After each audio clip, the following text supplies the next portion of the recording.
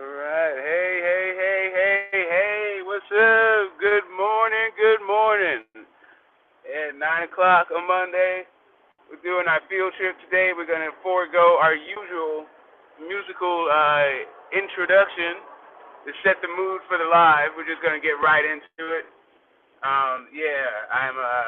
Hold up. Let me put on the Waze. So, put on my navigation here.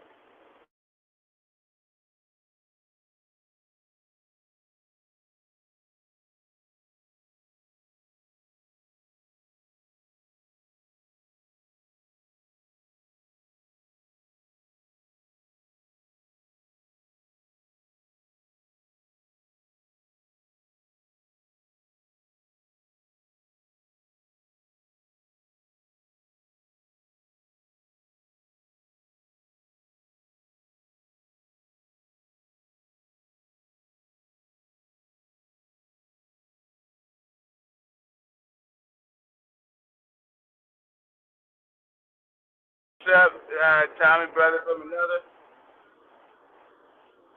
There you go. How's my audio? Am I okay? This is my first time doing a live from while I'm on the go. Y'all let me know what it sounds like.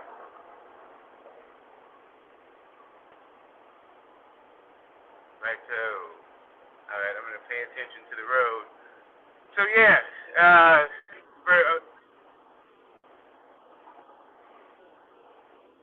yeah, there we go. Sorry, I don't know if you guys are hearing my navigation in the background. Let's see, I should be just a few minutes away here. It gives people time to come on in the building.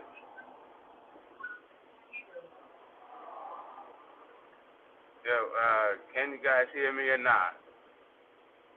Let me know. Hello. Holler if you hear me. Yo. Hello? Do I need to pull over? Hello? Mr. Bass, Tommy, somebody, let me know. Are there people in here? People in the building yet? Uh-huh.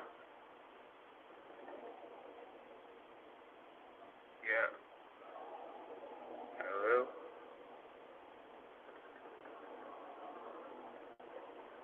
Alright. Hold up, gotta pay attention.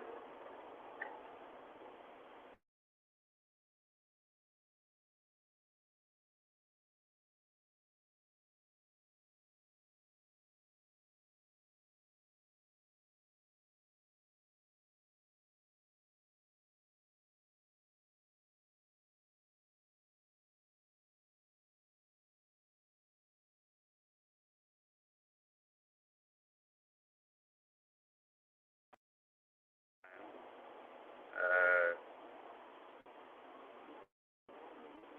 this is my first time doing it from my phone.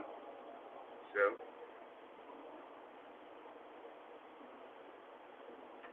I'm over here fucking up, missing my turns and whatnot. But I am here. We are here together. Hold up.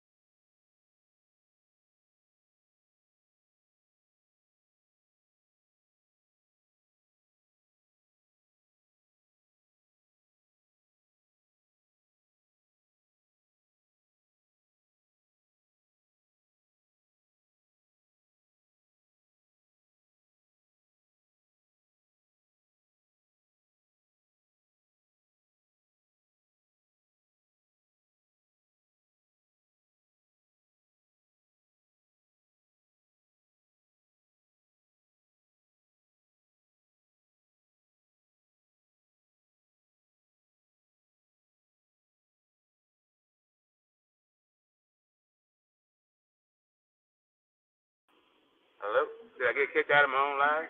Hello? I got kicked out of my own live. Okay, hold up. Let me pay attention, guys. Sorry.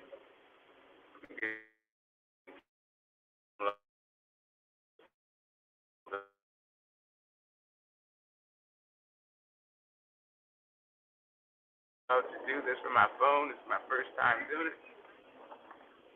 Okay. All right, I see you.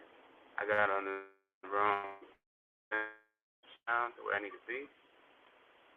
Yo. And anyone in the background, just give me a second. I'm going to the freeway, and I can't really publish you right now. Yes. Okay. I don't know who. If you're in the background, just give me a second. I will be tending to you.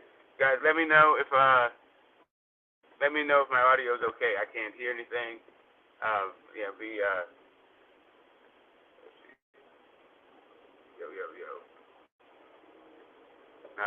Hold up a second. Hey, Tommy, how's my audio? Is it all right?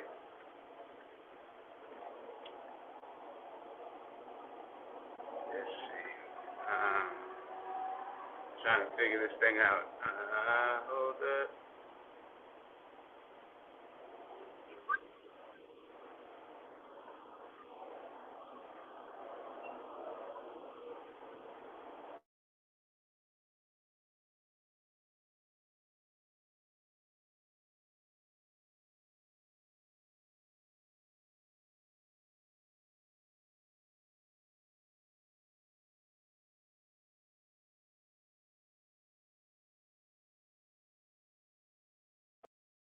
Hello.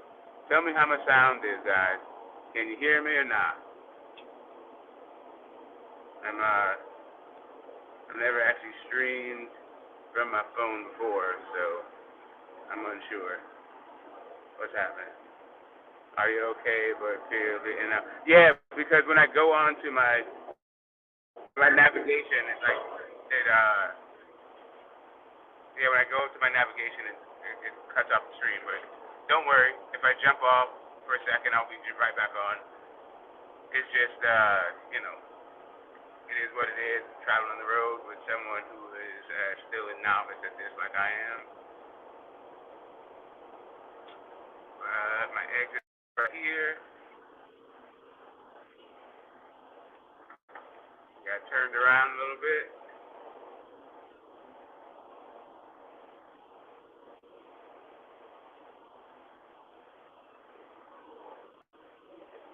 All right. Haywood Maddox Road. Here we go. Here we come. Righto. Okay. So, what we don't know much about this BLK Prime outfit. So what we're gonna do is, once we get out into the parking lot, we're gonna find out where the hell they are.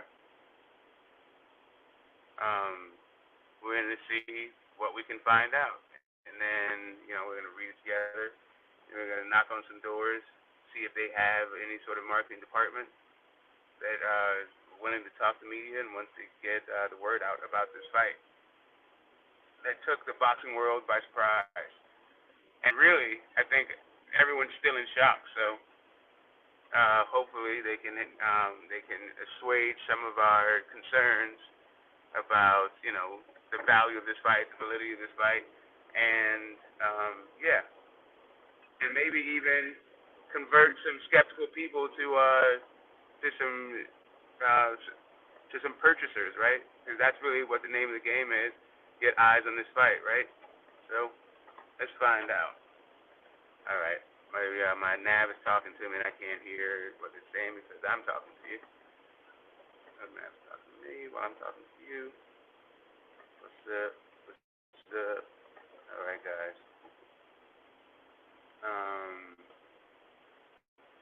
Yeah, you guys. What's up, Mr. Lightning World? Hope all is well. I'm going to see this for 1 second. 27 miles turning on A Street.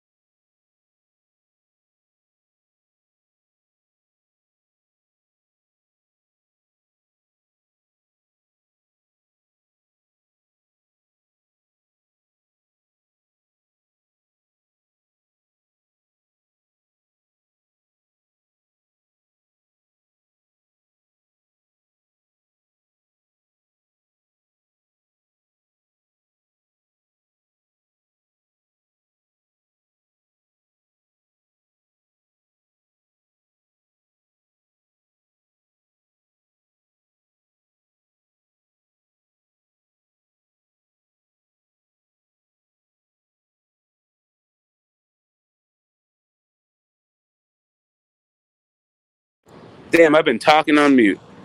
Okay. Jeez, what a donut. All right, so it pulled up, almost killed a bunch of people.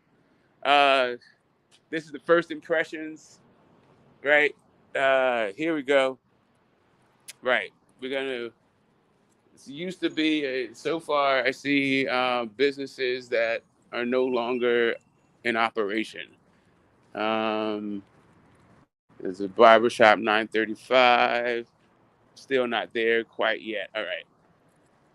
So that's 925. This place is also for rent. Um, yeah, this seems like a pretty economically depressed commercial district. Also seems like another building not okay. This place. Oh, this is Stella Prep, so it's across the street. I know that for a fact.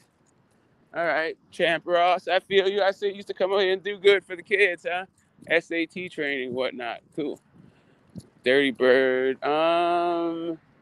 I guess it's across the street over here. Let's find this thing. So guys,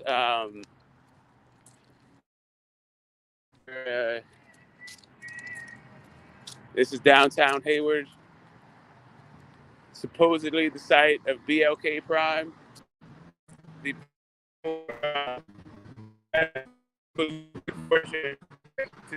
compound case, champion, welterweight division. Yeah, let me get across the street here, and then we'll find out exactly what the hell's happening with this. You know, let me go ahead and jaywalk. Okay, I don't have to jaywalk. Cool. All right, we got a piece of coffee. Oh wait a minute, this is the 800 block. I don't know. Huh. Well, my first thoughts is the corporate office doesn't exist. The hell is going on here? All right, let's see. Let me go around here. This is Newman Park. Huh. Let me make sure I have the correct address. Give me a second. I may go on mute, but give me 1 second. I'll be right back. 914. We're looking for it. 914. Okay, hold up. Let me make sure then I had to make sure I didn't mute myself again. Okay, yeah, I'm cammed up. 926. Huh. I'm not seeing a 914. 914 seems to be a park. All right, so this, ladies and gentlemen, is 914. Is doesn't exist at all.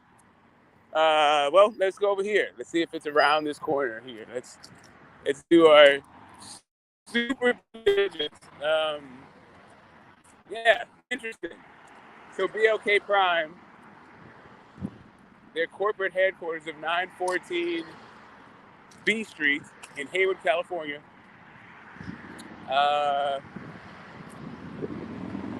No such thing. I'm standing at 914 B Street. It's a park. It's kind of a crappy park, and I didn't even bring any cannabis on me, so I can't even smoke. There's no benches on which to sit. Let's see.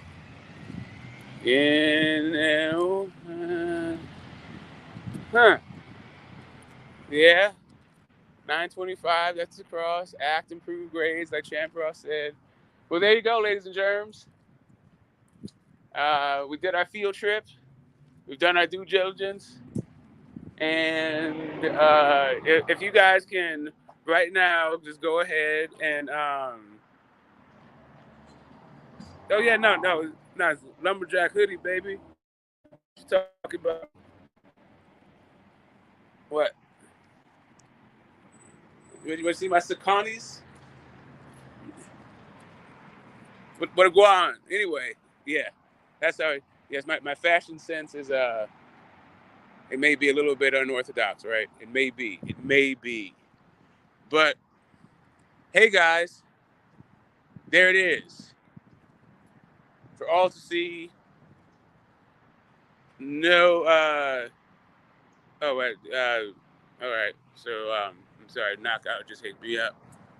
Got the sun in my eyes. Hold on. Let me get the sun behind this building. That is just crazy. There's record stores. Yeah. So let's do this. Hey, chat. So people look up BLK Prime headquarters, right? All right. BLK Prime's address.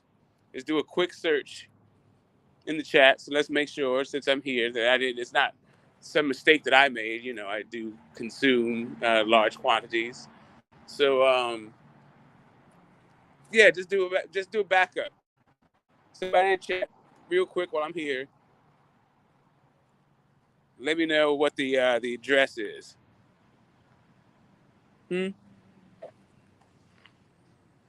Let's go. What's it say? I don't know what it says, but it's either Rotary of Hayward, thanks to Newman Park supporters. Apparently, what we got here at 914 is a park. Oh, wait a minute. No. No, there's not anything back there either. Huh.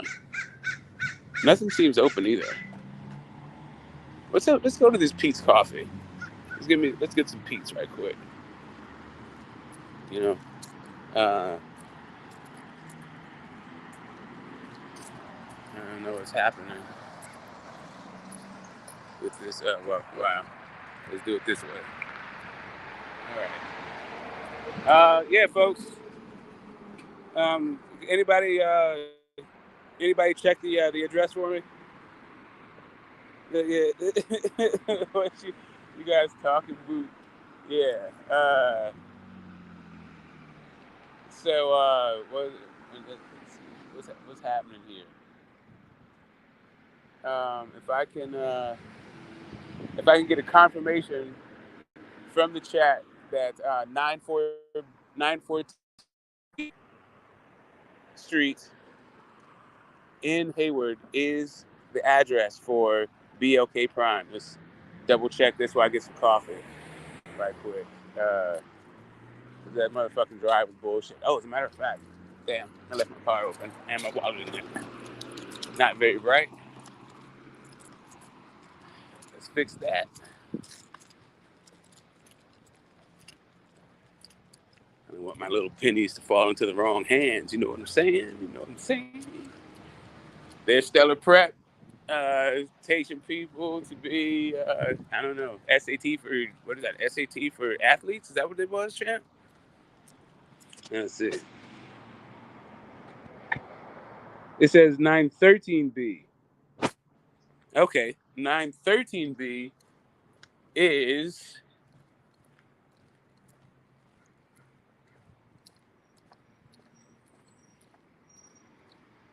this. There's 913. I don't know if you can see the doors. 913. It's clearly not open. And if you notice, make sure you get it on wax that I'm on B Street. Ah, there we go. There it is, right there. There's B Street. Right. Let me get a better shot if I can. Booyah, B Street. Corner Mission Boulevard. Just so we know we're in Hayward, right? And that's what 913 B Street is. Yeah. Yeah. So I am your first, I'm the first on the scene for the YTBC, and I'm here to tell you, BLK Prime is a prime example of hope Now, maybe their corporate offices were somewhere else, but the only issue is the internet's undefeated. Ross, the host and the he at the Stellar Prep. When he saw the address, he's like, "Wait a minute! I used to actually coach people out of this facility. So it's not a new thing. It's not like all of a sudden they switched this. It used to be something, a business park, and now it's this thing. No, this has been Stellar Prep for some time. So yeah, turns out they're on some bullshit. Give me a sec, guys. I'm gonna go on. I'm gonna take my cam down. I think so.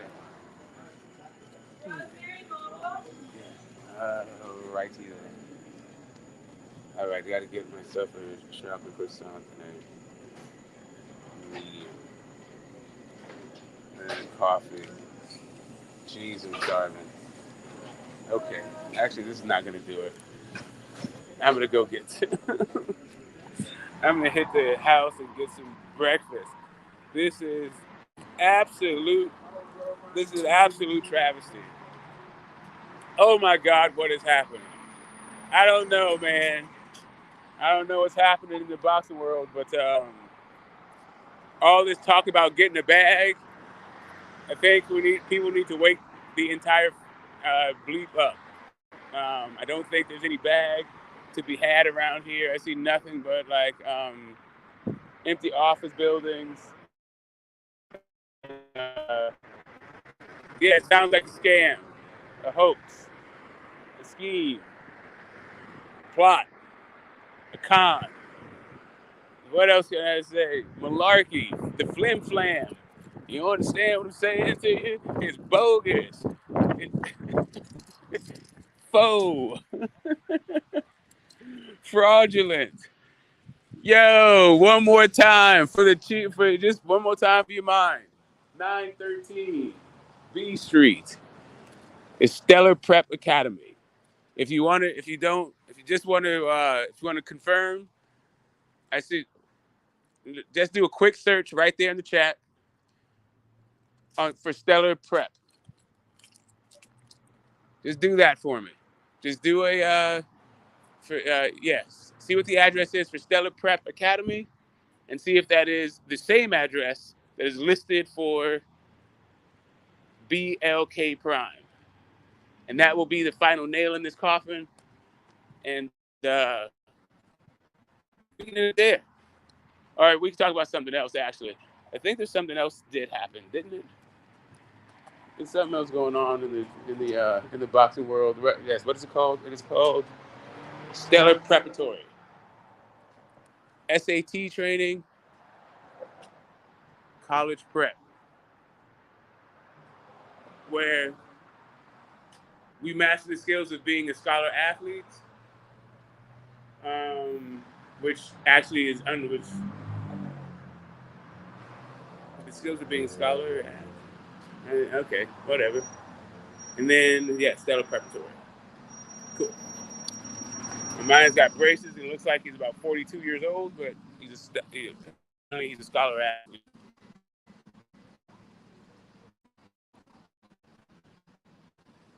Yeah. Go. All right. So, what's up, Rachel? You made it. So did I. Yeah. This place is doesn't exist. I think. I think basically this particular loan has been overturned, and we found that it's a hoax. Pure BS. All right. Thanks a lot for showing up. We see, okay, hold up. And now I'm the Black Cars Brooks. You guys are absolutely horrible. You should be ashamed of yourselves. Okay, hold up. Let me get into the there's record stores. All right. Let me get somewhere cool so I can sign off. Thank yous for showing up. What's up, Q? What's up, Meth? What's up, Mr. Lightning? Rachel, thanks for getting the address in the first place. What's up, Cook Sports? Let's see. Read your comments. Okay, it says legal notices to that address. Huh. Interesting.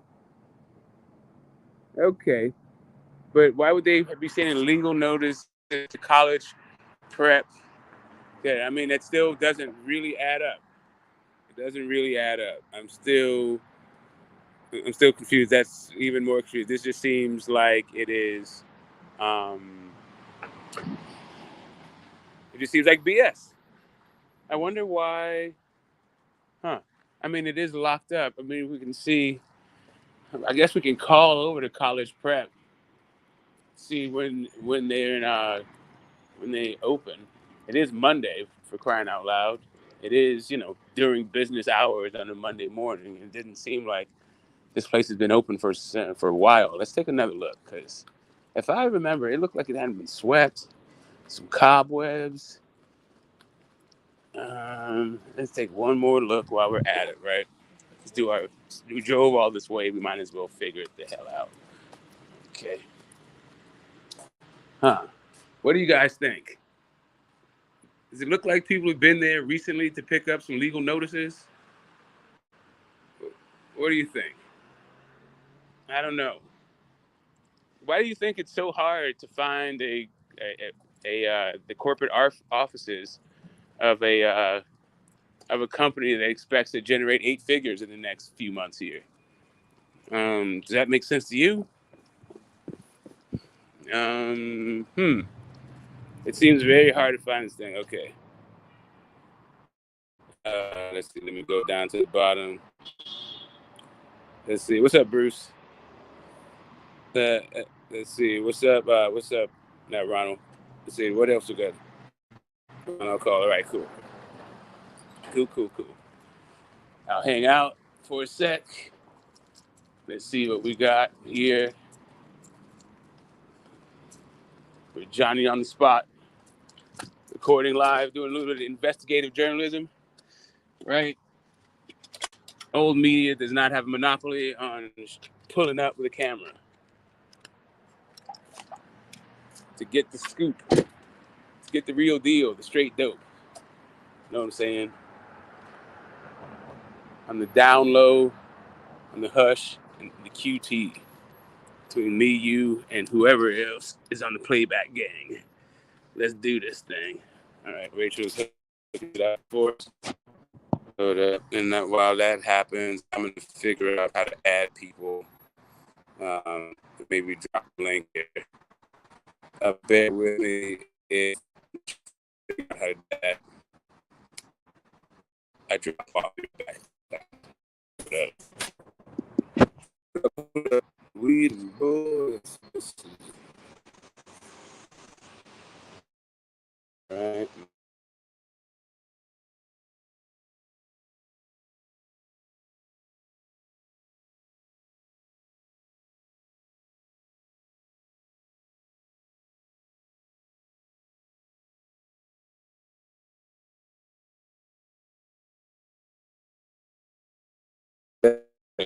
Here I am, back on the scene, crispy and clean. You can try, don't know why, because you can in the beat. All right, what's happening here? What in the slaughter veteran?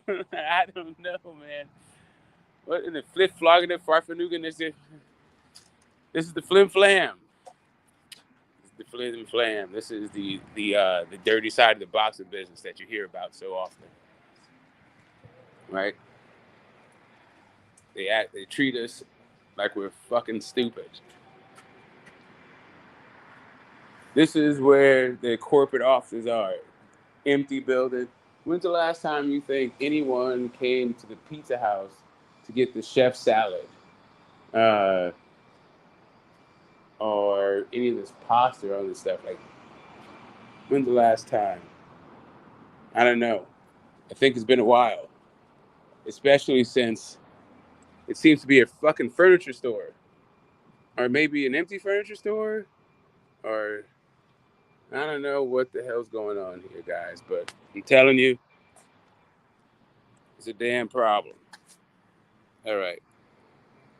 So, okay, Rachel, here we go. Let me bring you in if I can. There we go. Hey, what's up? Hey, what's up, Rach? How you doing? Good. So, the number that's on the internet for Stellar Preparatory, it's a busy signal. I keep calling. I don't know if everybody else is calling at the same time now that you put alert on that. But Okay. I can't get through to even an answering service. Hold on, let's see. Yeah. Oh, So, nice. So it's like it's last century, huh? When's the last time you got a yeah. busy signal on something?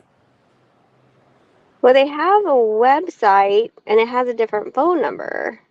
Feel free to contact us. Um, I feel free. Principal Laline Shepherd. Laline, wait. Principal Laline Shepherd. Hold on, I've heard that name. Hold on. I swear when I was looking up BLK, she was like the media person. Hold on. Prime. I swear to you. Oh, this is starting to look really interesting.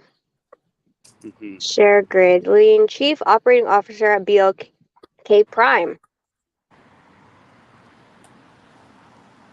So Aline Shepard is the Chief Operating Officer at BLK Prime, overseeing production, operations, marketing, sales. And she is also, oh, I lost the thing. Where did the thing go? Oh, she is also the principal at Stellar Preparatory High School. What the hell? Aha. Aha. So the penny drops. Um, so who is the actual who's the president? Well, she's head of marketing. Let's get her. Can we get her on the horn? Might be able to. It says you have to drop an email. That's Stellar Preparatory. She has, I know, hold on. I know when she has a media relations email for BLK because she dropped it when they did she was talking about something. And she's like, all news inquiries go to this email. And it was like, whatever, Shepherd, Laline Shepherd, PR Web. Yeah. Okay. So there is an email, Laline at blkprime.com. And this email was from 2018. Um, or this news article from PR Web is from 2018. Mm-hmm.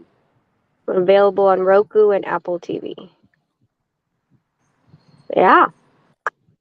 Okay, so it's an email. No phone calls. No, I'd But have for to dig college a little prep, bit yeah. more. Okay, all right. I guess a carefully worded query is the next step. Um, yeah. I'm not trying to put Stellar Prep on blast like that, but um, I'm not sure what's happening here. It seems like something fishy. What I mean, one it seems like one mystery is solved though. The link between BLK and this prep schools is this marketing woman, this marketing person, Correct. Lula. Sorry, what's her name again? Laline Shepherd. Laline Shepherd. Mm-hmm. Awesome. So Laline, we're going to see if we can find you. Maybe you're here in the Bay. It was having a coach. Yeah. I mean, the last thing Stellar Prep has is joined March 2014. They Twittered on August 23rd. Stellar Preparatory. Oops.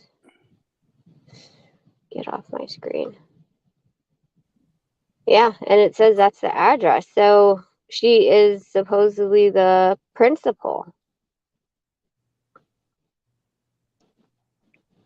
I mean, chief operating officer. That is. I've had the job before. That basically you have to do everything.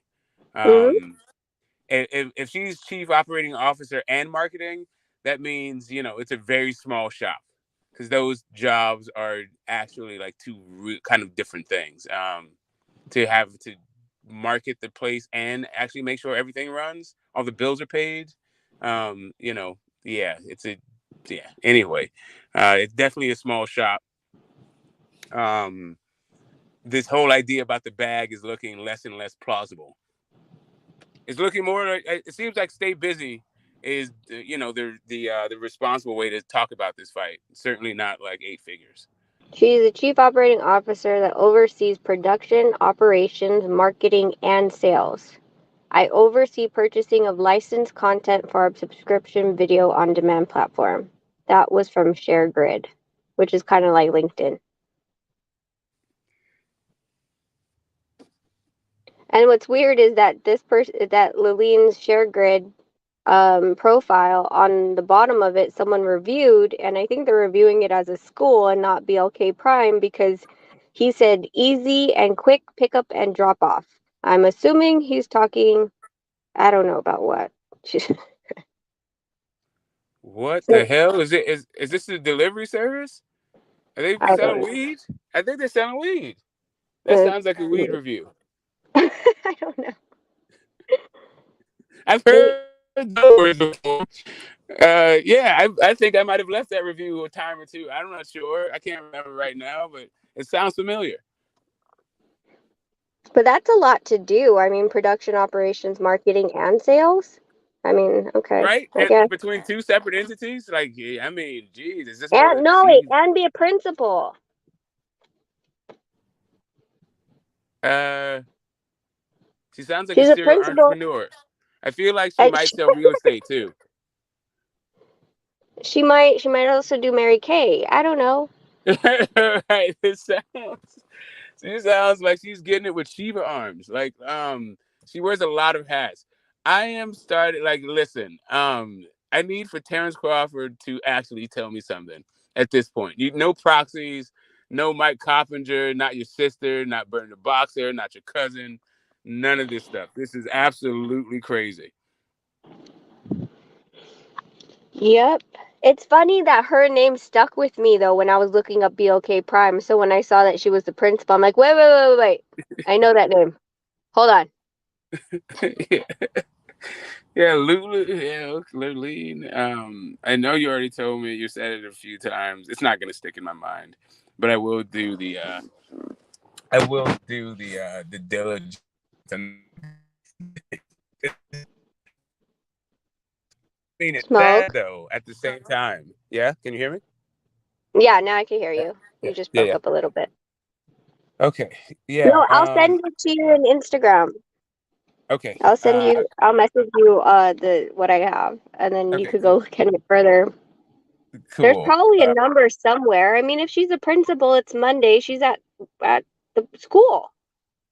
Oh no, this school is it's iron barred up. I don't think anybody has broken the seal on this school in some time. It But on feels their like Twitter, it's kind of like a Scooby Doo mystery in there. I feel like there's gonna be some ghosts. There's a scam happening. Like they would have gotten away with it if it wasn't for these crazy kids. We're on the YTBC is on the case. yeah, contact information. And then, like I said, their Twitter page, they last Twittered was in August. Ooh, let me look at their Instagram. Was founded in 2011, 32 posts. What is Tony, it? what's up, Oh, sir? Angelo. huh? No, just welcoming people to the stream. That's all. Oh, July 14th was their last post of this year. Full scholarships available. Full Okay. tuition scholarship available. Registration for fall 2022, grades 9 through 12. When's the fall semester begin? Fall semester began in August. I mean, that's oh, okay. So when does it end? Fall semester finishes in December. And then second semester Okay. starts in January until May or June, depends on the school. And it's supposed to be Monday through Friday. This school. Yeah. Yeah. They had an open house May 21, fall 22 at Huh. 3 p.m. It doesn't say where this is supposed to.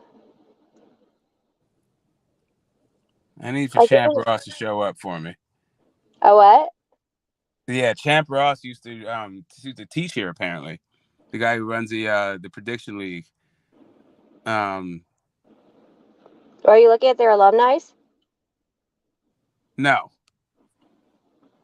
If I leave the stream, then I like it. Yeah. If I have my phone right now, it'll kick me off. Got it.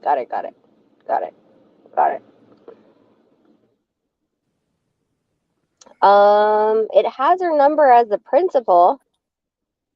Wait, hold on. Let me see something. I'm not home. I'm like on my phone too, so that's why I'm like looking at the different like stuff. 415-7082. Is that the same number? BLK Prime, Lemleen, share grid, Zoom info, share grid. Nope, not that one. PR web. 0850. So she has two different numbers, one at BLK Prime and one at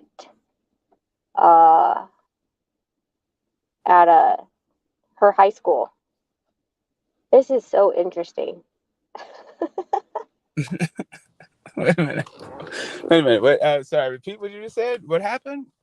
She has two different numbers. There's a number on the site for her for the school, and then I found one that listed her number for media inquiries.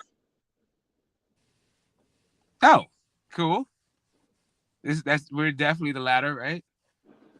Yeah, for BLK. But this is from This is from 2018, so I don't know how accurate that number is.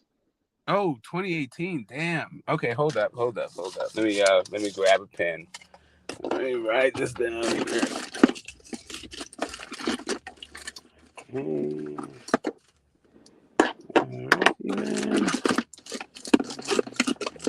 That's hilarious. Fast, quick and easy drop off, and it's all vague. Yeah, all right. I think she's sounds like she does some sort of delivery also.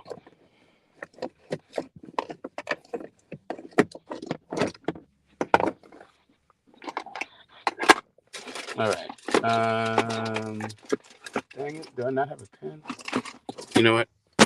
I'm going for it. Okay. You guys are just gonna have to bear with.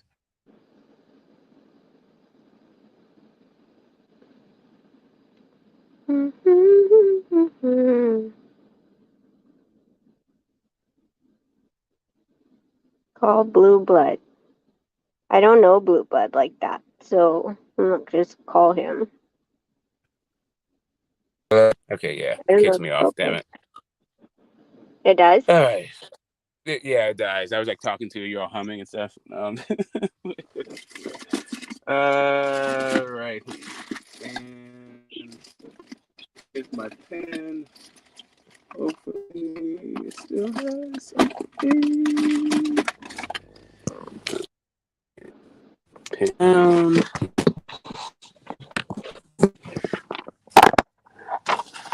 All right. Shoot. What's the number? The BLK Prime Lemleen Shepherd is 510-925-0850. 0850. Oh, 510. That's Oakland. Yeah, but then the Stellar Academy Prep, that number for her is a 415 number. San Francisco. Okay, so it's all good. Yes. All right. So you want that number? Going to say no, because I don't want to cross the stream, right? I don't want not until if I need to cross it first, I want to find out about this BLK. My kids have already done the SAT and all that stuff. Like, it's all good.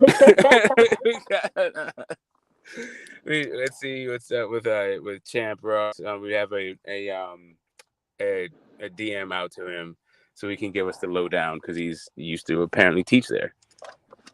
So hopefully he can he can shed some light. We got do a little background before we hit up on the Stellar Prep Academy, because hey, maybe there's people out there who have children who are student athletes and they need a little bit of help with their SATs or whatever. I'm not sure what the was it an actual entire school, or was it just like after school academic help, like prep stuff? Hold on. Let me look a little bit more. Stellar Preparatory. Okay. Our goal is to admit it is a private school. It's a private school. Private high school. Oh, really? That's what it says. Okay. All right. Yep. Hold it. Yeah. All right. Stellar High. Yeah. So it's an all boys. It's an all boys. So okay. So this is their quote from her. Our goal is to give young men the opportunity for growth at Stellar Preparatory High School. We admit students without regard to race, religion, national origin, sexual orientation, or disability. Stellar Prep High School is a private school for young men who might not otherwise be afforded academic and athletic opportunities due to their socioeconomic status. We are here for all young men and have designed a program to meet the individual academic needs and to create a high-performing learning environment. End quote. Huh. I wonder if she got a grant. Well, Mm-hmm. it doesn't appear to. I mean, it's a okay location, I guess. It doesn't really scream like school, like academic atmosphere, but whatever. There's like kind of a park across the street. Huh. I don't know. I don't even know what that means. In a world where we have public schools, like, why would you not have access to education?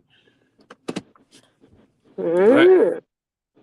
But okay, if you say so. Yeah, I'm gonna. If you want, okay. So, if you don't mind holding it down, I will make a phone call and then be right Yeah, back. I'll hold it here. That's Okay. fine. All right. Cool. I Let can me make touch this phone it. call. Okay. Hey guys in chat. So I'll read some comments while Smoke is going to go make some phone calls. So Phantom, we've been talking about this address, but basically, if you missed it, Smoke verified with a couple of us that were down in the chats the actual address, that was listed on BLK Prime, and like we said before, it's 913 B Street, Hayward, California, where Smoke is only in Oakland, so it's about 9 miles away from where he is. Pretty much. Huh? So, yeah, that went straight to voicemail. Is it hers? Is her voice on the voicemail? Yes. Okay. Yeah, it's Lurleen Shepard. Yeah, it's definitely hers. And yeah, just go straight to voicemail. One ring, voicemail. She's out there She's getting probably watching our stream right now. She's like, this motherfucker's calling me. Ignore the call. Well, I mean, yeah, I mean, I'm trying to get eyes on this thing. We're trying to figure it out. This is a very odd set of circumstances we have with this fight being announced. I don't know. Like, people are saying that David Avenesian doesn't deserve a title shot, all this stuff. Like, how are they supposed to be making their money? And I think if they can answer these questions to people's satisfaction, they'll get some paying customers. Yeah. Yeah. I mean, like I said, like it's an interesting little thing, and I don't think if you didn't point out Stellar, and then I didn't open it up and saw she was the principal and remembered that I saw her name before, and then we wouldn't have been able to make this connection. Yeah. But that literally would mean that there's a lead, supposedly, right? Like, that's if you okay. So let's just put it this way: with their verbiage on their website saying that if you have any legal claims or arbitration issues, that you're supposed to send legal notices to this address to their attention legal department. So there's a whole legal department within that building that supposedly it would be sent to. But it's a college or a high school, sorry. It's a high school. All boys private high school. it doesn't really strike me as a all boys public high school, or private high school, or anything like that. It just strikes me as a business that is now defunct, and no one's been here for a long time, for quite some time. Why, like, does that look like that's supposed to be the campus? Because it's weird to me. I can't find any other address for that. And they I had an mean, open house, right? yeah, well, Champ said that's what he recognized. So he's like, he dropped it, and this place came up on the pen, and then so I we had a back and forth about it, and I looked at it, and he was like, it's 913. I was like, well, it says 914, so maybe it's across the street. But no, it is 913, firstly, and then we figured it out.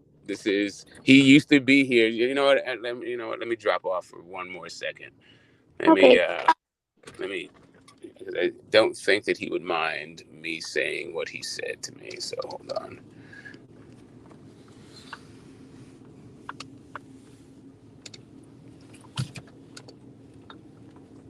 Dury Jones said, y'all must be bored. No, this is fun. Are you kidding me? I love this shit. This is not like, I mean, my kids are in school. Nonito's in Puerto Rico. I really don't have anything to do. All my girlfriends can't go out for brunch. So there's that. So might as well figure this stuff out. I mean, thing is, a lot of the times you guys ask me questions, so I have to be able to like look it up for myself. So I have to see eyes. And I mean, and I don't see where their campus is. Just says open house, but open house where? No, okay, so on their it says Oh, Stellar okay. Go ahead. Oh, you can hear me? Okay, cool. It says he used to coach. He used to coach college. I was sorry, high school basketball, and they played college. They played Stellar Prep, and Oh, they they played stuff. Okay. So he's saying right. He's saying that he thinks Stellar Prep is owned by BLK Prime guy, but it sounds like okay. So maybe maybe she works there. It's they're owned. It's co-owned or something. Yeah, this looks like to be a scam. Yeah. Okay. I don't know. Um, Wait, I'm you're lost. saying BLK Prime owns Stellar Prep? Is that what you're saying? Or maybe? I'm trying to figure out the Yeah, road we're but maybe it Huh. could very well be, but yeah, this does not seem to be on the up and up. It's not very straightforward. The marketing claims for their big pay-per-view fight. If you can't even talk to anybody about it, go straight to voicemail.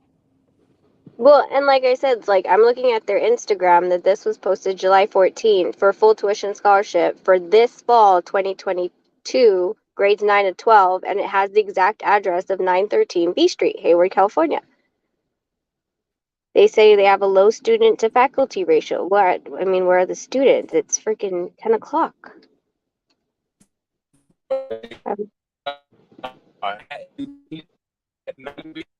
That was in fact in front of Stellar Prep Academy, and you could see that place looked like it hadn't been visited by any human being for a while.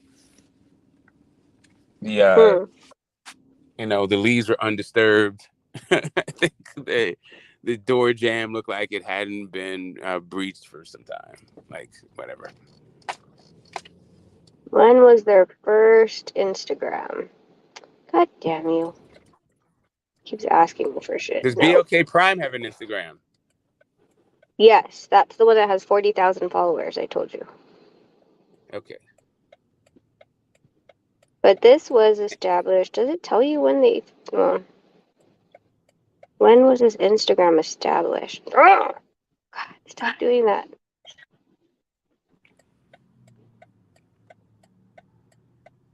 Maybe I'll find more on their Facebook.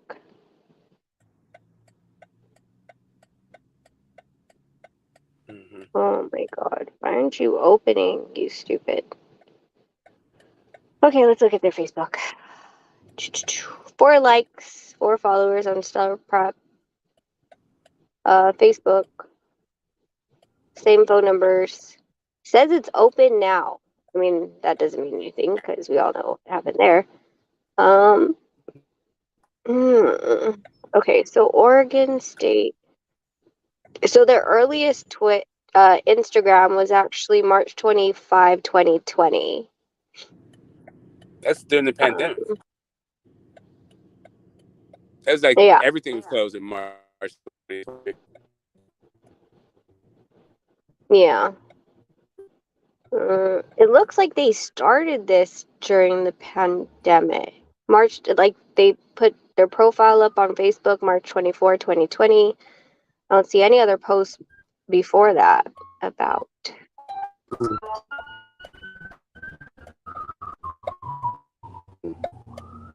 So, a high school that was established during the pandemic when nobody could go to school. Yeah, I mean, maybe they established the Instagram. I need a timeline from Champeroff now. Now I need to know when he actually played these guys. Phantom said, y'all two gonna get a cease and desist letter from Jay-Z in about 48 hours. Hey, look, all we're doing is going on public streets and looking what, doing Google searches. Yeah, unfortunately or fortunately for us in the U.S., LLCs and things like these are public records, so... And especially school locations. School locations are public records. It doesn't take much, just an understanding of the system and a curious mind. Yeah. Yeah. What's going to be our next step then? Are you going to leave her a voicemail? I think so. Yeah, we might as well, right? Okay, so hold on, let me pull over here. I'm at the Hazel Community Garden here in Hayward, California. Oh my God! Drive down East 14th and wave to where we used to live in the freaking God. Right, were you on the weren't you on the board of San Leandro? Yeah. East right before Bay Fair. I heard that got bought out. It has a new owner. I go to my Targets over there at Bay Fair. Yeah, that PetSmart or Petsco in that square is where Nonito had his very first and only freaking actual job. Oh, that's funny. Yeah. Oh man, Bay Fair back in the day, like if you want to talk about that used to be the spot. Before they had the movie theater over there, yeah, we used to go. Like Macy's was the joint, but then they had an arcade there that was fucking dope. Yeah. Anyway, let me make this phone call here. I'll be right back. Okay. So hey guys, it's not that Tony, no one's done anything. It's just the fact that, like, as I mean, honestly, like with boxing and stuff like that, you have to look at stuff sometimes. And being that, again, I said my kids are in school, Nonito's in Puerto Rico, and Smoke just so happens to be 9 miles away from the listed address of legal business notices. It'd just be fun to see, like, where did these guys come from? Like, we know who owns them. And then to kind of, cross over some of the things that we've talked about and, who these guys are. So that's pretty much it, because right now, guys, like what we're seeing is if you're to send legal notices to this address, it's actually the address to Stellar Prep. So it says, it of course says attention legal department, but it's interesting. Yeah. Okay. So if you pay for it and then you want to get your money back, you're going to have to send it to Stellar Prep's address, which will be really... We just saw what that is. Yeah, I know. Okay, yeah. We just saw. Okay, someone else would like to come on the thing. Let's add Method to the stream. What's up, Method? Oh God, hi Method. What now? Yeah. Good afternoon, Wait, y'all. Good afternoon. what's What's up? happening, man? How are y'all today? Chilling, Good. man. Chilling. Thanks for asking. Peace to you. Hope everything's going well. What are your thoughts on this subject? Hey, it's interesting. It's always good to see the smoke search team go out, and put in the work. You can retire. That's the things you can do, right? You got the time to do things. You can always find adventures. It's a good adventure, I guess. Oh Yes, yeah. sir. Trust me. Yes, Trust sir. me. It's what When they call Nonito free and I, time. yeah, when Nonito and I don't have the kids, we go. I told you we go down dark holes of things that like we do that are completely like conversations that are just retarded and have no rhyme or reason for it. So I mean that's the best thing is like okay, well let's go down this hole today, and like you said, Smoke's there. I have nothing to do. Nonito's not home, so like cool, let's go down this hole. Yep. Don't fuck Smoke, around smoke with like people that have a lot of rabbit free hole. time and money on their hands. Don't do that. Smoke you the king of rabbit holes. Smoke. that is a lesson for today. If you try to pull one, do that shit for people who are fucking who are busy.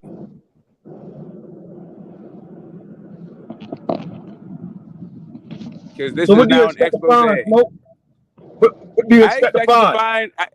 I expected to find like an office building with people working, and I could talk about this event. Instead, I found whatever. I found a mystery. That's what I found. I found if you want to get your money back, good luck. That's what I found. I think Right. Mr. Shelton and Q, yeah, they might have just burnt that $40. Well, and the thing is too, like like if we want to keep saying transparency, transparency. Okay, well, we just found our transparency that the principal of that high school is the same as the chief operating officer of BLK Prime. Like we're trying to find more transparency. If you're gonna spend the money, you better know where you're spending it. Yeah, man, I'm trying to help out. I'm trying to help out everybody. I'm trying to help out the boxing community. I'm trying to help out them. I'm trying to help out Bud. If they can ask these questions, like I said, I'm sure it may assuage some people's concerns about this fight. Might get some more pay-per-views. Let me tell you, there was But this there does was a not inspire more contract. pay-per-views. There was a contract I was working on, and my partners did the due diligence on a contract that we were working on. They claimed to have money behind them, and I'm sure they did. They were a fund, but the funny part is that when we started looking into them, you're like, yeah, we have an office space here. It was one of those share spaces. Yeah. Yeah, that's If what we it work, ended up being. Yeah, it was a WeWork location, and my partners were like, they're like, you supposedly have this money, and of course we do our due diligence before we even start talking money. And they had claimed, right, that they own a building, they have X number of employees, and this was their address. So when we did all the paperwork that wrote it up, and you have to identify on the contract where their place of record is. And they're like, oh yeah, just put, I'm on this conference call. They're like, just put our headquarters down, the building that we own on this, and that. And I think it was in Florida. And I looked on it on Google. I'm like, wait a minute. And then so I called my partners. They did more digging and they called, WeWork, and they're like, yeah, they own box number whatever. And so yeah, that deal did not go through. Needless to they say. own box. Okay, they rent space out of box. Yeah, they have office space time. Oh, yeah, timeshare. Yeah. I mean, yeah. Yeah. Right. Fly by night organizations. Um, Shell companies. I mean, hiding behind the kids. This is getting kind of weird. I got to tell you. I mean, maybe they. it seems like there's some kind of relationship to sports and children kind of thing, or just sports in general. I don't know. Maybe it's like it's some sort of farm system, but they said academics though. Yeah, I don't know. Yeah, I they're don't know saying what's like their happening. alumni like get accepted to like Oregon State or whatever. There's a bunch of different, like a couple athletes that got accepted to different universities after their enrollment into this, which is, but again, damn it, Smoke Nonito's calling me. I gotta call. I'll come back in. Okay, that's right. Yeah, man. Uh, yeah. So far, the inside scoop is BLK Prime is associated with a private high school in Hayward, and that is their corporate address. And it seems like the private high school is no longer operational. Oh, it's not operational at this time for whatever reason. Yeah, hold up. You're backstage. I got you. What's up, Phantom? Yo, what up, Smoke? Smokey on the case. Yeah, man. Got to figure this out, right? Yeah, you weren't able to get that Manny Petty though. I told y'all was Is it going right? to y'all was going to a defunct office, bro. Oh, you silly with that one. So it was not a nail shop. It was in fact a high school. Perhaps it sounds like they're exploiting the underprivileged for their for their minds and their athletic ability. It's what it seems like, but I can't say that. That's a cynic in me. It could very well be that they're just giving the underprivileged an opportunity that they would not otherwise have, and it's not exploitative in any way, shape, or form. So is that private high school functional operational though? Not to the trained eye, right? Not to the someone who is like seen buildings that get regular foot traffic. Like no one is disturbs the debris and the leaves and all that shit in front of the door in some time. Yeah, that's a front. It's just a front, bro. Yeah. I mean, it seemed like it was a bit so. We have people in the YTBCs who have played Stellar Prep School in basketball games before. So they have had students at some point. At some point. So do you think that maybe, I don't know, it's winter break now, maybe? No, winter break starts in December. Okay, so yeah, we're not even close. Yeah, school should be a full-fledged in session right now, unless they got like... Yeah. Nah, it's too early for Thanksgiving. There is no Halloween break. It's even too early for Halloween. Even if that existed, right? Yeah, I don't think that's I think they're just using that address as like a front for the company. Like, I don't think that's really their corporate address at all. It seems like all right. So really, what it seems like is that they have multiple businesses, and this business was the one that had the most traction. Right, it was the most developed business that they have, and now they in this new venture, and they've scored the property of a lifetime in the pound for pound king Terrence Bud Crawford. Well, like $40 on fire, nigga, if you want to. So here's what we do. We don't give that kind of advice. We give the kind of advice that says like $4 on fire, and then use the other $36 to like make your life better. Right.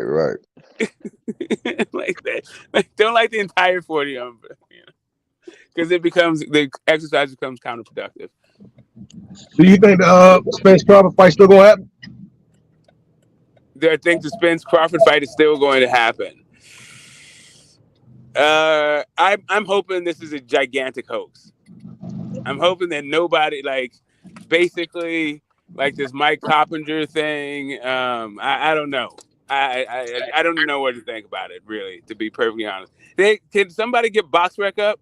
Is this thing on BoxRec? Like Terrence Crawford versus David Avanesian? Give me 2 seconds. I got you.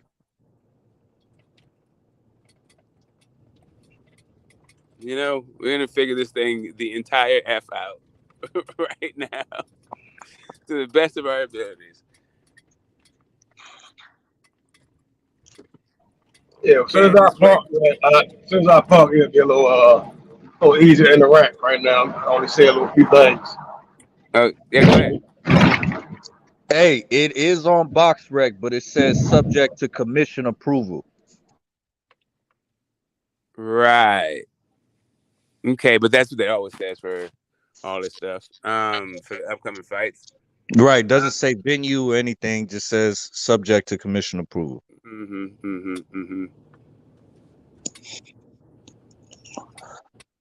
Wow.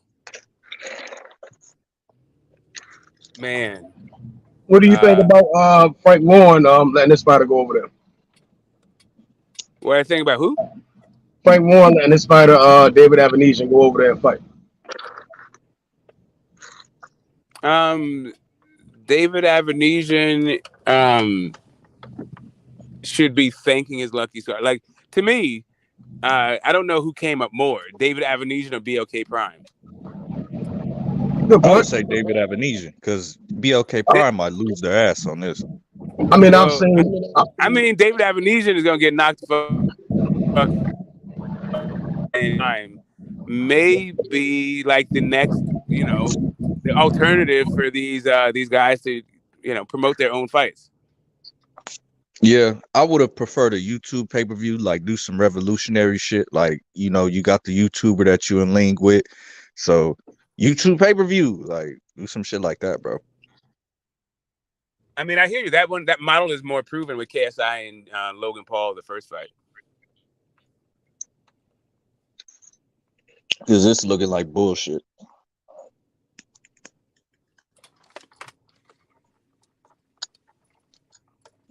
Yeah, man. Do their servers even have the capacity to put on a pay-per-view? Like, you don't even know that? Like, what the fuck? Yeah, I'm saying, like, where is it? Who's hosting this? I know what the fuck.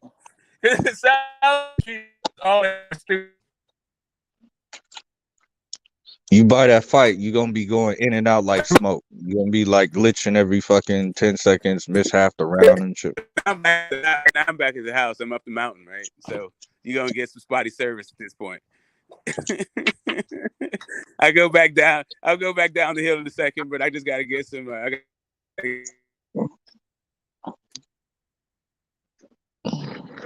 all that bullshit we just went through.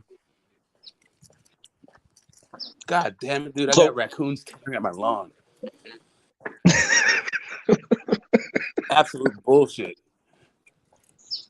And bro, like, you don't even know. Here, let me cam up for one, man. For real, look at this. Oh, that's bad. It's fucking terrible, dude. And this is the second time I had to reseed this shit, dude. Bullshit. You gotta get some dog smoke. You gotta get some big dogs. Apparently, I gotta get some coyote urine. Well, yeah, that'll probably keep them away too. You know what I'm saying? Fucking bullshit. All right. So that's what happens when your corporate headquarters is like, 15 minutes from the house. Pull up gang, motherfucker. What you guys got going? Yeah, you're fucked up, right? You fucked up. Bud Crawford boys, you got lots of fucking chuckles out of fucking trolling aerospace. You now what, bruh? Now what? Your boy out here looking crazy as hell. Stellar Prep Academy, they out there minding the fucking poor people for their talent and shit. Like, the fuck is happening? I think you need to reach out to Kenneth Frith and see what he got to say. You talk about the game on top of the game, homie. What in the hell is happening? Let us know. You thought people didn't have what? We don't have free time around the YTBC? We all desperate in this bitch. Put cross and this thing. Okay, hold on. Guess. Hold up. Back. Knockout's here. Knockout and Rachel, what's up? Let us know. To give us your Hey, thoughts. so hey, when I get home, I'm like 5 minutes away from home, and then I'll bring up my computer unless you're home because I want to see when Stellar Academy was established. If they were established during the pandemic, I want to see how. You remember when everyone started getting grants and what is that COVID relief fund for businesses, and they started Yep. creating different companies? Yeah, I got my I 10K for want the payroll continuity. Yep. Yeah, I want to see when this business was established. So you got to give me a second because I'm still driving, but I'm really excited because I had nothing to do today. Exactly. We've cleared our schedule for this right here. For the deep dive into what the entire F is going on with BLK Prime and his fight. That's what our No, Monday is dedicated to I on this told live. Nonito, he was like, I was like, hey, sorry, I was on with Smoke. He goes, what are you and Smoke doing? I go, we're going down a rabbit hole. And he was like, what rabbit hole? And I was like, he went to BLK Prime. And I told him everything. He's like, what the hell? He's like, you act like Steven Espinoza is the principal at some school or even a vice principal at this rate. Hey, Rachel, Yeah. is that lady's name Maggie Davis? No, her name is Laline Shepard. Okay. Who's Maggie Davis? This was another Stellar Prep Academy in Texas, though. So No, this maybe one's this is the a one in brand. Hayward. Right. Yeah. And so the one in Hayward, from what I saw earlier when I was parked, they have the one in Hayward has their own Instagram and Facebook and website. And it all leads back to that 913 B Street. I haven't seen any other address to Stellar Prep Hayward than that address. Knockout, I didn't even see you were backstage like that, bro. I'm sorry. You here? Yeah, I'm here, bro. What's good with Okay. you? Shout out to What's everybody up, up here, man. Hey, man, we had faith. Happy Monday to you too, bro. We had faith that Bud Crawford really wanted smoke, but it turns out, man, all that was smoke and mirrors, and he's just a duck, bro. Alrighty then. I don't know how you could argue anything else, man. No, I mean, for the best of people, again, here we go. For the best of people, you would assume that when a contract's given or if an offer's made, like, if you're really not within, that kind of realm, like, you take people for what their word is, right? And you're like, okay, cool, like, it's on paper for sure. But, I mean, from what I do in my own career, like, we freaking run due diligence on everyone. So I know that there's been people that come up and said that they are this and it hasn't, panned out when we do their checks. So that's why I was a little bit suspicious about this, and now it's just making it worse. Man, this is what we know. Like, and I as somebody who does content and a fan looking in, here's what I know. I know Terrence Bud Crawford had an offer from BLK Prime to fight David Avenesian in the voluntary defense. I know he had an offer from PPC and Showtime to fight Earl Spence from Undisputed. I know he had two offers. This fight over here and that fight over there. Instead of trying to become the first man ever to become undisputed in two separate weight classes during the 4-belt era, he chose to make a voluntary defense against an opponent for his level who is subpar. Now, David Avenesian can fight, but he's fighting a guy that got his ass knocked out by a guy that he already knocked out instead of fighting for undisputed. Like at the end of the day, whatever the reason is, that's a duck, bro. Like, you didn't want smoke. You didn't want smoke. I'm not ready to call Bud a duck yet because this could just be a tune-up situation after that long layoff. So I'm not ready to give out that title yet. But the layoff was because he wouldn't sign, bro. Like, at first we were hearing the fight was in August, he wouldn't sign that shit. Then the fight was September, he wouldn't sign that shit. Then the fight was October, he wouldn't sign that shit. Then it was reports about November, he wouldn't sign that shit. So his inactivity is because he didn't want smoke, bro. He wouldn't sign on the dotted line to fight Spence, bro. Right, but that's contractual negotiations and all that shit. It got delayed, so he taking a tune-up in between. So it is what it is. If he's the It Yeah, I reason for mean, the delay, though, it got if he's the delayed reason for the because delay, of him, bro. yeah, It got Yeah, delayed no shit, because of him. no doubt, no doubt. I mean, based on hearing what Espinoza said, he said he don't even know where the November date came from. He said there were many of dates, and And check this. yeah. Check this, bro. If he wanted smoke with Spence, right? Why not use Evanesia as leverage? If you really wanted the Spence fight, why not say, "Hey, look, I got Evanesia over here. They trying to give me Evanesia for X amount of money.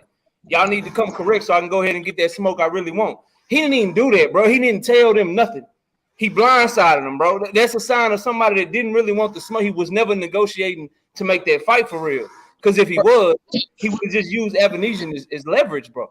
He Well, would've even in that sense, it's not like they're gonna say, "Oh, we see your deal, so we gonna raise ours." Like it don't work like that, bro. No. But maybe you don't know what they will and won't do. You don't know what they will and won't do. You never asked. You never brought it to their attention because you was doing. If I'm hiding something from you, if I'm not telling you what I'm doing over here, am I really negotiating in good faith to try to get a deal done, or am I just stringing you along while I'm waiting on this other shit? Well, yeah, I that's mean, pretty much what he was. my bad. Like I said last night, I think he knew he was gonna fight David Evanesia in September, and he was basically doing two things at one time. And this fight still can happen early next year. So if I know I'm fighting David Evanesia in September, why am I running with propaganda? Oh, I agreed to everything. Oh, it's them. Oh, it's them. If I know I'm fighting him in September anyway, why don't I just say, "Hey, man, look, I need a tune-up. I'm fighting Evanesia in September." And then that way, Earl could have stayed active. Maybe he could have fought. But the fact that you tried to hide it, bro, that's what's making the shit look snaky and look like a duck. Because if it was just a tune-up and you really wanted to come back to Spence and get smoked in February, then you would have been on the up and up and let them know, "Nah, I need a tune-up first." exactly. Well, yeah, that would be a business courtesy, no doubt about it. But Bud don't give a No, fuck. that's So not a business. That's not a courtesy. business courtesy. That's somebody that really wants to fight. That's really that's on the the way up you and up. secure That your really own want interest. smoke. Yeah, that's securing your own interest. even because from Bud's perspective, it's basically like if I fight David Evanesia, I can still fight Spence. I don't have to fight Spence at all. You feel what I'm saying? Yeah, that's exactly what it is. I can fight David Evanesia for this easy $10 million, and I don't have to fight Spence in a tough fight.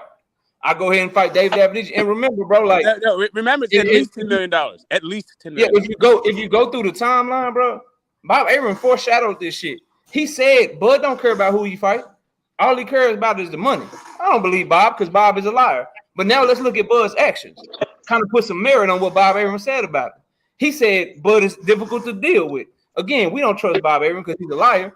But after all of this back and forth, after not telling the PBC what he had going on, after negotiating with two parties at one time, where one party, the David Evanesia side, they knew that Bud was in negotiations with Spence.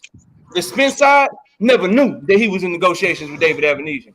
So now that we really looking at all of this shit, seems like that puts some merit to it. Like, hey man, this man might be difficult to deal with. He might just be all about the money. He don't really want smoke for real. Yeah, that could be the case. Or he just don't give a fuck. Is that nigga? I'm gonna do something else. Fuck y'all. Yeah, but I mean, I think some of the issue come with like we think Bud owed them niggas anything. He owed them explanation for all everything, right? But I mean, when we read the articles, I mean, it's only certain information that we do have, unless somebody on somebody else's team was going around saying, "Hey, this is going on here and that's going on there." Because then when I hear Espinoza saying stuff like, "Well, the November date was never a date for Crawford or Spence," you see what I'm saying? Only Earl was saying, "I could have fought by now. I could have fought in November." Crawford never said that shit. I mean, we heard Cabbage come out and say that it was supposed to have been going down, you know. But I mean, again, even still, if the fight not happening this year, then I genuinely see the plight that people are trying to make. The Crawford Evanesia fight again. If I'm not to any network, and I'm fighting one of Frank Warren's fighters, David Evanesia, that's not a bad fight to make. Showtime, ESPN, Showtime, PBC, well, Fox a little bit, I guess. They got a couple guys they can mix up with. I genuinely don't see the issue. You know, I still hope the fight with Crawford and Earl Spence gets made. Hopefully, it's not happening, Method. Bud ain't fighting Spence, bro. He ain't fighting. I don't believe that. I don't believe Crawford is scared of Earl at all. I guess. I mean, it ain't about what you believe. What does action show? I mean, I can't. I believe his I mean, he don't want to fight. I get that. I mean, that's opinion though. You see what I'm saying? Again, it's everybody. It's not opinion. He had an offer to fight Earl for undisputed. He had an offer to fight David Avenesian for nothing. He fought David Avenesian for nothing. He don't want smoke because a lot of people was telling me that Earl Spence and Udinese Ugas was a trash fight. A lot of people was telling me that Earl Spence and Udinese Ugas should be boycotted. Now all of a sudden, Bud Crawford and David Avenesian is a good fight? Nah, bro. No. I mean it. I'm not saying as a. I mean, performance-wise, Earl made it look easy. You see what I'm saying? I get people frustrations. Earl went out there and he just beat. People expect the Ugas to be better than Earl, and that's what people think on the outside looking at like, damn, how the fuck Earl just beating his ass like that and he ain't stand no chance. Yeah, I mean, they probably gonna say it's a shit fight. I mean, because then all it boils down to is that Crawford and Earl are the top of the two of the food chain, and people they want what they want, you know. But again, it come down to those two things, and then that work making that shit happen. Right. If this shit was flipped on his head, Method, let's just keep it a buck, bro. If this shit was flipped on his head, and 2 days ago they announced Earl Spence Jr. versus Cody Crowley. No, you don't even need to change it to somebody else. If they said Errol Spence versus David Avenesian, I'm only saying Crowley because Crowley is a PBC fighter, bro. Like if they said that shit, bro, people was telling me that if Earl Spence fought Keith Thurman instead of Bud Crawford, that was the duck. But now we won't make excuses for Bud for fighting David Avenesian when Keith Thurman is a far better fighter and got a far better resume and more clout than David Avenesian. But if Earl would have fought Keith Thurman, that's a duck. But Bud can go fight David Avenesian. And it's just a tune-up. It's just a good fight, bro. You had Earl on the table for real. See, all that who duck and who talk, all that shit sound good when they on different sides of the street and ain't no contract being sent, ain't no offers being made, and it's hard to do business. But when the shit get real and you really get paperwork in front of you, that's when you find out the real shit. And the man had paperwork in front of him. Everything he said he wanted. Earl, put your panties up, Earl. I'm looking for you in the ocean, Earl. Y'all know I want Earl. Like all the shit in front of him. And now look at this shit to the side. I'm gonna sign this shit over here. And people make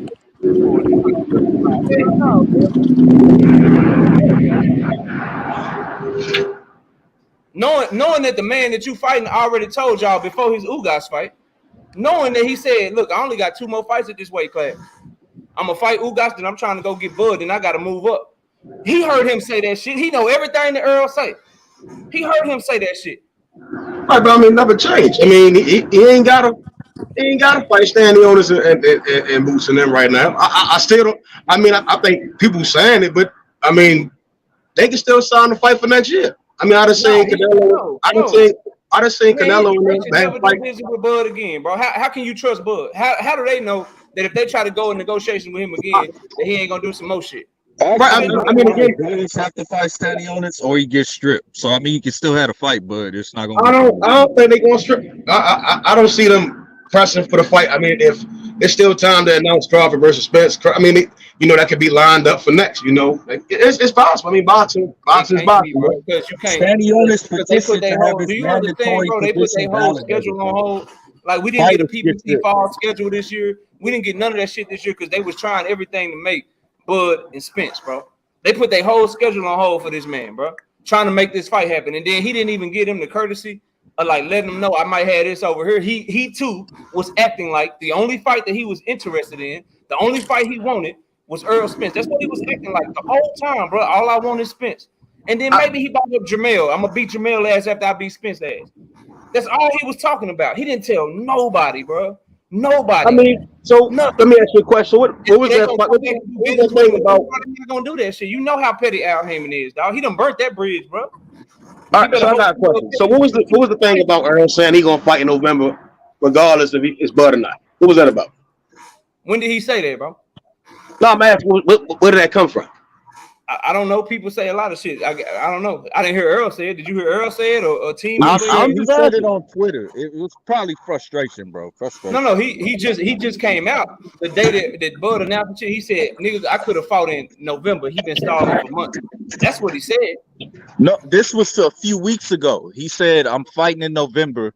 Bud or not, like No, basically. I didn't see that. Y'all gotta show me that. Put that in the link. Put that in the chat. I never saw that shit. This was a few weeks ago, a couple weeks ago. I saw the one he did just last week when Bud announced that shit. He said this nigga been stalling for months. I could have fought in November. I saw that one. I ain't seen nothing else. You're gonna have to show me that. Hey, so the troll hunter, I've lived long enough to see everything. The troll hunter, Ronald Finkley, has turned into the king troll. This dude is still talking about Al Heyman and Floyd Mayweather. What are you guys talking about? What do they have to do with this? Please tell me how this is Al Heyman's fault. I need to hear this. Go ahead, guys. Keep cooking. Bro, it's only with Bud, bro. Like, for some reason, I don't know what he done did to his fans. I don't know what he done did to people to where he just got him under this spell. He is the only one that can move shaky as shit. They can do a bunch of hoe shit, bro. And people will find everybody else to blame but him. Like, if you just run down the timeline, bro, it's contradiction on top of contradiction on top of contradiction, and just a foul move in this instance, and people still ain't trying to give him the smoke that he deserved, bro. That shit crazy to me. Any other fighter, we give him that smoke if we objective. But with him, it's like, nah, you know what I'm saying? You know, he shit. Why should he wait? Why should he wait? No, man, he had to get a tune-up. He had to get a tune-up, bro. They wasn't trying to make the fight until 2023. So what he's supposed to do? He's supposed to wait till 2023? Nah. The reason they had to push the fight back to 2023 because he wouldn't sign shit. This man, like, bro, I need y'all to understand this, dog. This man literally, bro, like, I'm not making this shit up. In one breath, this man said, I agreed to everything. This man said he agreed to everything while asking them to make changes to the contract. And some people don't pick up on that shit. How can you agree to everything but be asking people to change shit at the same time? I mean, that's a good question, right? So if me agreeing to somebody else's terms mean they agree to mine. It's a contract, right? So again, it's if that's why when they came out later saying that early, quote unquote, early October, that they had finally agreed to his terms is a different statement than me saying I agree with the fuck they want to say. So it's always two sides. He didn't say nothing about nobody terms, bro. He didn't say nothing about these terms, those terms, my terms, they terms. He said, I agree to everything. Not some of it, not just the money, not just the venue, not just what gloves we wear. I agree to everything. Oh, hey, but by the way, can you make some changes? Oh, get the fuck out of here, dog. Yeah, Bud held the fight up. I mean, it is what it is. The nigga held the fight up. Can it still happen? That remains to be seen. But Bud is responsible for holding this fight up. Man, Earl petty. PBC is petty. We looking at Demetrius Andrade when they felt like he pulled out of a Jermell Charlo fight. We'll see how they handle him. We look at Earl, how he handling Keith, bro. When they feel like you done got over on them, bro, they not coming back to the table. They not coming back to the table, fam. Like, we missing out on this fight, bro. Like, and this is what's gonna happen. Just so I can let y'all know, with my fortune teller shit on, I'm gonna let y'all know what's gonna happen. Bud is gonna fight a tune-up. Then when he come back to the table trying to act like he want Earl Spence, and Spence and them say, nah, forget you, bro. You walked away from the fight. We thought we had shit done, blah, blah, blah. I'm moving up to 154. I'm doing this. Everybody, all these Bud fans will come back out. Oh, man, Earl ducking Bud. Earl ducking Bud. He ain't want no smoke. And the narrative going to just get flipped. And that's all that they really care about, bro, is this narrative shit that he ain't really want to fight for real. He ain't want to fight for real, dog. Well, that narrative's already out there. For the past 4 years since 2018, you ain't got no problem fighting once a year. Now all of a sudden, when it comes to Earl, you want tune-ups and shit. They let you know right there. He know what's up, bro. He ain't want no tune-up for Sean Porter.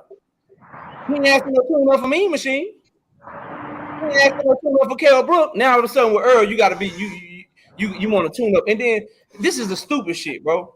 And Smoke, I don't mean to take up the whole panel, bro, but you know I'm passionate about this shit. Keep cooking, man. There's no time limit. Go ahead. This the stupid shit, right?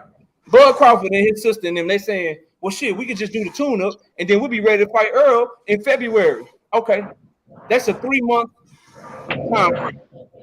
So you need to tell me that he going to be ready to fight in 3 months when he been fighting once a year for the past 4 years? The last time that he only fought on 3 months' notice was between fighting Felix Diaz in May of 2017 and then fighting Julius Ndongo in August of 2017.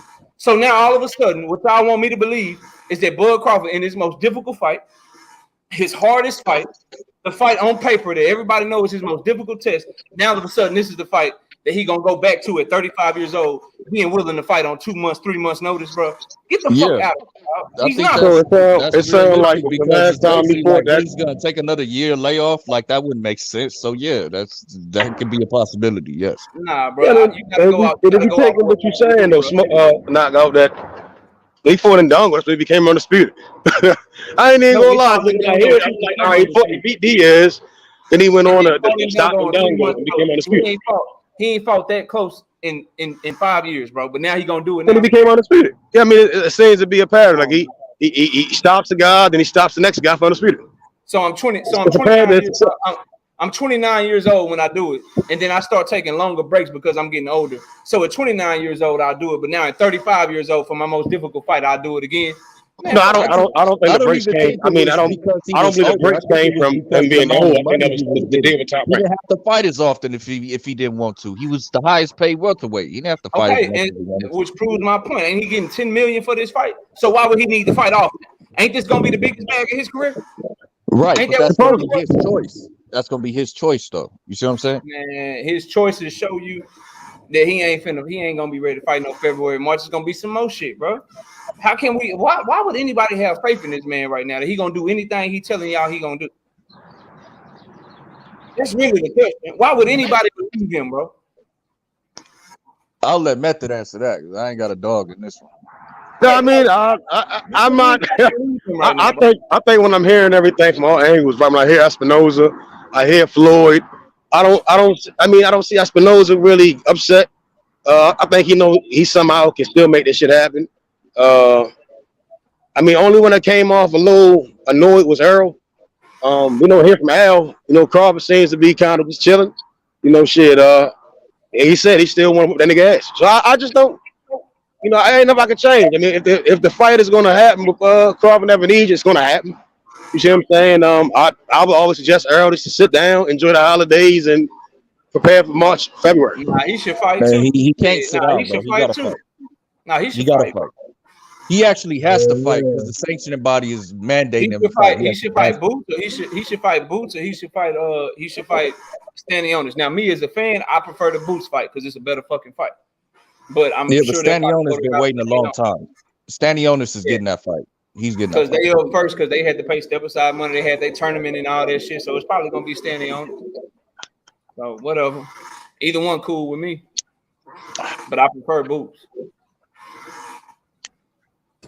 Yeah, what's up, Q? What you got on it? Man, what's good with y'all? Y'all might hear a little background noise on. I'm getting my flow redone, so they scraping up this little flow. They got what's good with you, homie? Man, what's good with y'all? What's good with the panel, man? I'm not quite sure. Is that my sound? Is that it? That's his. Is that Q to God? Yeah, hold up. I'm gonna switch my headphones, but I do got somebody redoing my floor right now, so they got the little machine going in the other room. Hold up. Yeah, I'm not quite sure how people say this not a duck, right? Like Terrence Crawford literally has been my favorite fighter for years. But long before I knew who the fuck Errol Spence was, Terrence Bud Crawford was my favorite fighter. This is a duck. I don't know how you can say it. I feel he would have got more money for fighting Errol Spence. There was more at stake for fighting Errol Spence in terms of his legacy. His history would have been the best fighter of his entire career. And he would have got the most money several steps back, in my opinion, in everything. He's already fought Omaha several times. That's nothing new. He's already defended his title. That's nothing new. He would have been defending his title fighting Errol Spence, so that's not even anything extra. All of a sudden, David Avenue is supposed to represent his biggest bag in a venue in a market he's already fought in against guys with more market value. I'm supposed to believe that. Cool. I was willing to. That's why I went to BLK Prime's headquarters today. Turns out BLK Prime's headquarters is a defunct school for underprivileged kids. Like, give me a break with this stuff, man. Okay, well, check this out, Smoke. He's fighting a guy that got his ass knocked out by a guy that he already knocked out. and a guy that lost to a dude that Earl Spence already knocked out instead of fighting Earl Spence, bro? If you delay in negotiations, right? If you the cause of the delay, and by the time you finally get down to the nitty gritty and you say, yeah, this is everything I was looking for, it's for 2023. So in between there, you sit or you take a fight. Okay, so here's the thing. So here's the thing. You're not only a rival with the guys of your own era, but when you lace them up, when you're going for legacy, you're competing against everyone who's ever laced them up. Period. Right? So like right now, the stuff that you're talking about is in the backdrop of guys like Sugar Ray Leonard, who was out of the ring for like 3 years plus, moved up 2 weight classes, and fought Marvin Hagler. And this dude, what you're saying is he could have just fought in February, but no. Instead of letting everybody know that he wanted to tune up and he was going to fight them in February, which is supposed to take his word on it, even though he's been double dealing behind our backs. That's what you think is reasonable or good business. No, not at all. Who is I'm just our saying backs? that if they end up fighting next year anyway, what really changes, bro? And if they don't, then what changes? What changes right now is that David Avenesian is fighting, right? But I mean, what it changes next year is if they actually fight. Nothing would change if they actually fight, but if they don't, then what? Yeah, What are that you changes talking a about? whole lot. The only So it's thing 50-50. it changed the fact that either Showtime is taking this shit personal or they doing business. At the end of the day, it was a business move for Bud. You know what I mean? He said he told Earl and Al that he wanted to fight this year. The negotiations went on longer than that or whatever, and he got a fight in this year. You know what I mean? If they choose not to come back and revisit the table because they butt hurt, you know what I mean? Then it's like one revise the contract, whatever. I don't know what the fuck going on with it, but just get it done. Hopefully, after the fight, you do it. Keep Earl busy. I really want to see Earl come back this year. I think it's good for the promotion as far as both of them capitalizing off, you know, everything that's going on, them going back and forth. People that's just getting on to them, they've been getting talked about on ESPN every other day and shit. So I feel like it's good that Bud was able to capitalize off of it, even though he won't fighting this year. Okay, Because let me check, ask you a question. Let me ask you a question. Do you think that there's a reason that Showtime wouldn't do business with Bud outside of them being butthurt? Nah. Right. So that's the only reason you would think that, like, someone who negotiates in bad faith and leaves you holding the bag would be the reason why you wouldn't do business with them is because of your butthurt. You don't think that you would consider Business is that to be a business. waste of time and probably a risky investment? Bro, business is business, bro. They was negotiating. I understand. That's what I'm talking about in business. I'm not talking about butthurt. I'm talking about business. Their snake business, bro. This was some snake shit, bro. Nah. I mean, Q, if I'm going into business with you, Q, and I'm telling you, look, Q, this is the only business I want, bro. Like me and you, like we gotta get this bag, bro.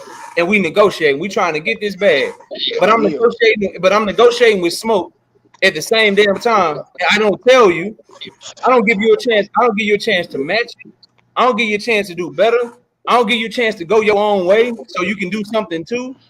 I don't tell you that I'm negotiating with him, and then I just go do business with Smoke and leave you just blind and didn't tell you shit. That's good business, bro. it's bad business, but if you got Spence and PBC, nigga, you should be able to make another fight, bro. That shouldn't be an issue. No, because I look at it like this, because if it's not, they going into a business together, they doing a deal, one deal. Both of them got their own business that they can do outside of that. So if I'm looking at you to do a deal, okay, I don't gotta tell my right hand what my left hand doing. You know what I mean? Like at the end of the day, I'm doing business with you, and the difference is the fight that I got with you is a way bigger fight. You know what I mean? It should bring way bigger people. Why should I have somebody that's way less competition, people don't even know, that can even compete with the type of contract that you giving me? That's the disrespectful shit about it. Why should y'all even have why should somebody that's not even nowhere near a platform as big as y'all or any of that be able to compete with a contract like that, knowing what's on the line. Right, that's the Right, thing. right. That's So crazy. here's the thing. So you're They, undermining your own argument with the question because of course they can't, right? Like that, of course they can't. So this idea of 8 figures is just ridiculous on its face. But the other part of it, this idea of like left hand not knowing the right hand, what the right hand is doing, but you want the left hand to actually help the right hand in this whole fight. You want to be in partnership with the right hand, but you don't want it to know what it's doing. Like how is that partnership supposed to be sustainable at all? How is it like who While does this? reportedly, Who goes into a partnership while going like reportedly, inherently bro, we're going to bro. be like we're going to keep each other in the dark. No, it's all two of this different. while No, we also ain't going to. reportedly asking, while reportedly and allegedly, because we don't know about Coppinger. He's Cappinger. We don't know what's real and what's not. But while allegedly and reportedly asking them to open up their book. So you want all this transparency. You want all this shit. They got to tell you this, tell you that. But you don't even tell them that you might have another fight. But you tell us, the fans, you tell your fans that this is the only fight you want. So this is the only fight you want, but you're working on another fight at the same time. He's a liar, bro. He be Bro, lying out here, dog. bro, what's the difference with doing that and Canelo lining up 2 or 3 fights? You know what I mean? Like the deal that they Because was gonna do, the deal they was gonna do, Canelo don't do that, bro. the Canelo deal don't be that they was lying out gonna here. do. Canelo don't tell us no one saw Canelo be in negotiations with Caleb Plant, and then in the middle of negotiations with Caleb Plant, announce a fight with some fighter that we had no idea he was in negotiations with. Like, he don't do that shit, bro. When he signed a 2-fight deal or he signed up for multiple fights, guess what? People knew up front, hey, he signed the fight. This fight, Abner Yildirim, then he got Billy Joe Saunders in May. People knew up front, hey, he fighting Dimitri Bivol, and then the Triple G fight is coming right after that. That's like, that's one deal. Yeah, that's one deal you got with one company. I'm talking about. I just gave you 2 separate ones. Yeah, but that's the same company. That's what I'm saying. You're not talking about when they was competing, when DAZN and Showtime was competing for that shit. Them 2 different companies on, and both of them know. Like, yes, so at the end, at no point did Canelo just say, bro, "I'm only dealing with you." You keep okay, glossing bro. over the fact that Bud Crawford gave everyone the impression that he was only dealing with them, bro. So when they first started off the negotiation or whatever for this fight, it still go to what I said, bro. If y'all doing negotiation with me, and we about to put on the biggest fight, and there's somebody that can even come up with a contract that can compete with y'all's, bro, I don't care what nobody say, bro. And then on top of that, if the fight not even gonna be able to get done in 2022 because of how we negotiate. How bro. was Let me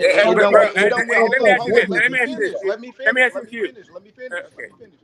Okay. The negotiations done went on so long that it's gonna have to get put on for the next year, when I already told y'all I wanted to fight this year. You already said this part, bro. You already said this all part, right, bro. so that's what I'm saying. What? No, So no, at but the I have end a of the question day, for what you. y'all I saying have a question for you. I have a question for you.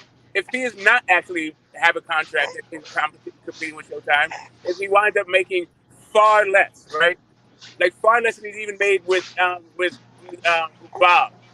Is he ducking or what? Like at what point do we just call it for what it is? Because there's no indication that there's 8 figures for this dude anyway. Outside of people saying he's gonna make it. We just went to the BLK Prime headquarters. This shit's a defunct fucking school. Bro, I don't know nothing besides the announcement that he fighting. I don't know nothing. Right, you don't know nothing. So we just went to their corporate headquarters. We looked at what their corporate headquarters were. We found out that the head of BLK Prime is also the head of this school, but you still don't know anything but the reports. Bro, I was on here listening to you, and you talking about, man, y'all don't even know exactly what's going on. You talking about these people bought this and all that, bro. Y'all ain't really did nothing. Y'all ain't talked to nobody. Y'all just pooped up. That's cool. What they got to do with me knowing if he getting paid or any of that. Okay, so what about this says 8 figures in your mind? Like you run a you're in a barbershop, right? You understand something about like like the size of businesses, right?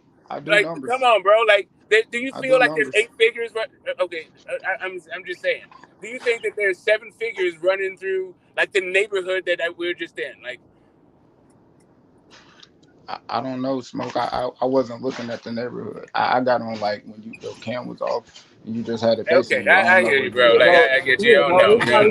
It's not even that, bro. Like, the contracts are not comparable. This contract does not compete with what Spence and them were offering. Like, let's say the money is even, which is not. The Spence fight will be more money, but let's say that the money is even, or let's say we even probably, or it is. Let's say that we even, I even give you, for the sake of this point I'm making, I'll give you that BLK Prime offered them more money. Okay, cool. No issue. You have that. But fighting Earl Spence offers you more legacy. It offers you more accolades. It solidifies your pound for pound status. Oh, and it will probably get you a bigger bag than you've ever made. Let's say it don't get you 10 million. Let's say it gets you 8. Or let's say it gets you 9. Whatever it gets you. So you'd make the most money you ever made, and you get a far bigger legacy bump, far more accolades, far more accomplishments, far more pound for pound status than you would get ever fighting somebody like David Avenesian. So the contract for BLK Prime, that shit don't even compete, bro. It's not comparable. At the end of the day, like I said when I first got on here, bro, the man had 2 offers. He had an offer to fight Earl Spence. He had an offer to fight David Avenesian. He chose David Avenesian, bro. That's a duck. He ducked him, dog. And the only reason he keeps saying, I want to fight this year, and they wasn't doing the shit till February, well, they had to push the shit back to February because he wouldn't sign shit, Q. That's why I got pushed back. Bro, because they're negotiating, bro. They're going back and forth negotiating. Okay, because he didn't agree with what they sent. He wanted something else. And the fact that they was willing to change it leads me to the point to say, okay, it was room to negotiate. If they change some shit, what are we talking about?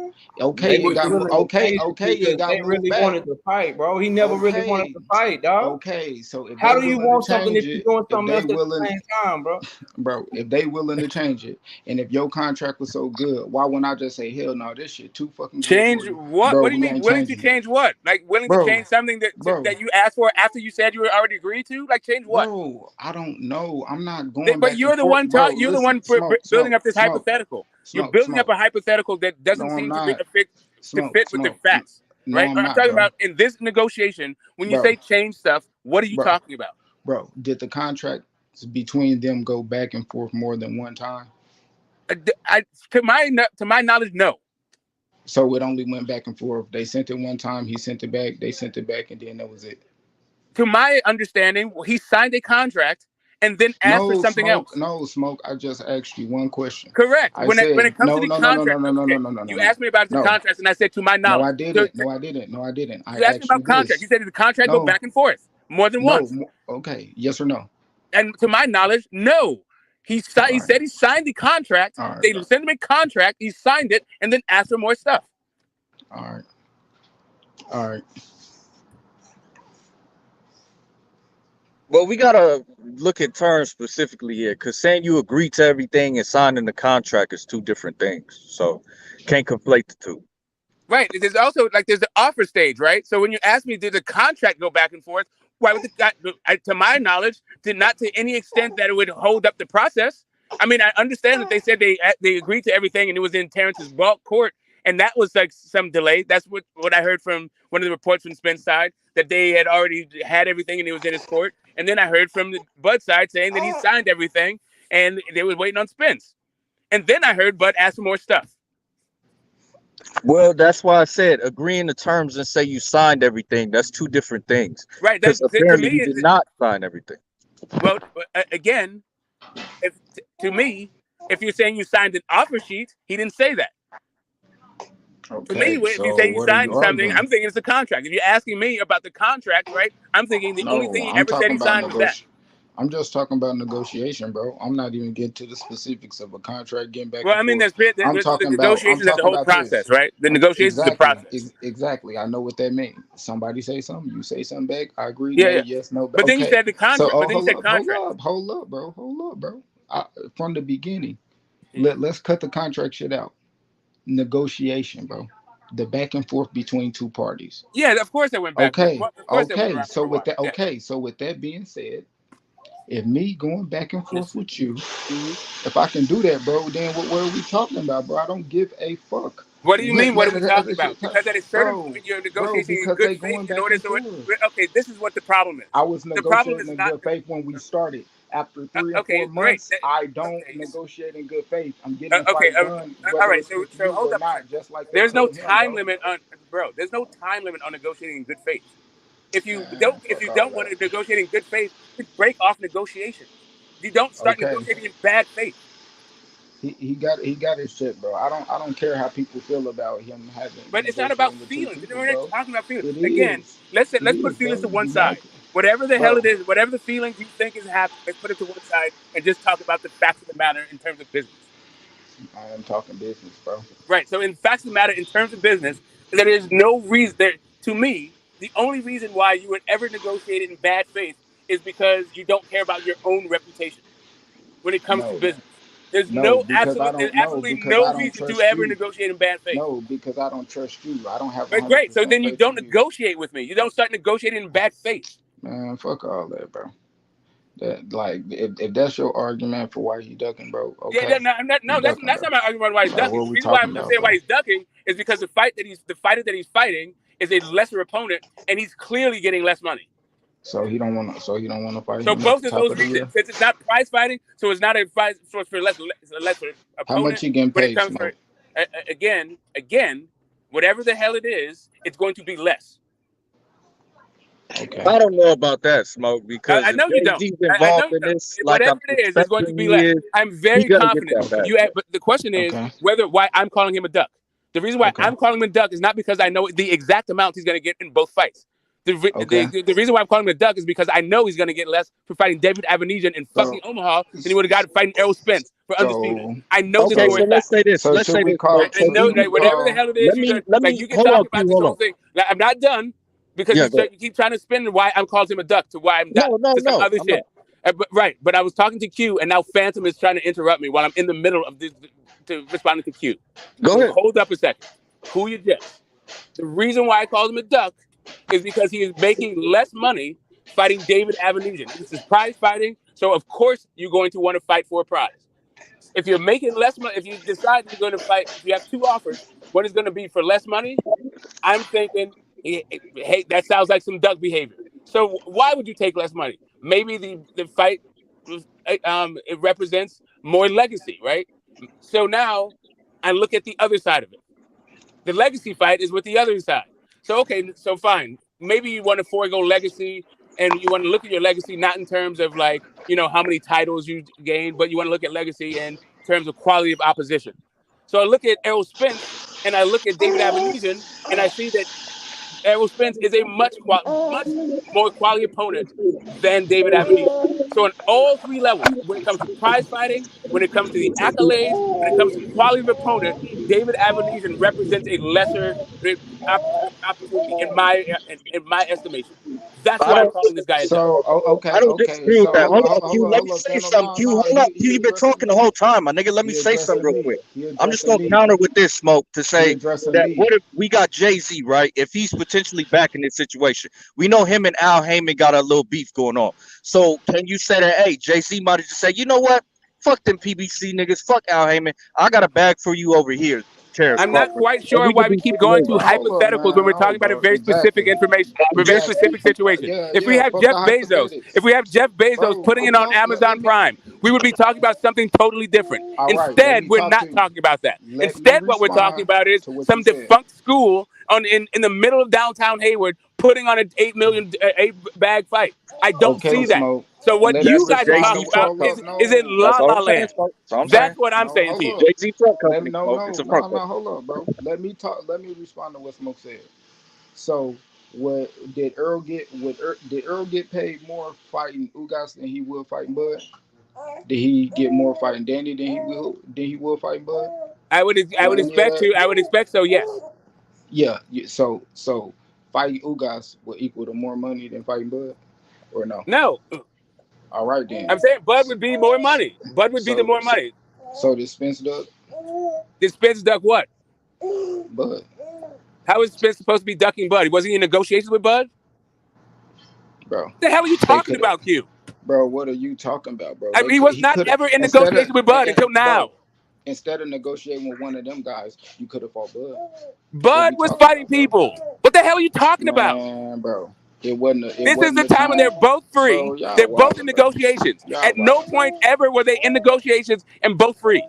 Never Y'all until blowing right hot air, now. bro. Y'all blowing hot air. Y'all No, can be mad. what you were Y'all trying to do is mad do right this now. like That's weirdo all that things is, that don't bro. have anything to do with the Nah, current bro. situation. You're like, Yeah, oh you're wait, not hey, making hold much up. sense. When he fought Actually. him, was he fucking Nah, you ducking can, Bud? Was bro, Bud even because it's, available when he bro, fought him? because don't none of that shit matter, bro. At the end of the day, it ain't like they could have fought at any point in time. Obviously, if we over here looking at them two fighting, the best fighting the best, it don't matter. He ain't neither one of them gonna get the ring title. Why? Because neither one of them fought the number 2 guy. Neither is Earl, neither is Bud. What does That's that have why to do they, with anything? bro. What are you I'm talking saying, about, Q? bro. Like I'm for saying real, what are that you talking about? no, bro. You keep interrupting me, I know because you're going bro. all over the place Nah, with this I ain't ring going belt. all What does over the the ring place, belt have to do with anything? bro. Cause you out here talking. You out here talking like, oh man, Bud gave up all this money, and bro, Earl could have been fought this dude. We don't care about all What these does that other have to people do and with none of that right shit, now? bro. David Avenesian and Bro, Errol Spence. right Me now, calling him a right duck. now, right now, it I looked never like called him a duck before right right now. now, right now, it looked like he's taking a fight because he want to fight this year, and Earl can fight somebody this year, or they can fight at the What does that beginning of have the to year. do with me calling him a duck? Please tell me what this has to do with me calling him a duck.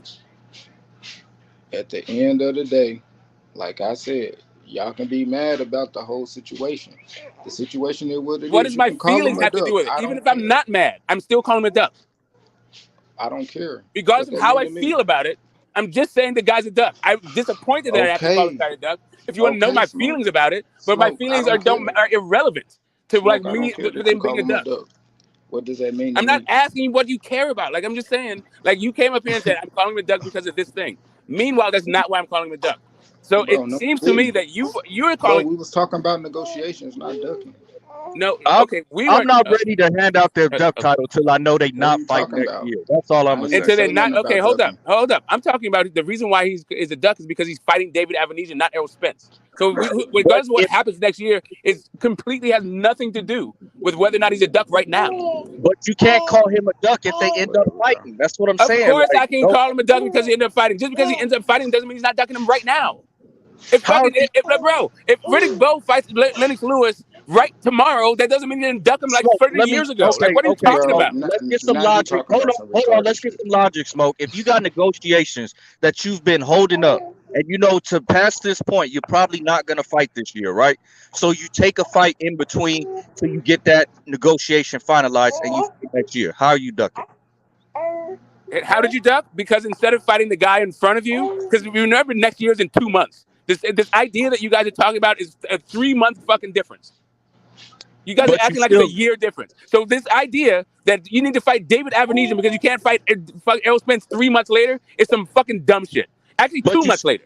you still leaving out the fact Man, that they're get out of here, man. negotiating. This is like whatever, man. Like, listen, if you want to say that because he's fighting David Avenesian in December, he can't when he could have fought Errol Spence in February, like now that doesn't make him a duck. Right now in November, I'm not feeling this argument.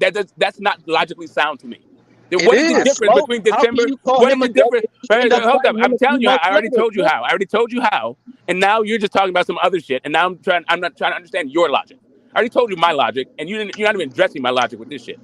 So right now, your I'm shit, sorry, you need to smoke. tell me how fighting David Avenesian in December is not a duck when he could have fought Errol Spence in February.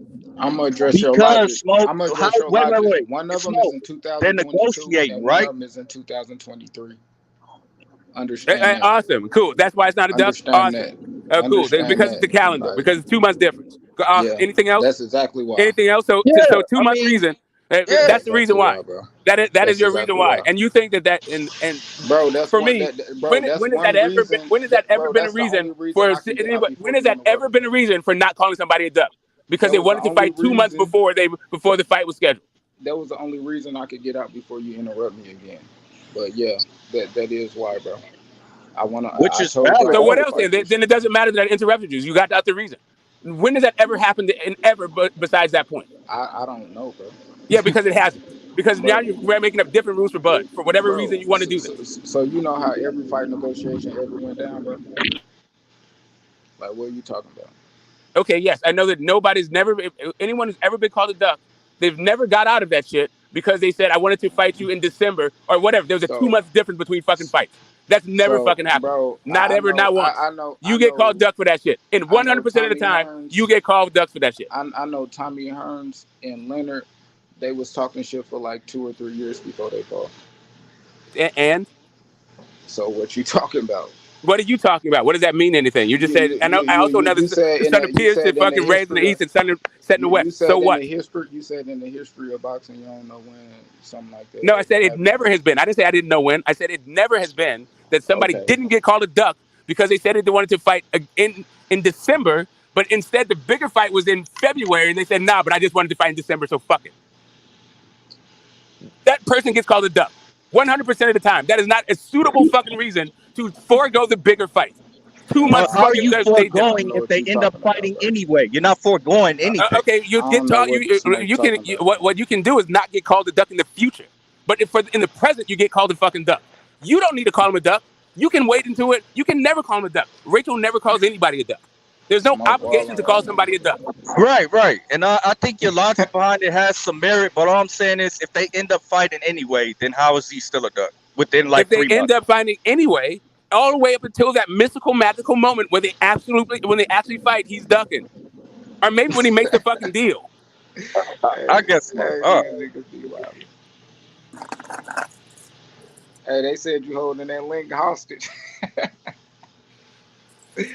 Well, yeah, man, I ain't gonna lie, Smoke. Like, I ain't, man, people can feel how they want to feel. I ain't tripping at you saying he ducking. Oh, okay, you know.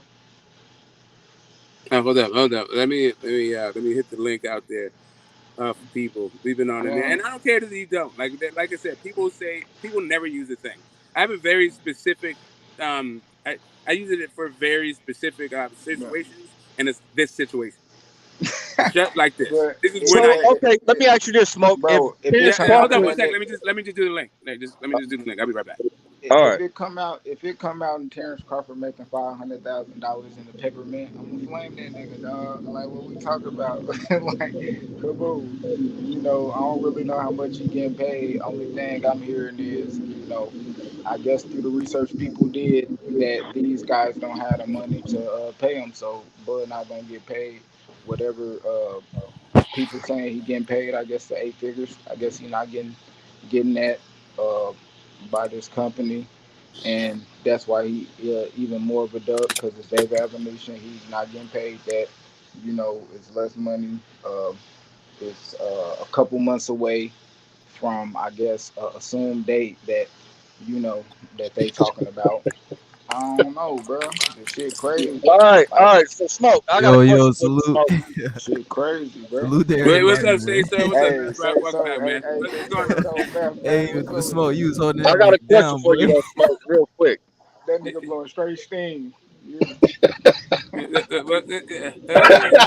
Listen, Hey, man, this my guy, bro. it's Like, this is like when my your tea guy. He's water, out it's here like when fucking your tea tripping. water ready. When your tea water ready, that shit just whistling.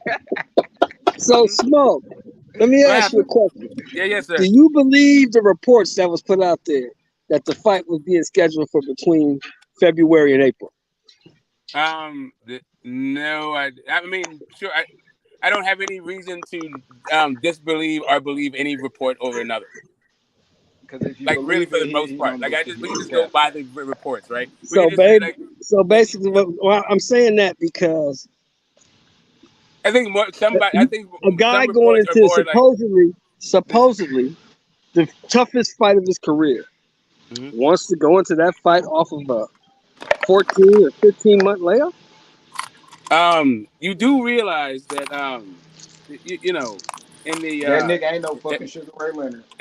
no, he's not. And that's what we're saying because he's not Yeah, Sugar Ray Leonard. I was saying that He's before proven that. to not be Sugar Ray Leonard. Sugar Ray Leonard, None of he's these clearly not dudes that are guy. Sugar Ray Leonard. Let's He's get that clearly clear. not that None of guy. these dudes. Yeah, None of he's these clearly not dudes are that Sugar guy. Ray Leonard. So let's put some Facts. shit to bed. So let's put some ATG fucking conversations to bed with this shit, with this very Nigga, With ain't question. nobody anybody over in here this talking era, about that yes. shit, With bro. Smoke a anybody Yeah, hater, I in this got man. you. era, I yes. just want to make sure that we're like, as we take the box This along nigga the way. reaching, bro. Hey, yo, No, I'm not Smoke is reaching. a No, Nigga hater. I'm reaching, right bro. here. I'm right here in the present because we're talking about Because you accolades and can't sit up legacy. here and tell me that you think Spence is in that category because he damn sure ain't.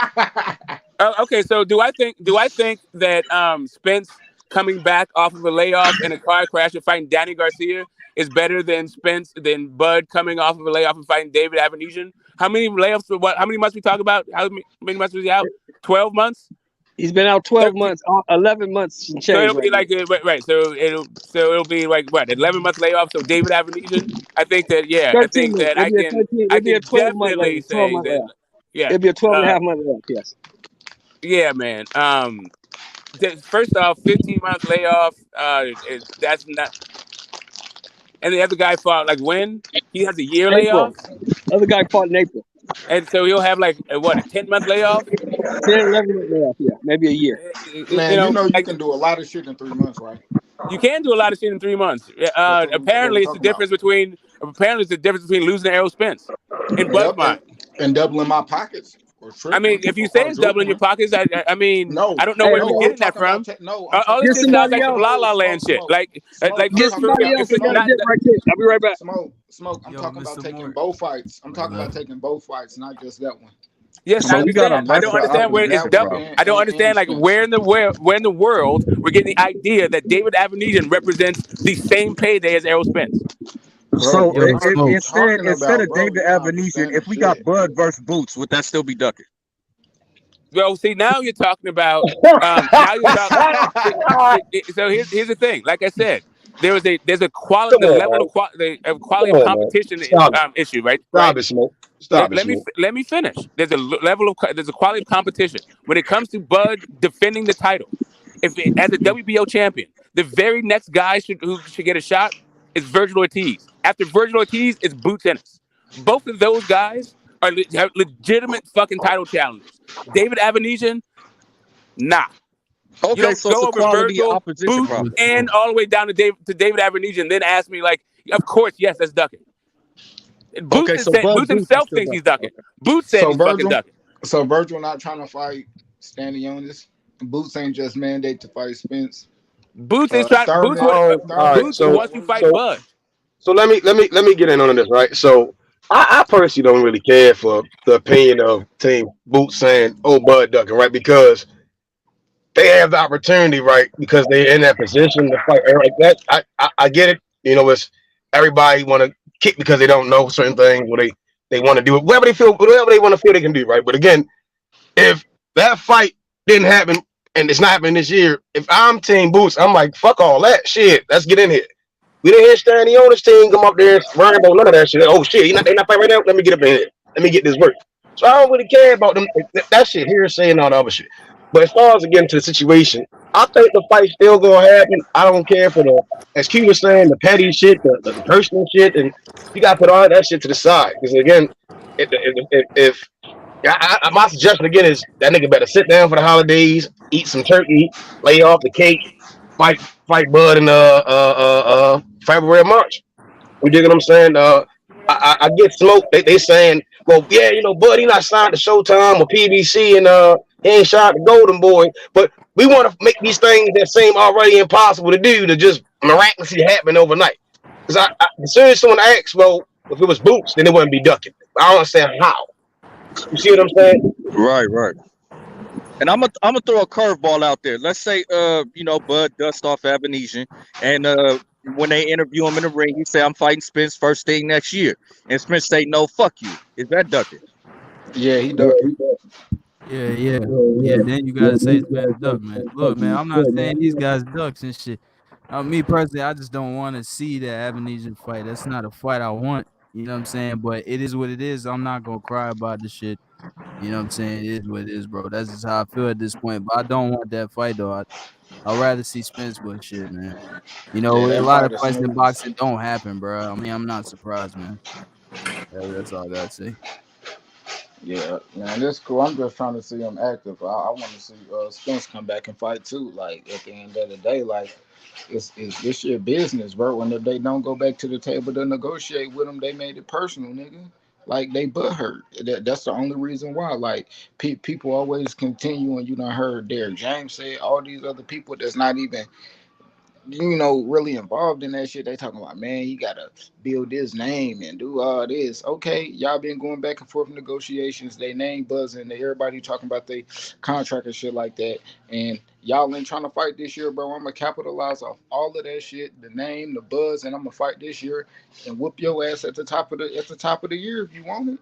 Shit, you know what I mean? If you want to bring up all this other shit, because you mad and oh man, you had this in your back pocket. Oh man, it's hard making the weight when you was just talking about Shakur, when he missed weight. You know what I mean? So at the end of the day, bro, uh, it is Yeah, what I'm it not. is, man. I'm not gonna convict Bud for holding up man down in PBC business. Like them niggas got a full stable over there that they can pick from to fight, bro.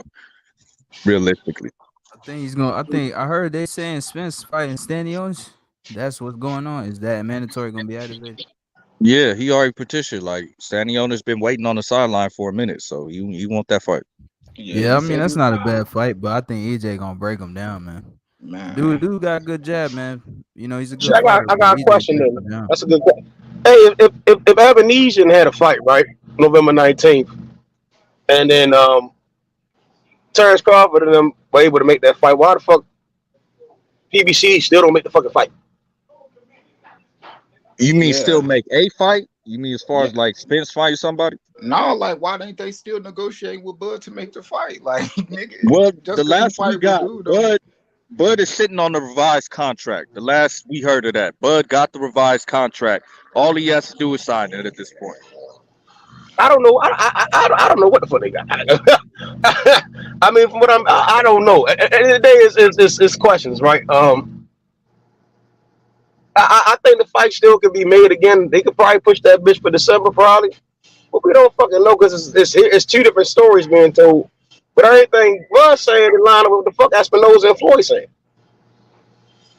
Well, Floyd said the fight gonna happen later down the line anyway, so that's 2023. We can guess. You know what I'm saying? Right, so it sounds like that Bud said is motherfuckers is what's the word I'm looking for? Like niggas is not trying to fight this year. You get what I'm saying? But why not just fight this year and the year to fuck up? It's legitimately only Jake Paul fight at the end of the year. Now I don't really give a fuck about Jake Paul.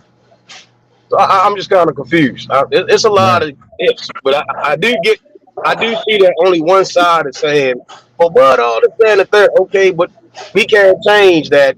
The nigga ain't with no network. Ebenezer's gonna be the fight in Omaha. Cool. So what the fuck they gotta do with Showtime, PBC not having no fucking fights at the end of the year, bro? That's the part I do not understand, bro. Like niggas just Yeah, gonna sit around. yeah. I don't Like think it's, I don't it's think still that five that niggas should be just the want to jump case. in there with Earl Spence. Like what are we talking about? I don't think Bud should be, fucking demonized for saying that he holding up PBC business. It's like you got a whole stable, bro, with a network. If Bud can get a fight, nigga, you should be able to get a fucking fight.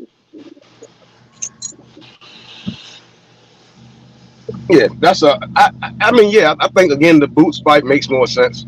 If Errol is gonna fight, the Boots fight makes the most sense, right? I'm just kind of, I don't really want to put the hit to Espinoza in them because I mean he's just a network guy, right? And he really like a middleman trying to negotiate. What's the word I'm looking for? He's the mediator, damn near, right? So it's two sides that's bumping heads, and based on my observations all through the time, I've only seen one side, especially when yesterday I overheard something that was stated, and I'm like, okay, that only validates my point even more that Crawford been trying to make a fucking fight. You see what I'm saying? But now, when people say, well, oh, I'm offended by this and that, and then we're not going to go. Okay, so while I'm talking, please don't interrupt me, and then go on an entire rant about something else. I had Yo, a point Smoke, to you was make, and muted. I was in the middle of making it. You was muted, So, Smoke. You wasn't muted. yeah, no, I know. I muted myself. I muted Oh, myself okay. for a reason. While that dude ranted, and then I muted myself. Like I was saying, um, yeah, it's a weird pivot to me when we're talking about Bud and David Ebenezer to start talking about Showtime schedule. Unless you're saying that the reason why the fight is happening is because Showtime is going out of the boxing business, then it seems like to be a really strange pivot and a weird tone. Sorry, got you all up in my mouth. No, you good, G. Hey, Smoke put my mute button down. Damn, Smoke, god damn. Yeah, man. Like when I ask you to like not interrupt me, like that's what I mean. Like please don't interrupt me. I ain't hear you, Smoke. We ain't hear you. We ain't even talking. Yeah, you Okay. was muted, bro. Like I was saying, No, man. I'm saying I was talking like right in the middle. Like you were addressing what I said. Okay, so maybe it's just a weird coincidence. Oh, it's cool. It's cool. You know, it's all cool. It's Shit. not bad. All right, it's my bad. My bad. Again, I think the fight gonna happen. I don't think neither one are gonna uh stop the fight from happening. I think Floyd seems optimistic, and he's an OG in the game. Al been in the business for a long time. Espinoza, he Showtime got a lot of good movies and like a lot of things going over that's going okay.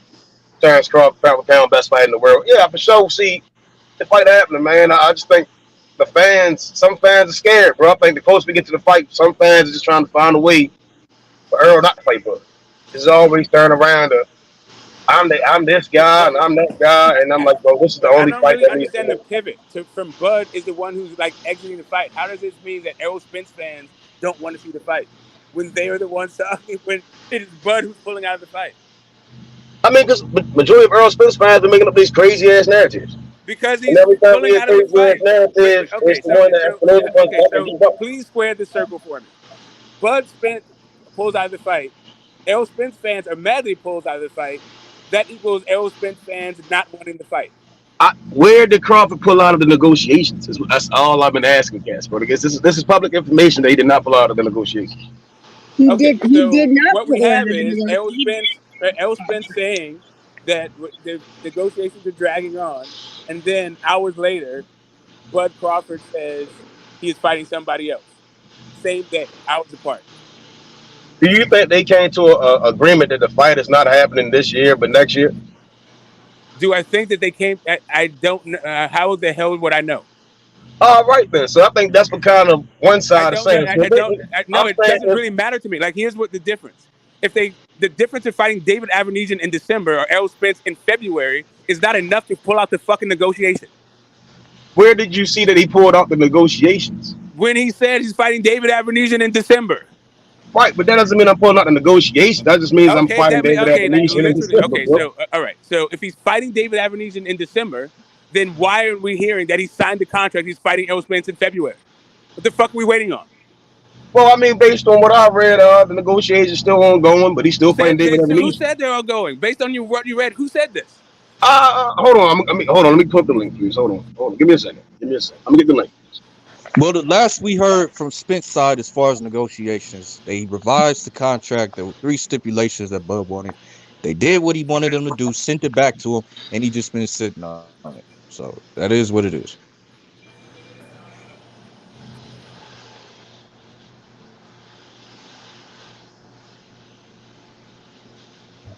Yeah, I just want to see the fight, man.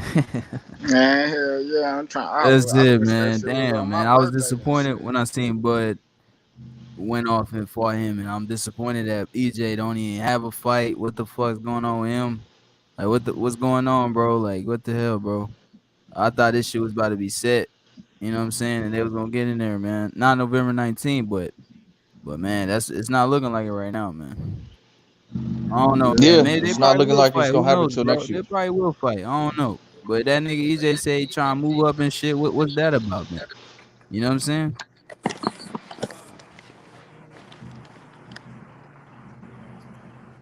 Like, Yeah, what? honestly though, if he moves up, what is he gonna do, man? Jermel Man, Charlo has all the he belts, bro. That ducking, nigga ain't bro. gonna be fighting for no belt. What he That gonna nigga do? ducking if he move up, bro. What he What gonna he do? gonna Go do? up and fight Fondora? Go and How's he fight ducking if Fondora? he Yeah, move up? fucking That fight that that Fondor. part don't make no A sense to green me. ass Fondor. Yeah, he's a tough style, but that nigga green as shit, man. Let's be honest. He ducking it. I The don't know reason how why he if you've ducking been at a weight for like a decade and you want to move up, like how's that ducking? That's not ducking, bro.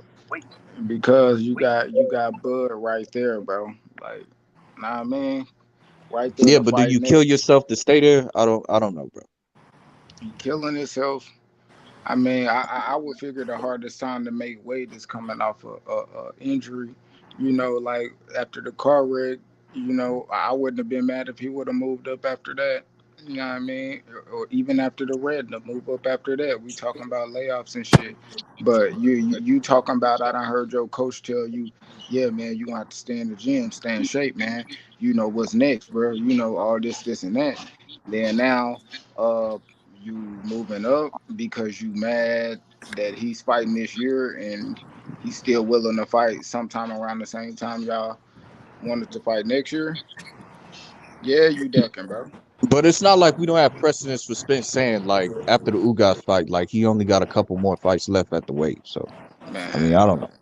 well, guys, after Ugas, if you ain't fight none and you drop your belts and go up, you ducking. Like, what? Like, Yeah, after I'm trying to whoever see he that. fights, man.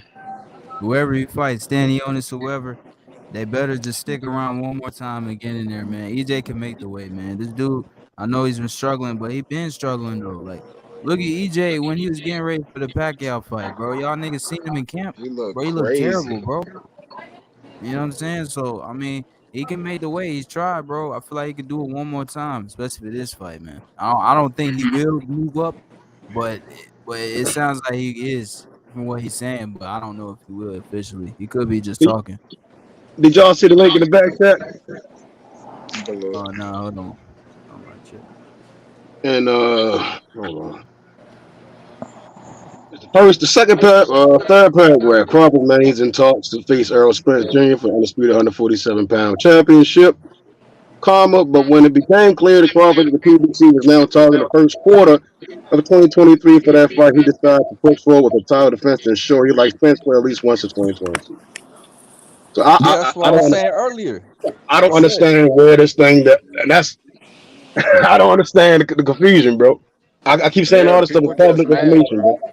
This is public People information, bro. just mad, bro. They got to I get mean, their if feelings Spence out of. don't fight this year, is he still gonna get the fight next year? It still remains to be Hey seen. man, But yeah, we'll have to see, Terrence man. Crawford ain't pulled out of shit, bro. We'll have to see, bro. They told us they was gonna fight November 19th. The media said that and they lied. So I mean, we'll have to see, bro. I gotta see that shit, man.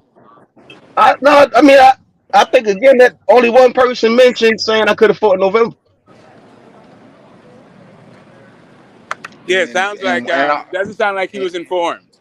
Doesn't sound like okay, doesn't sound like he was informed at all. okay. So if I get an inkling that you could fight sometime in November, rumored, somewhere in your camp or something, why would I be negotiating in good faith?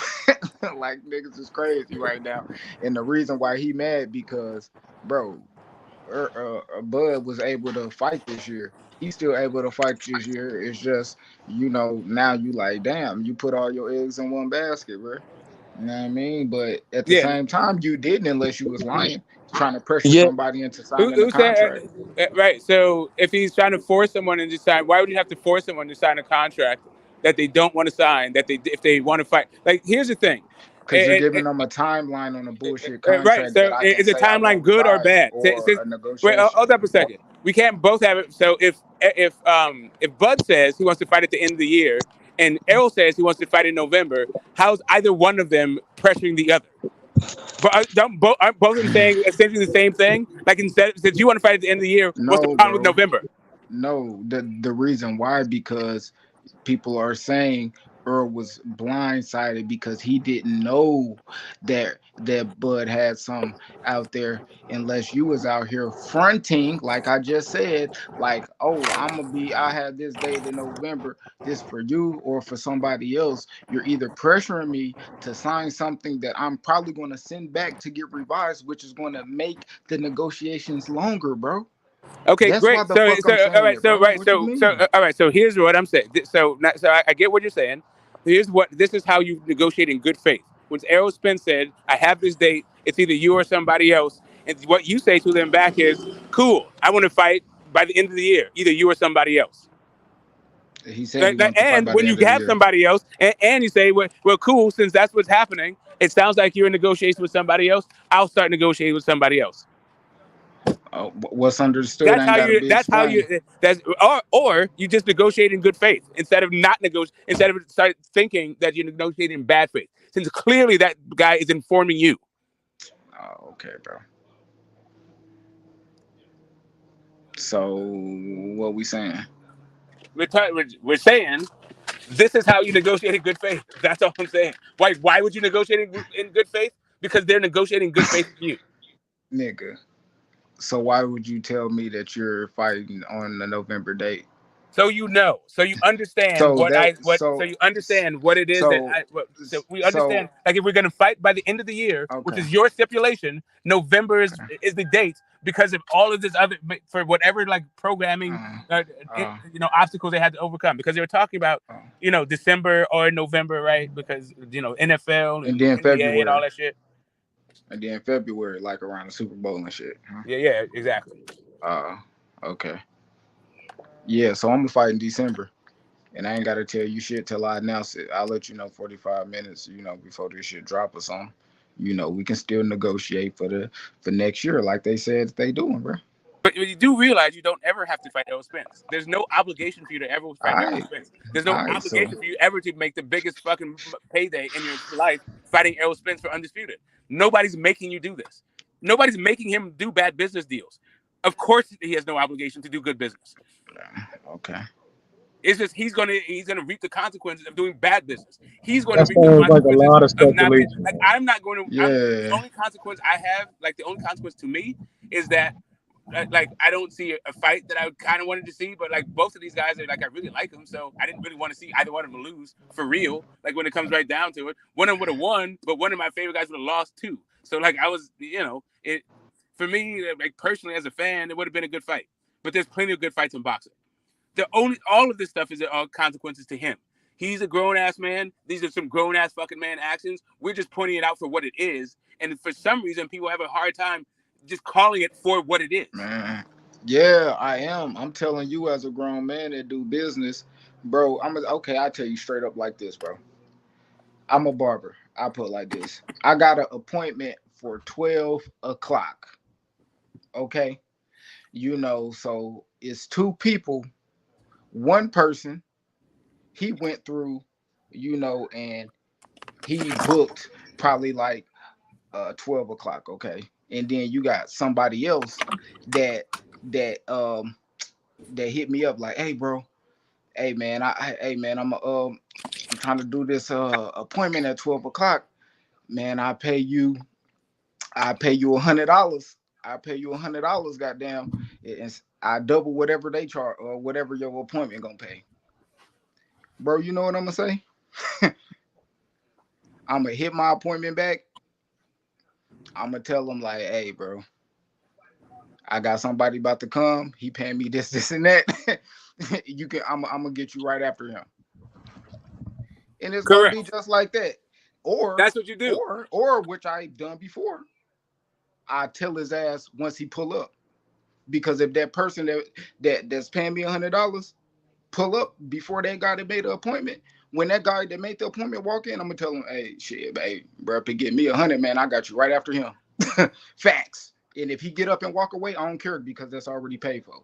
You know what I mean? You ain't really want the cut, but at the end of the day, that's how it goes. Yes, I understand what you're saying, and if that were the case, then I would be saying something different. I went to BLK Prime's headquarters from their website in order to find out exactly if that was the case. But it seems like instead of you getting paid more money or even the same money, it seems like you're going to be paid much less. He right? ain't getting paid no money. So now it seems like, why are you kicking this person to the curb? Right? Like with this guy who says you're going to pay the most money you've ever made for any fucking haircut, and nobody else is willing to pay you that much for that haircut. Like, why would you kick this dude to the curb? So how much you getting paid? Right. So let's say for this hypothetical, like in your business, right? You're paying one guy saying, I will pay you $1,500 I'll pay you $4,000 for a haircut. And another guy says, yeah, you know what? I'll pay you $100 for a haircut. Yeah, them real numbers. You know what I mean? I got $100 for a haircut last week. Yeah, that's what I'm saying. Okay. I paid $100 for my haircut, and that's not even an issue. Like another guy said, I'll pay you $100 for a haircut, right? Why? And then you tell, why would you be like, yeah, now fuck the $4,000, I'm gonna go for the $100? Like, why would you do that? So you're saying that Bud them capping about or whoever? Of course, that's what I'm saying. That's what I've been saying this entire time. He's not making no fucking 8 figures off no goddamn BLK Prime fighting David Avenige in Omaha. It's bullshit. That's cap. Damn, Smoke just hit him with the factuals. Fuck, I I mean, if man. mean, you guys, smoke I don't know. smoke Sorry, ain't I hit don't. nobody with nothing because we still don't know. I mean, Well, here's yeah. what we do know. Who the hell is calling me? Um, I don't know if you guys were watching earlier, but Smoke had gone over to where it was supposedly, like where you're supposed to send legal notices, okay, to the address, and there was a school there. When he looked at the school, he said the school's name. I looked it up, and it said that there was a principal named Laleen Shepard. And it clicked on me because I had been looking up BLK for a couple days now. I'm like, I've heard that name. And I go back to BLK, and sure enough, Laleen Shepard, the same principal of the school of the address that that Smoke visited, is the COO of BLK Prime. Manages media, productions, distribution, like freaking all the works of BLK Prime, and is also running an all boys private school, supposedly, in Oakland, which Smoke says doesn't look like it's actually operating. And Support that's the black It's in Hayward. headquarters. businesses. It's in Hayward. It's in Support Hayward. black businesses. Hayward. So, what did you say? Support what? I said support black businesses, especially Jay-Z's. Yep. It's owned by an investment group. It's I'm not telling owned you, by. Okay. Jay-Z has his hand in this. Definitely, 100%. So okay, it's owned by investment group. What the school got to do with it? Where do they come in? Because that's the investment group or whatever. That's the So, address of the so investment group. that's their corporate address. That's where you send your legal notices. Like if you don't get your money and you want your money back, that's where you go to a default. Your mic messed up.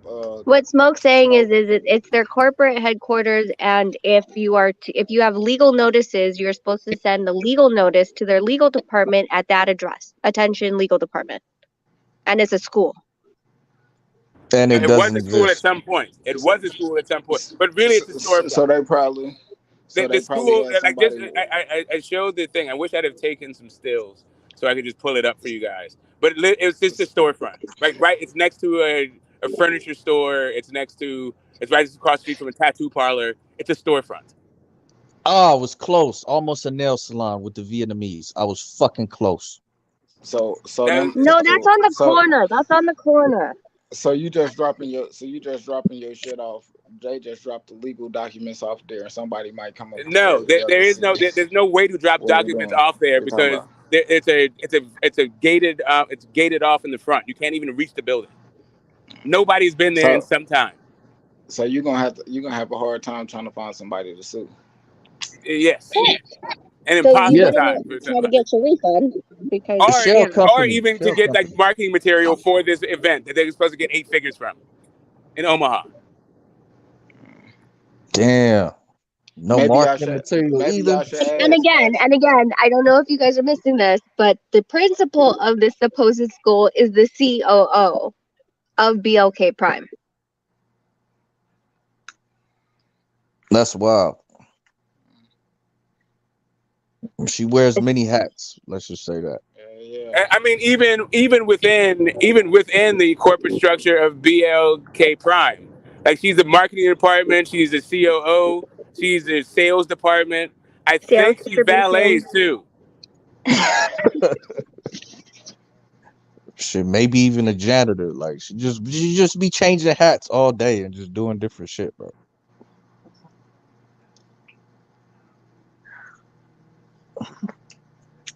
I mean, we're always talking about transparency. Like, Bud wants transparency. Okay, I understand you want transparency. I don't really understand where you're going with the net and stuff. But anyway, go ahead. So, I mean, as a consumer that's going to spend money, I need to know that this is a legit company that I can, if I spend my money, I'm going to get my money back if the stream fails, or if your website couldn't handle the traffic that came into, or the app, of the people that are trying to watch the fight. Where I'm going to send my Right. legal notice to a school? Yeah, that's not gonna work.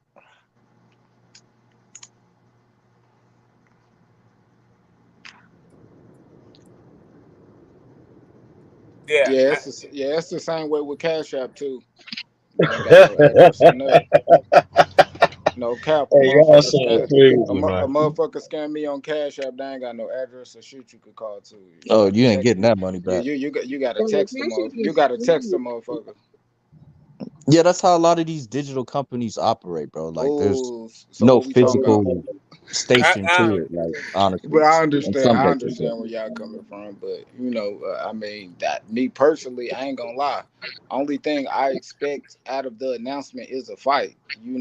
At the end of the day, if he getting paid, 8 figures or whatever, time will tell if he really got it, and if he didn't, at the end of the day, I feel like the ultimate thing was just fighting this year, you know, uh, for and then catch him on top of the year. So at the end of the day, man, if he ducking because of how much he getting paid, the opponent, all that, okay, we'll see if he gonna try to make the fight. At the beginning of the year, if he's serious about it, and time will tell.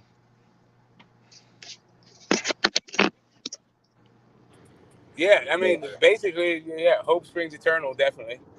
Um, but yeah, in this moment right now, um, yeah, my man. yeah, And cause I'm not trying to pin anybody else's thing to it. I use the term sparingly, and it's for events like this. They don't seem to happen very often, but they are happening. They seem to be happening more often now than in recent memory. Actually, it's only like the second time I've really evoked the term, the third time in 4 years. I don't use it often, but yeah, it's definitely reserved for the moments like this. I Just hit don't him see the with that. money. I don't see where the money's coming from. I don't rate Avenesian on the same level as a Errol Spence, and I know that the stakes aren't as high. how you So say you don't see where the money coming from, but y'all say it's an investment group. Like what? yeah, Why? investment group doesn't mean 8 figures. Investment group just means a group of people made an investment. Yep. I Y'all done got you. got Well, and trust expected. me, Y'all if done it got is an expected. investment group, then those investors are going to be looking at their financial records as to why it was infused and what kind of returns they received. I don't. I mean, at the end of the day, I don't really know about none of that till shit it possibly happened, like or whatever is gonna happen with the whole situation. I mean, I don't know. Y'all investigating and doing that. That's cool. But It be what y'all what's gonna still be ain't funny came is up with like, nothing solid to tell me, like this motherfucker, this or that. Like y'all called and y'all ain't get no answer. Y'all get the motherfucker on the line. Y'all do And that, yes, then we're I'ma trying know to for find sure. a Yeah, bunch of for sure. defunct businesses, bro. If you say if you tell me that your headquarters of BLK Prime is here and this is where you're doing business, and I go there and it's a defunct storefront and it's a completely different business, turns out that you're running both businesses simultaneously. And then when I look closely at your job title, you're working in 3 different departments. Marketing is not the same as operations. If those 2 departments are doing the same job, that means you're in a very small shop. Nothing yep. about this says 8 figures. Literally everything about it screams scam.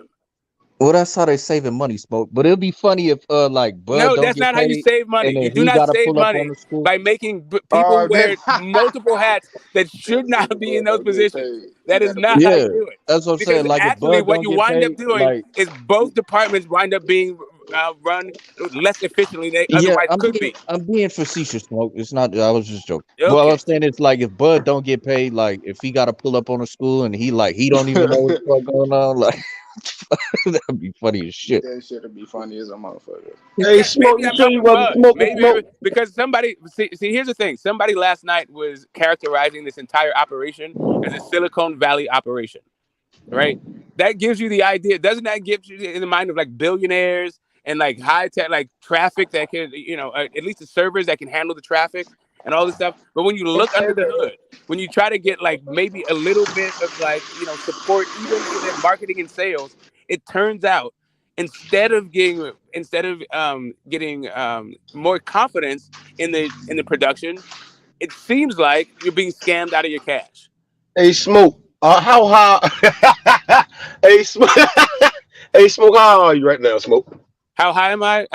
Not high enough. I'm about to go home and twist one. Hey, smoke. You gonna have to smoke about 3, 4 more blunts, man. Now, yeah, but hey, I don't think I can. Hey, I probably will get through I half of see this what next you. week. I probably will get to Right. half of Yeah. this, but Did I'm gonna eat y'all? some Mexican and Hey, all that what? stuff. Hey, Smoke. Listen, this is what I say to you, right? What's happening? Did you really read what you? Did I really read what? You talking about? So you saying did you look at the website, the decision website? The The BLK what? Prime.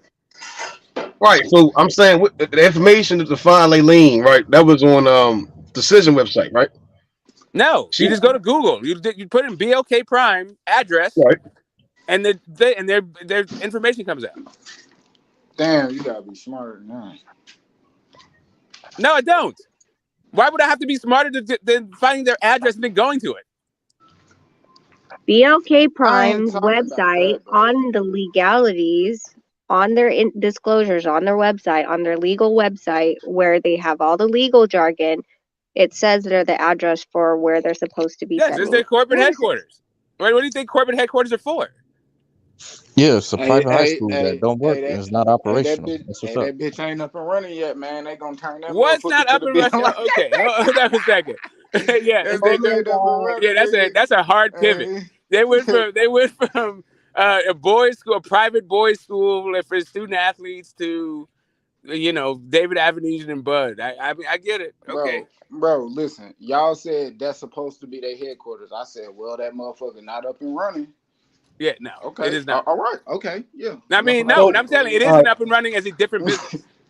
hold on, Smoke. Hold on. You That's just what So I'm said ain't telling you. nobody It's up been and in that running as a bitch. mom and pop school. Like, let me explain to you what's happening. Like, You it's said not ain't that it's just nobody like an been in that empty thing. motherfucker. They selling pounds out that bitch. I think they might be.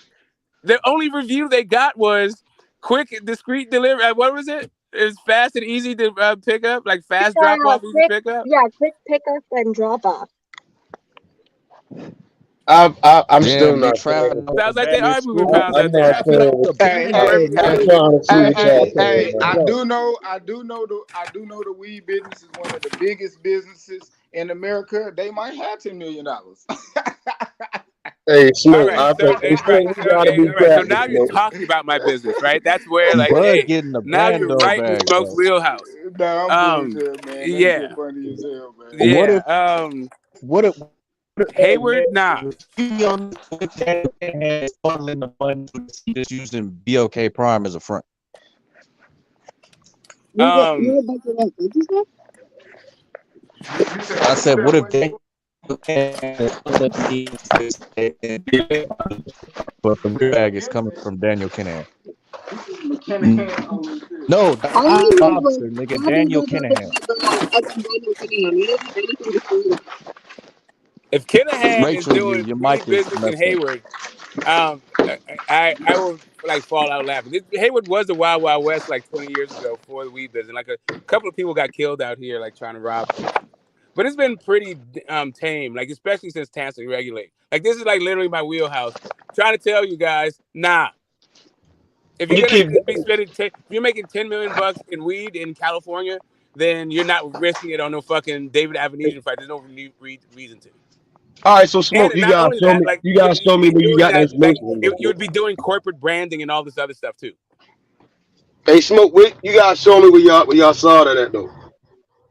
You saw what at? What y'all talking about right now? Because Okay, all right. I'm So trying go to to find it. go to Google, right? No, here, smoke. Let's make it Yeah. easy. Add my computer to this chat because it's backstage. I'll share my screen. Okay. That way you can see it. Okay. Hold on. Yeah, Method, they got the address. What are you trying to argue, bro? I'm saying, it might be. I don't know, bro. That shit funny for what I'm saying. I'm saying something totally different. That's why I'm laughing, bro. What do you mean? What are you seeing? What is the thing I, that you're talking about? I might be tripping. I'm gonna wait to see. Yeah. No. Share with us. Right? No, I'm saying There's no something gotcha totally. games. We're learning together, bro. Like I'm not like this is not like I did a whole bunch of research and now I'm like trying to drop a dime on like that's not what's happening. We're just like sharing information, sharing thoughts. Right. I'm on that. I'm on their site, right? And I'm just not saying that what y'all saying. What are you seeing? What are you seeing for their address? I don't see that at all. Okay, so what do you see for any contact information? That's what I'm trying to figure out where y'all getting it from. No, I'm saying from the website. You're on the website. It's public information. What do you see for the contact us? What's their contact info? Or is it like all of a Hold sudden on. CIA top secret? Like, you're on the website. Hold on. So you put in Black Prime address, right?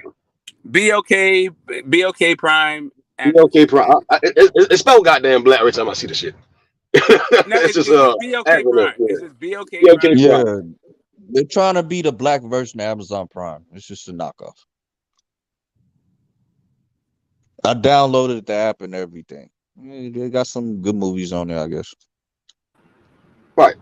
So where are they said they located in San Francisco, right? No, 913 B Street, Hayward. 13 B Street, Hayward. Hold on. This shit funny because I'm over here playing Ace Ventura with y'all motherfuckers. This shit hilarious. Hell yeah, that shit. You know. Let me ask you a question. Oh, that's where you got that thumbnail from. Okay, Method, I see you. I didn't God, catch boy, on. That's what's up. you gotta be high with smoke too, then motherfucker. I didn't My catch name it. Detective Method right now. Detective What? Method. All right. No, my Let my me yeah, go ahead. share screen. Okay, hold up. Window. I don't think and let's just do this. Who cares? I'll share screen it. Can you see my screen yet? See No, one. not yet, Rachel. I see it. All right. Oh, wow. Infinities. Okay. So this is BLK Prime's website. Okay. You have to go into terms and conditions. When you go down to the terms and conditions, these are all legal jargons that need to be on your website when you have a website, unless you want to get sued. Right. So ongoing cancellations, account and registration, collection and information, third-party post, advertising, change, disclaimers, liabilities, notices. All right, here we go. You may also contact us at where? Attention, copyright agent BLK Prime 913 B Street, California. That's not the only place that is in here. If you have an arbitration, then you also have to do the same thing and go to the same address. So where in here does it not say that address? If that's what the address is for this legal notice, a legal notice that has to be filed. Again, right here, here's an arbitration claim. Same freaking address. Okay? Attention legal department. So apparently they have a legal department, and what was the other department? Copyright department, copyright agent department. Attention copyright agent. So they have, two, I guess, departments at least in that structure. But I feel like you'll never see Lulu Shepard and those two agents in the room at the same time. Yes. Yeah, they probably come by once a month, pick up the mail. No, I'm saying they're like both that. Lulu Shepard. I'm saying all of these people are Lulu Shepard. That's what I'm saying. Yeah. So what he's saying is when you go into BLK Prime and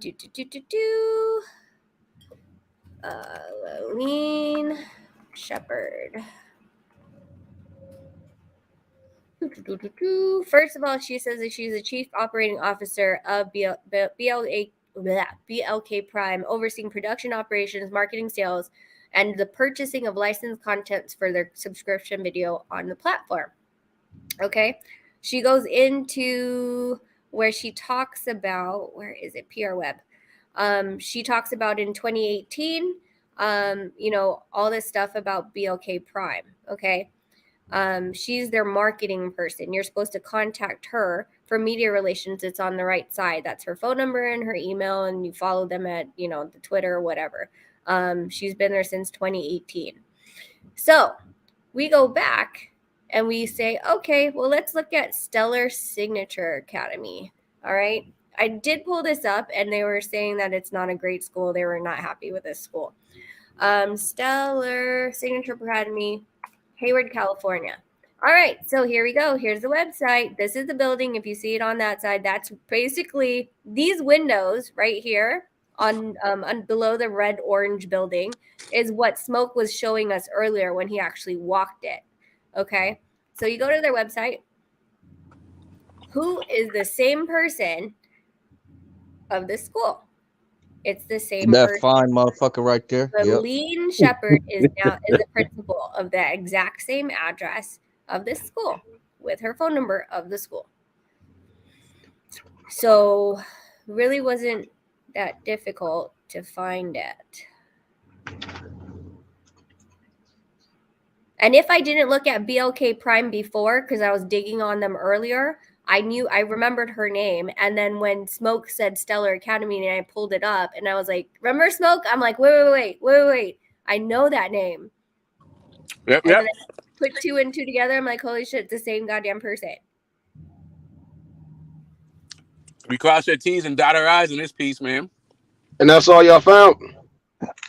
Yeah, one woman of many hats and many talents. Oh, that shit funny to me, boy. All but stops there. I mean, that's where I'm Terrence Crawford's biggest payday is coming from. Not Al my Heyman, question not is, Steven so who? Espinoza, not Bob Arum. This lady right here. All right, so who are you looking for? We're looking for BLK Prime. So, for example, if you do not, again, if I put down $40 and my stream when I'm on the app gets cut, right, and I don't get to see the fight, then I'm due to get a refund.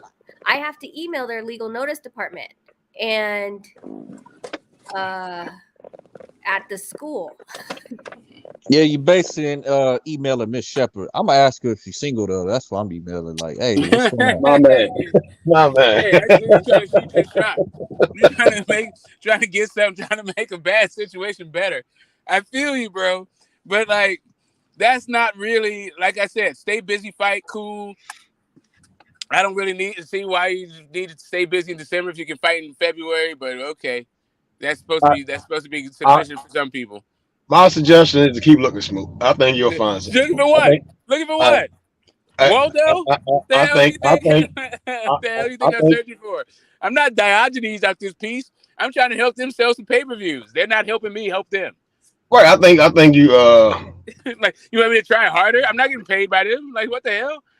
Okay then. So all of their employees on Zoom Info updated their profiles on Zoom Info August 2nd.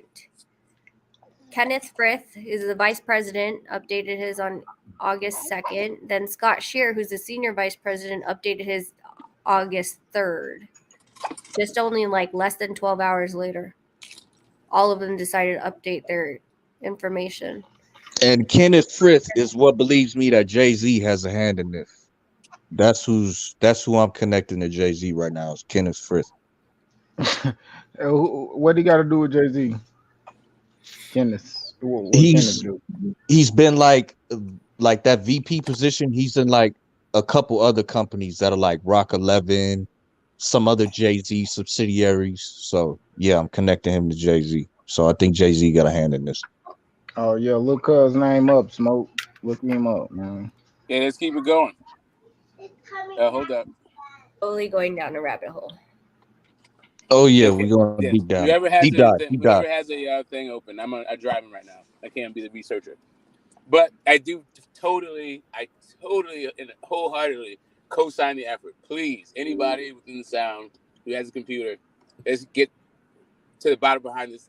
Bottom of this Kenneth Frith person. Is that Frith? Yes. Hold on. Frith. Search all employees. 6 people in North America are in BLK Prime. That's all? Let's put Kenneth Frith and Jay-Z. Let's see it.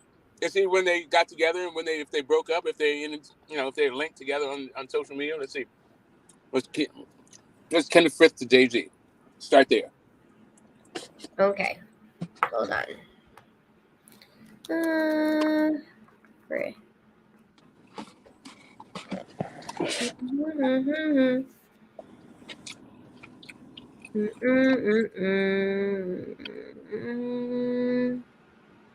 KF Bay Area Sales Associate, Winkler Real Estate Group, 8 Hearing Pops, Isaac Hayes, 8 Hearing Pops.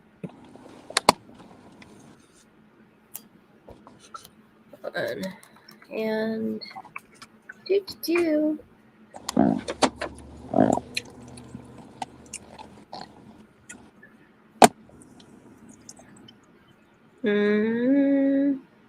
Just says that he's with Rock 11. He's experienced in real estate and sales and negotiations.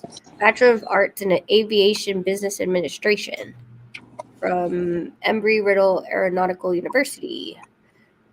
Background in film production, experience. Okay, let's see. Co-founder, Chief Executive Officer of Ken Henry Limited, Vice President of BLK Prime, Realtor, real estate agent. I knew there's some real estate somewhere. Called it. I'm not seeing though anything that's mentioning. Okay, how about this one? That's actually naming them in the same freaking sentence or article. What was his deal at Rock 11? What did he do there? Rock 11, he was, I believe, the vice president, co-founder and chief operating officer. Is that? Wait a minute. He founded Rock 11. Okay, along with who? Who are the other founders of Rock 11? Let me say. Okay, let me click on that. Rock 11. Hey, next episode, man, we gotta look up Al Heyman. You hear me? You know what I mean? Find out where he's staying and shit. See y'all employees. I have to have a subscription to that. Hey, you know what? If it's within pull-up distance to my house, you know I'm doing it. Headquarters. I need to find out the answer to Method's question. What's up with the schedule for the rest of the year? What are we looking forward to? We got 2 more months. How come I don't have a schedule until like January? What we got going on? Boston fans want to know.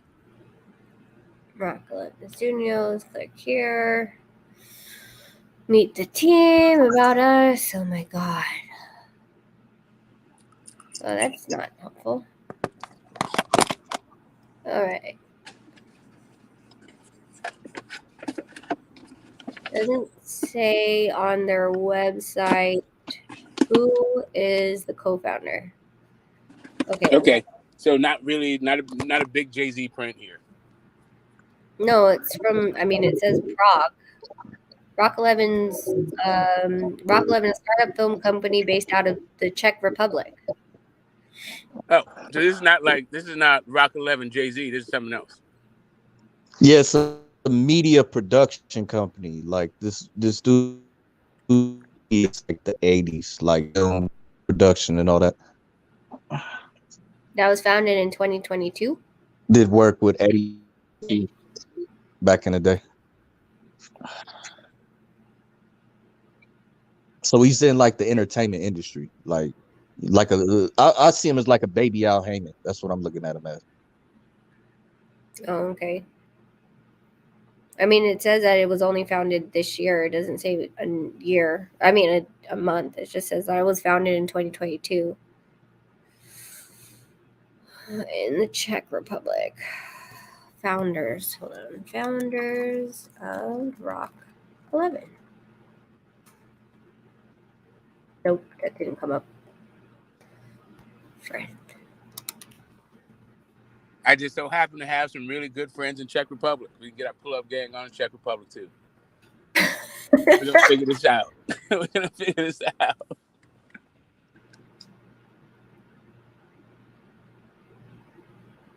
Doesn't say who the other founder is. Has the chief operating officer, CEO, everyone else. But I'm sure if I do more digging, I can find it.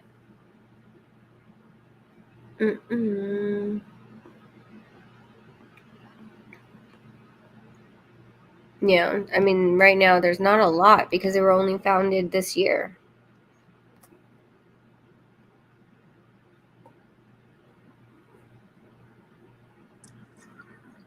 I wonder who's doing the hosting. I'm not trying to like get them hacked or anything like that, but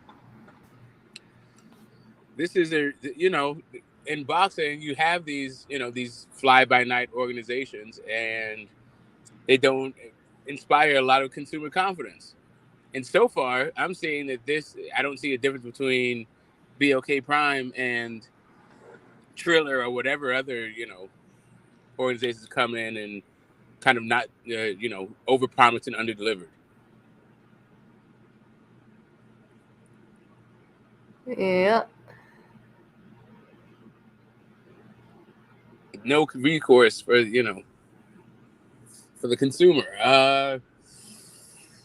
But if you don't give a damn, cool. It is what it is. Buyer beware.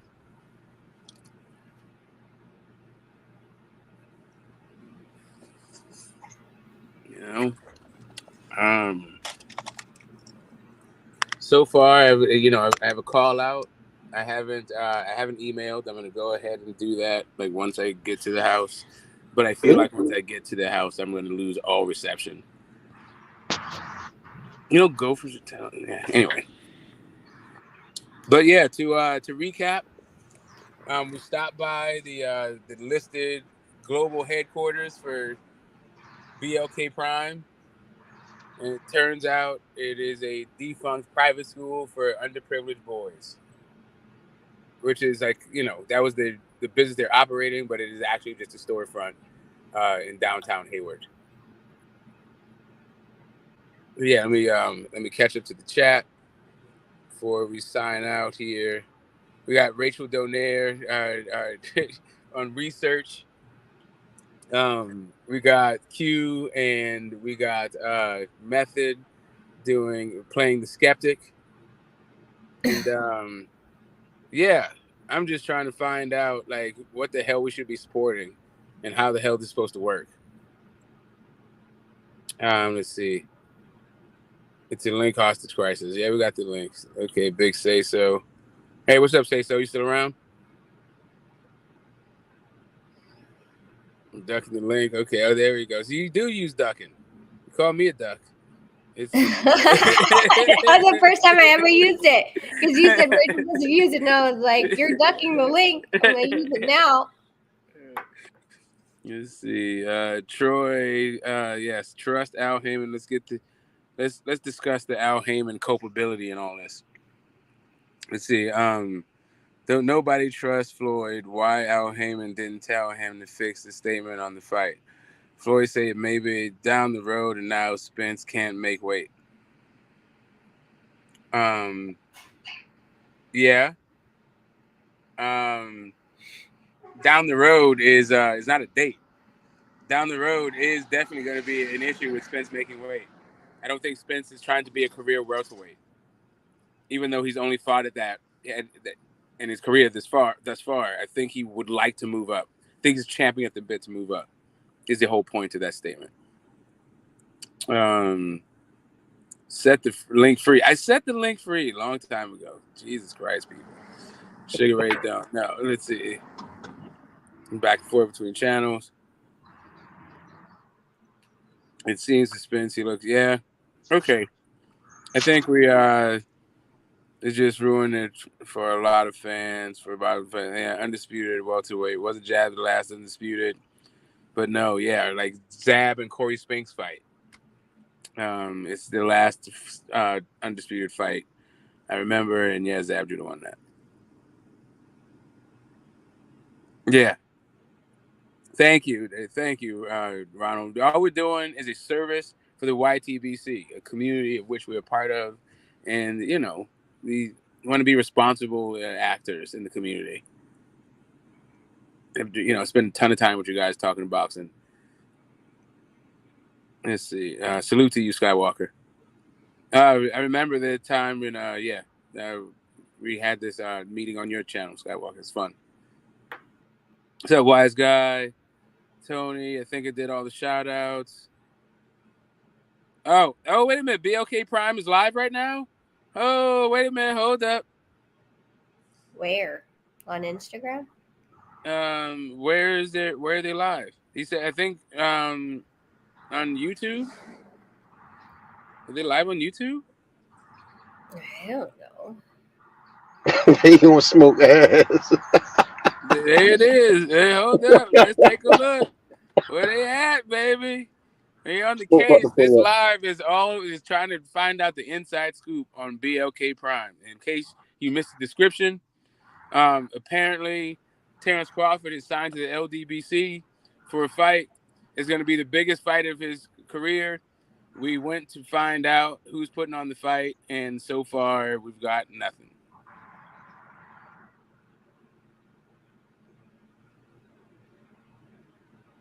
Yeah, so They're not live on YouTube. I don't see any hashtag Yeah, BLK Prime. like So. they haven't done a video in like a year, like on far as the channel, both the BLK Prime and BLK Prime Boxing. So yeah. Okay, wait, hold up, wait, Modern. You said that they were streaming live. What are you talking about, Ronald?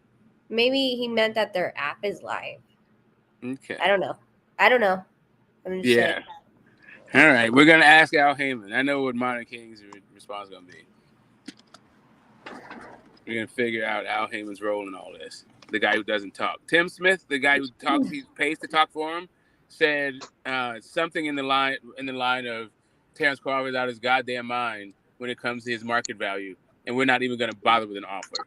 If you want to deal with that dude, go ahead. But we're not wasting our time with this shit. So I think if this is for real and we really want to push this issue, we should try and get Kenneth Frith on H Money. Like we could offer free promotion for this fight, like because that's the nigga who's like VP of operations and everything. So yeah, try and get at Kenneth Frith.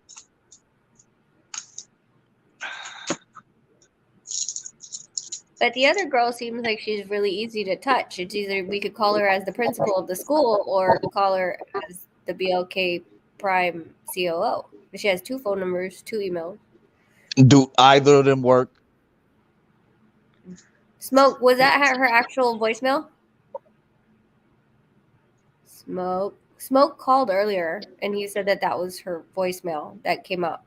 Or did it just say, please leave a message for 51096, some shit like that? Yeah. No, Smoke said it was, I don't know.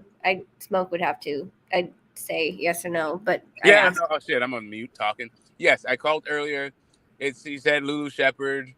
It was a person. I will say that the storefront, you can, play back gang. I'm no longer in front of the school, but it did not look like a safe place for people. It looked like perhaps if you're like abducting children, it would be a perfect place for that. Like it was behind a gate. It was closed. The storefront looked like it hadn't been there forever. Like I wouldn't be surprised if there's a human trafficking ring on the other side of those doors. Oh, Modern Kickboxing just said it's on their website. You can interact in comments if you purchase the event. I see people in the room. Oh, okay. So we need Mr. Shelton to open this key up for him. Like he bought the pay-per-view, and we need his access. Shelton. Yep. I mean, you know what? Fuck it. I got $40 to burn. Why not? No, but I don't think you have to drop $40 in order to get to the access. No, I think you do. Yeah, you know what? Yeah, I feel like it's a scam. Mr. Shelton already did it. No, I don't have $40 to burn. I just changed my mind. Goddamn, you lost faith that quick. Goddamn. Yeah, I feel like I said I got $4 to burn and $36 to improve my life. Right. Yeah, that's the metric. If you subscribe for $3.99, do you have the option to do that or no? Or no? We can only interact if you buy a ticket. That sounds like some more of a scam. That's the other part of it. Like even interacting with him is behind a paywall. Well, don't you want to be a part of the Terrence Crawford fan club, Smoke? You got to pay the fee. No, wait. So you guys, what I think they're talking about is what it says on BLK Prime. You go to pay-per-view and then it says BLK Prime and it says live event December 10. And you click on that and there's people chatting, but you can't, there's nobody live. It says live starts in 47 days, 3 hours, 40 minutes, and 19 seconds. Oh, okay. But people are chatting on the side. Okay. They're just in there chat. Right? Okay. Because I don't see anything else on their site. That's it. Yeah, that's it. People are just chatting there. What's the thing? Don't you pay $40 to get access to the chat? you have to sign in to. Please sign in. Hold on. Let's see what happened. Log into his existing account. So I have to sign up to chat. Yeah, I already signed up. But if you talk about people chatting, I don't see none of that. So you got to pay that $39.99 if you want to get access to a chat and what it's looking like. Oh, so you have the $3.99 monthly, but you didn't purchase the pay-per-view. So you're saying you have to purchase the pay-per-view to get into the chat. I'm assuming so. That's what it's looking like. Okay. What's up, man, Chad? I don't think I want to chat for $40. So Yeah, I wouldn't waste the money on it. I don't know anyone in there, and it's not even it's not even a lot of people. It's 1, 2, 3, 4, 5 people. We got more people in our chat. Yeah. Yeah. Okay, and this is going to get like we're gonna circulate this one for a minute. I think we're okay. Let me. Yeah, go ahead. I was gonna say this. Let me come at this a different way. Let's say BLK Prime successfully pulls off this event. Isn't it something we should be supporting as another avenue to put on boxing? Yes. I am literally trying to support it. I'm doing my best. I mean, the thing is that like what happened. I mean, I guess if you want to call it like this, it's like when you shame on you for fooling me, whatever. Shame on me, shame twice, whatever crap. Right. So when the whole Triller thing, everyone was super hyped. I was super hyped about it. I was like, oh, look, the different avenue, more viewers, different platform, all excited about it. And then they failed us on numerous times. And the last we spoke to Tyson, this is probably like a year ago now, he hadn't gotten his side of the pay-per-view. He wasn't fully paid. He was still going after Triller. So, things like that where, at least from the boxer side, like, and you saw how many times the Teofimo fight got canceled and then basically just got run off anyway. They dropped the bag and was like, whatever, we overbid and we don't want to do it anymore. Like, that's sad for a fighter. You know what I'm saying? Like, you want to believe in the best of everyone. But these guys are, like I said, there is no money up front. It's, once you step out of the ring, then you get your quote unquote guarantee or your paycheck or whatever. You don't get it when you sign the contract. So you literally are going off of off your good faith that you're going to train for 12 weeks unpaid and hope that this is legit. That's where I'm coming from. I mean, I really hope it's legit for his sake. Yeah, hopefully, Bud's first venture in the free agency successful. Who knows? Yeah. Good luck. Y'all funny today, boy. Hey, shit. Hey.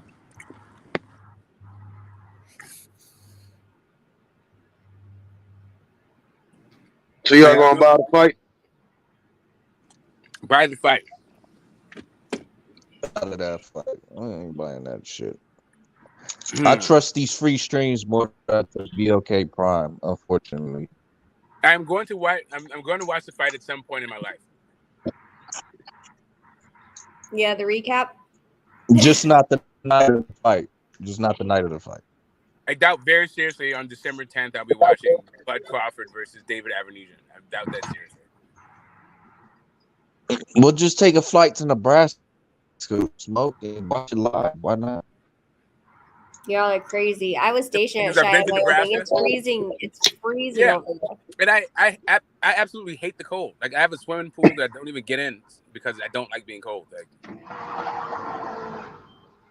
well, it's getting cold here in Maryland right now. I'm used to it.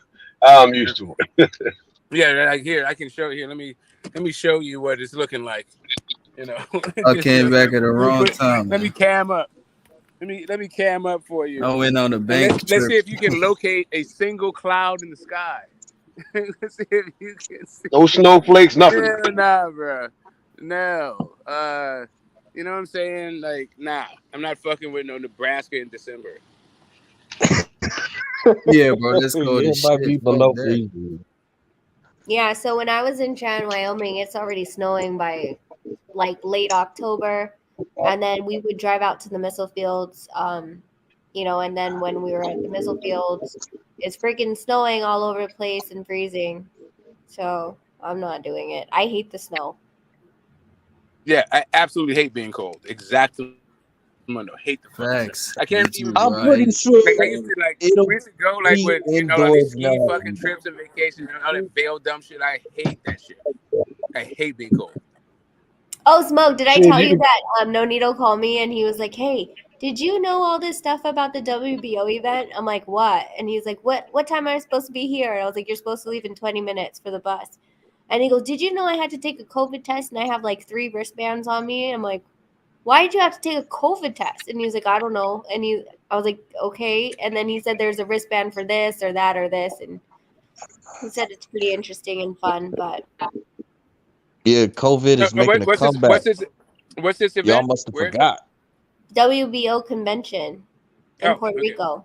okay. Yeah, I sent him to that. They said they'd send us both plane tickets, but I denied mine. I was like, dude. He's like, okay, we'll go there, then we'll go to the BC, then we'll I think he wants to go to the UK, then then the WBA. I was like, listen, no. I was like, you go to the BO, I'll go to the BC since it's in Acapulco. I was like, I'll think about the UK and we'll go to the BA. I was like, I'm not doing all this. I'm like, what the no. Have fun. So I put his ass on a plane and Hit the he Four went. Seasons. Hit the Four Seasons. Chill. Which In both of them actually. the BO? I don't know where the BO one is. I thought you said Acapulco. Oh, Acapulco it's not at the Four Seasons. No, I'm saying you can head. I said you could chill out at the Four Seasons. Not that the event is at the Four Seasons. Oh, yeah. I mean, I'm just saying I don't like traveling that much and not back-to-back trips. So I told him he could go. I was like, go. They're like, he's like, they're going to fly us both out. I was like, I don't want to go. I was like, you go. Sounds boring. Huh? Sounds boring. Are you guys petitioning for something? I mean, that all of the sanctioning about all the stuff that's happening is underneath the wraps until everything comes out, until I solidify everything. Okay. So it's you're trying to do business with the sanction bodies. Uh-huh. And all right, so the sanction bodies, can fighters, or not even can fighters, do fighters typically represent themselves at these conventions, or is it like a promoter that represents their interest? The fighters can. I've seen fighters do it at these conventions themselves. And you know, the thing is with all of these back to back, which is what drives me nuts. I'm like, why couldn't you guys space it out like one every quarter or something? Is that most of these promotional companies can't go to all of them, so they'll send a representative, you know. I know Probellum is sending one of their guys from New York. Richard's going to the BC one, which is the one I'm going to. So you don't normally see like, you know, the head of a promotional company, jumping to every single one of these events, considering they're all over the place, like Puerto Rico, and then Acapulco, and then WBA is in Orlando, Florida. So it's all over the place. Yeah.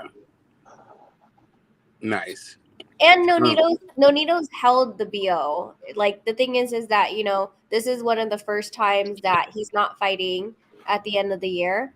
And being that he's held all the belts, he wants to be able to, you know, pay respect back considering they invited us.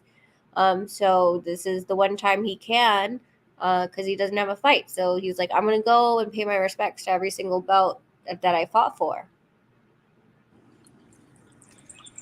Retail politics. I didn't say that, you did. No, I mean, wait a minute. You give back. Yeah. I mean, he's good with all those belts. He's never, Nonito's one of those hard people. When people don't like Nonito, I'm like, okay, well, what did he do to you? Because he literally is the easiest person when it comes to freaking, all the fanfare and the politics of the game. Shout out Nonito, man. He kept his fucking word, man. Way back then, when YB's channel, before it had 2K, I was telling him, bro, let's make that Chocolatito fight. And now he's standing on it. Shout out Donaire, man. Shout out to you, Rachel, as well. Thanks. Yeah, I can't wait to. I think that's one of the ones that I'm trying to put on the calendar is to go to the Arizona fight, the Estrada versus Chocolatito. Because we were there at Hermosillo when Estrada fought in August. So, kind of want to see the next one up close. Is this a unification? Estrada Chocolatito? Is that a unification? It was ordered by the BC, or he'd lose his franchise title. It's not a unification. Chocolatito, I don't believe has a belt. No, he ain't Am I got right, no belt. Yeah, so that's the reason, like, people have asked us to go fight Chocolatito, and I like the fight because it's, future Hall of Famer versus future Hall of Famer, but no belt. And that's the only reason we're even going down to 15 is just to grab the belt. So it's a non-starter fight. I think he has a diamond belt, Rachel. I think So that's what he has. He doesn't have a recognized So title. you'd want to pick up that franchise strap. He had that diamond belt when he beat Julio Cesar Martinez, but I mean, it's not a real belt, but he had that. That's all I'm saying. Yeah. Yeah, no, he wants a full belt. It's, like I said, he just wants to touch it and let it go. That's it. He doesn't want to stay there. He doesn't want to do a let's stay busy fight at 15. He's like, nope, I'll touch it once and I'm letting it go. He's like, I'm not doing this. And I was like, okay, cool. Whatever. So. Interesting. So it's crazy that the fact he can still go down there, Rachel. How can he even make that shit, that weight? That's crazy. Have you seen my youngest son? Fought at 126, man. Like, what the hell? I know, but you haven't seen my youngest son, have you? He's 7 now. He's super, like, if you look at that old picture of Nonito and Dre, Nonito was skinny, just like my youngest son. And when he was at 26, it literally was like, it was hard for him to freaking keep that weight on because he walks around at 135, 37 at most. Without camp. When he gets into camp, he automatically just naturally drops to 129. It just because he's training, right? Just from the sweat. So we've said, like, I think the first one, he was 116.8 or something like that. He had to drink water, and then he came up to 117.6 for the weigh-in. This last time, I think it was 12 o'clock. He had to weigh in at 1. I woke him up. I was like, dude, you have 2 pounds. So he's 120. He's like, okay. And he cut it in 5 minutes. Dang.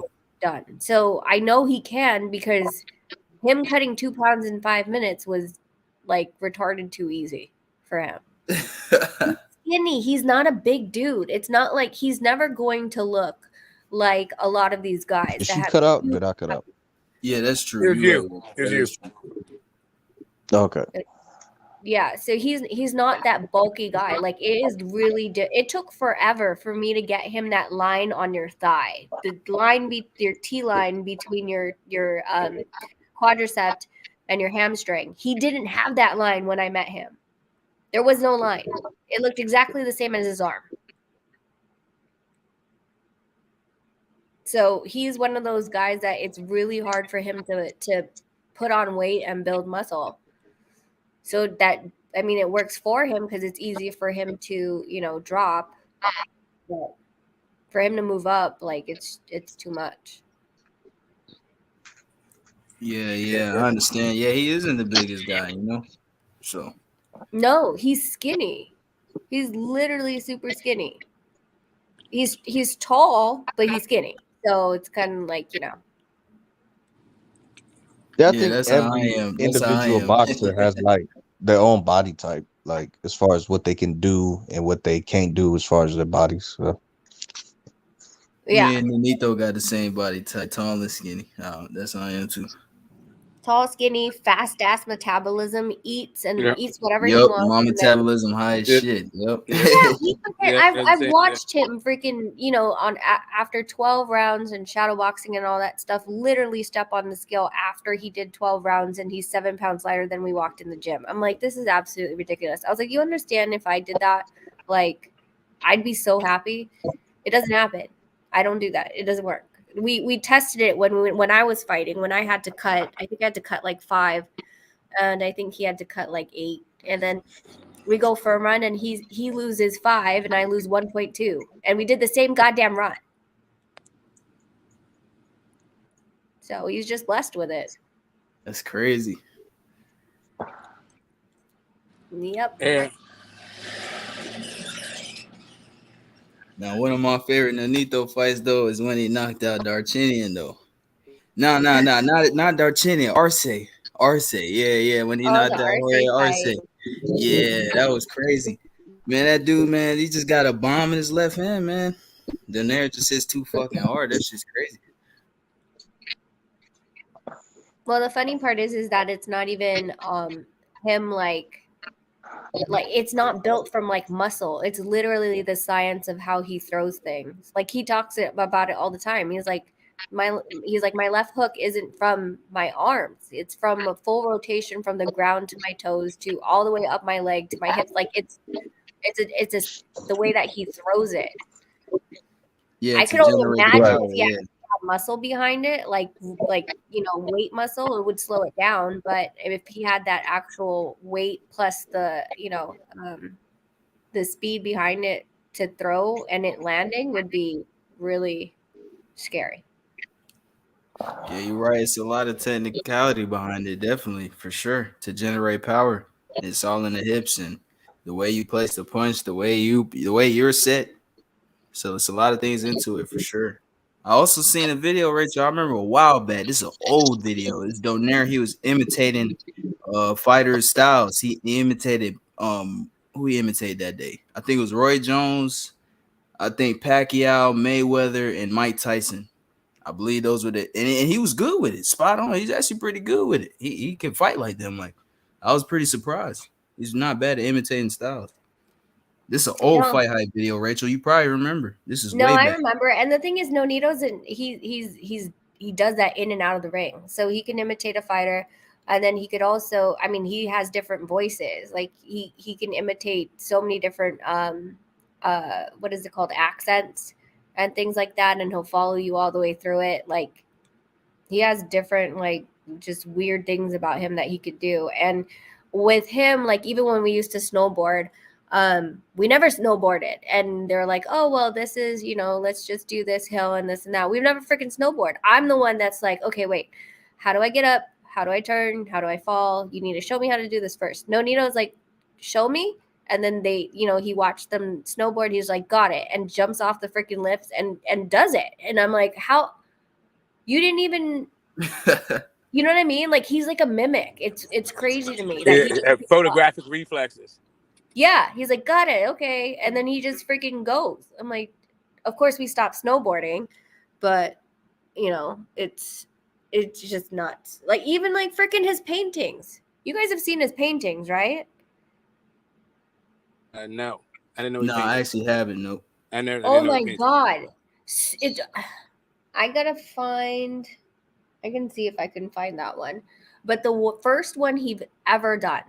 I was sleeping in the living room, and I was breastfeeding my firstborn. It was like 11 o'clock at night, and he goes, I said something about I wanted a Buddha painting in the sauna room, our little like meditation sauna room, whatever, stretch out room. And he's like, okay. And I showed him some on the internet. And I was like, I want to buy this. And he's like, I'll paint you one. And I was like, what? I was like, you don't know how to paint? And he was like, well, I mean, I can try. So he went to Walmart, grabbed a canvas, and freaking comes out with this Buddha painting that's shaded black and white. And I'm like, if I wasn't waking up every, couple hours to see that it was being constantly worked on, I would have thought he bought it. Hold on. I'm going to go see if I can find it. Hold on. I gotta see if it's framed up. Take a look. Oh man, this this live took a very strange turn, and Phantom, I don't I know where left you for a are. while. I went to the bank. Yeah, man.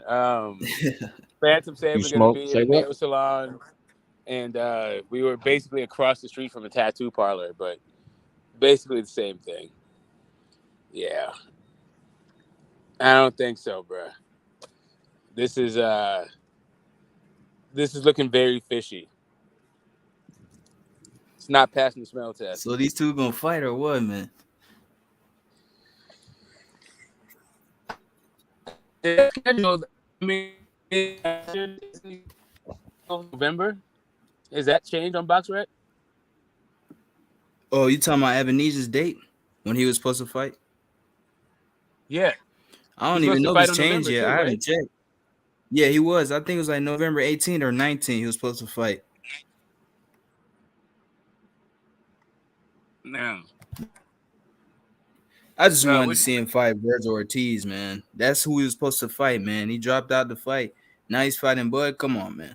I didn't want to see that, man. I wanted to see him fight a young gun, bro, and try and give the test for the young guys, bro. Not challenge for the title, man.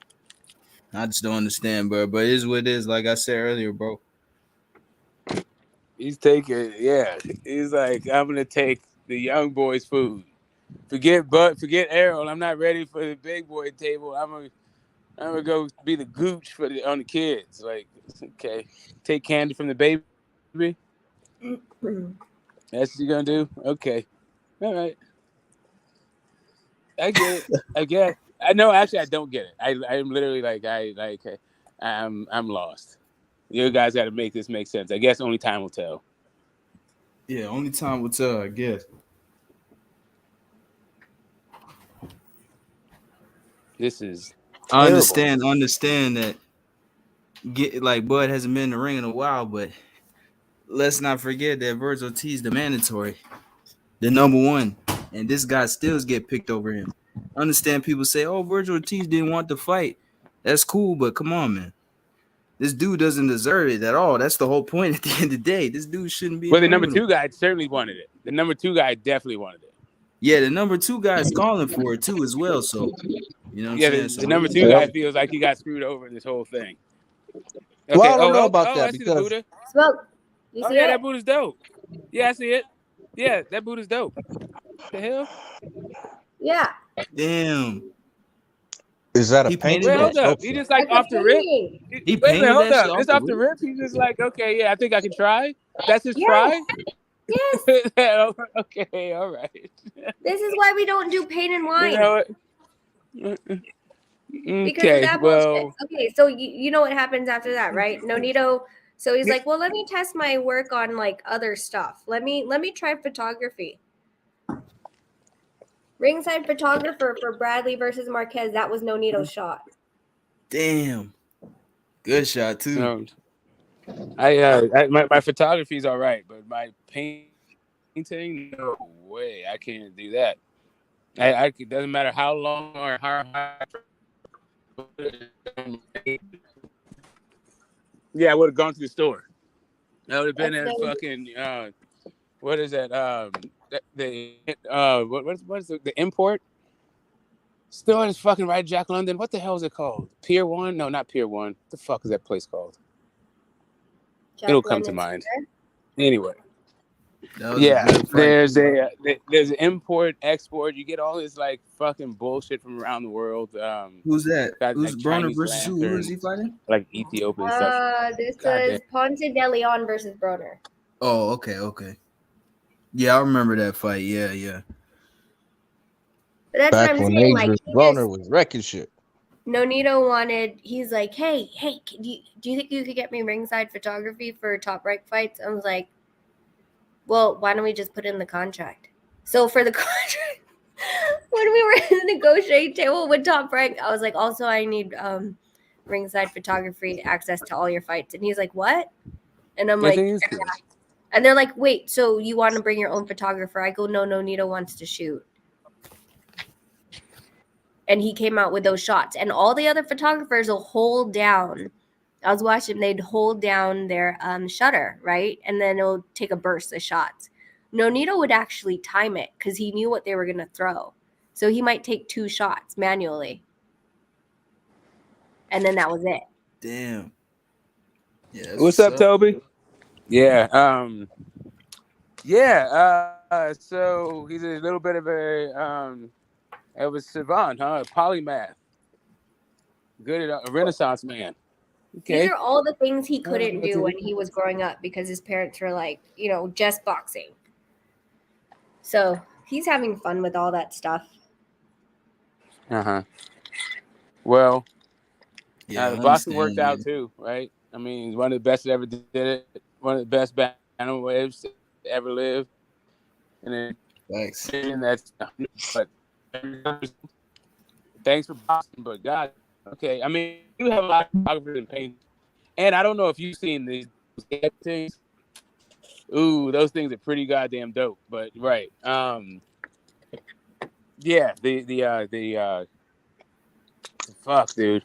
I don't know where I was going with this, but I mean, he's very talented. Jesus Christ. I got a question. Do we know if this Bud Avenesia fight is gonna have any kind of undercard at all, or is it just gonna be them 2 niggas fighting? Bray Norman is fighting on it. No, they gonna have an undercard, bro. Ain't no way. There was one person announced, right? Bray Norman is fighting on it. Okay, so that's one. What else we got? Yeah, but I mean, shouldn't you spell the name right? I played high school sports, and I didn't mind when they spelled my name wrong in the newspaper after scoring something or doing something cool. But like, if you're a professional, you probably want to get your name spelled right, especially if your name is Brian, right? How'd they spell it? More convenient. I don't know. Brain. It's brain. It's fighting.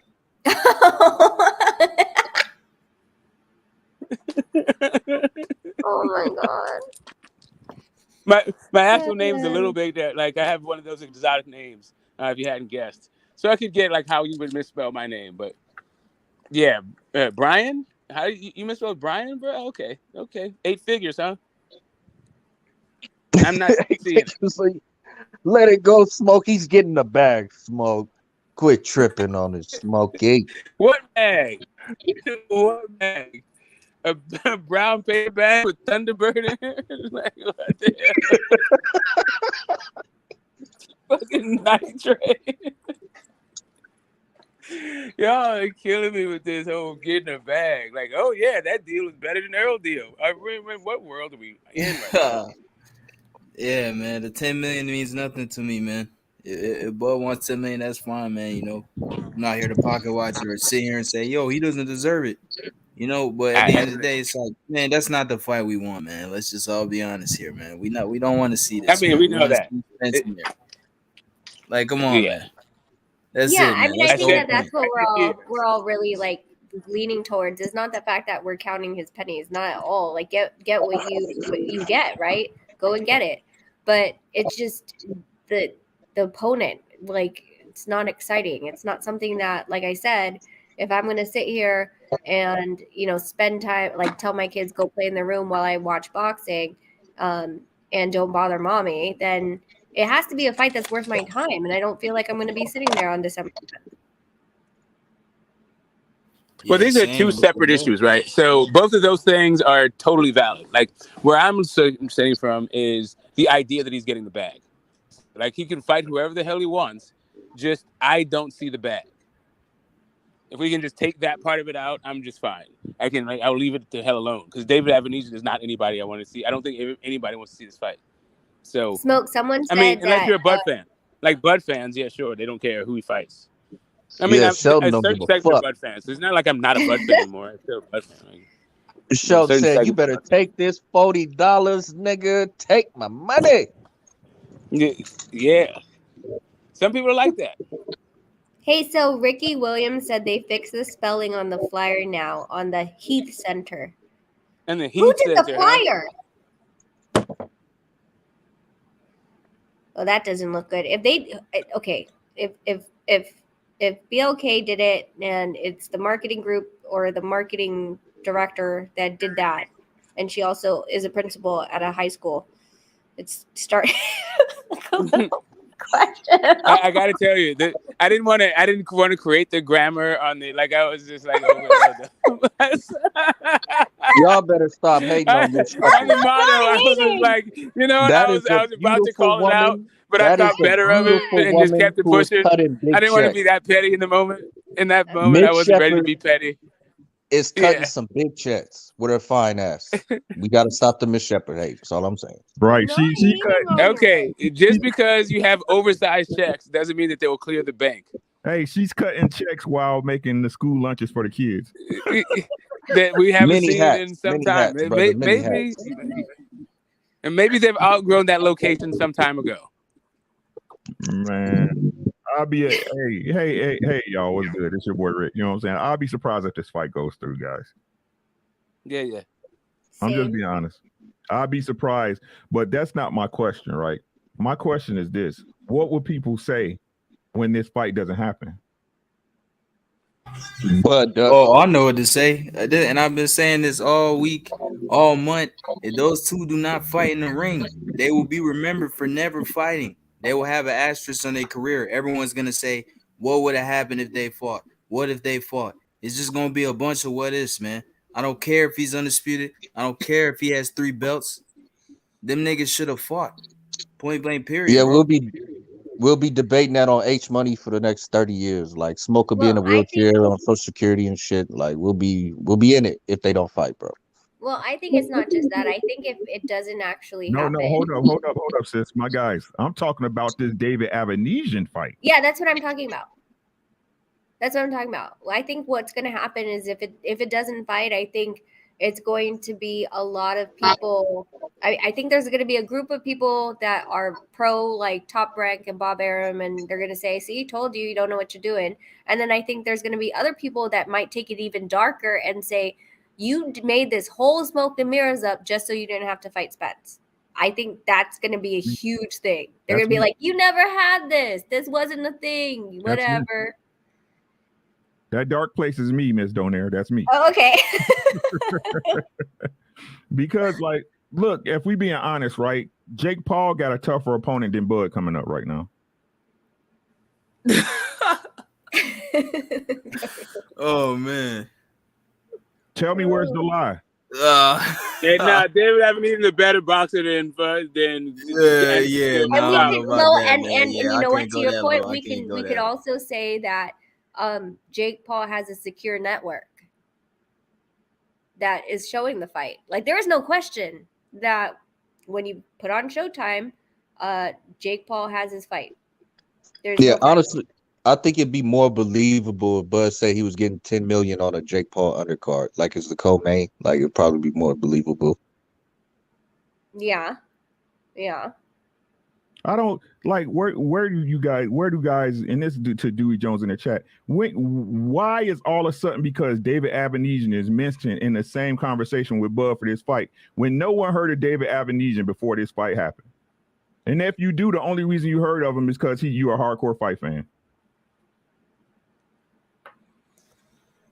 Yeah, that's true. It's just funny how to me, like, again, everything seems to get validity because Bud does it. Where if it was any other fighter, if this was Nonito Donaire, y'all be calling Nonito Donaire a duck.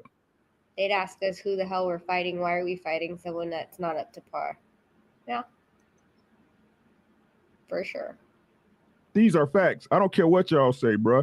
No matter how y'all put it, no matter how y'all try to slice and dice it, bro, Bud walked away from the table. Nobody else. But we can't say he's walked away from the table yet if they still negotiate. That's They're not negotiating still. What are y'all talking about? He has a revised contract he's sitting on. So why don't you sign it? This what y'all. That's on him. Shit, no, I don't know. okay, that's what I'm saying, right? So let's stop using these minuscule arguments to try to justify what this man did, which is duck. No matter what nobody says, he ducked. But here's the thing, though. Even with that contract, it's still probably the fight's not happening until next year. Like the fight date. Let me tell y'all this right Definitely not happen November 19th. Guys and girls, this fight isn't happening, period. I don't think so either. I said that too. This fight is not happening, period.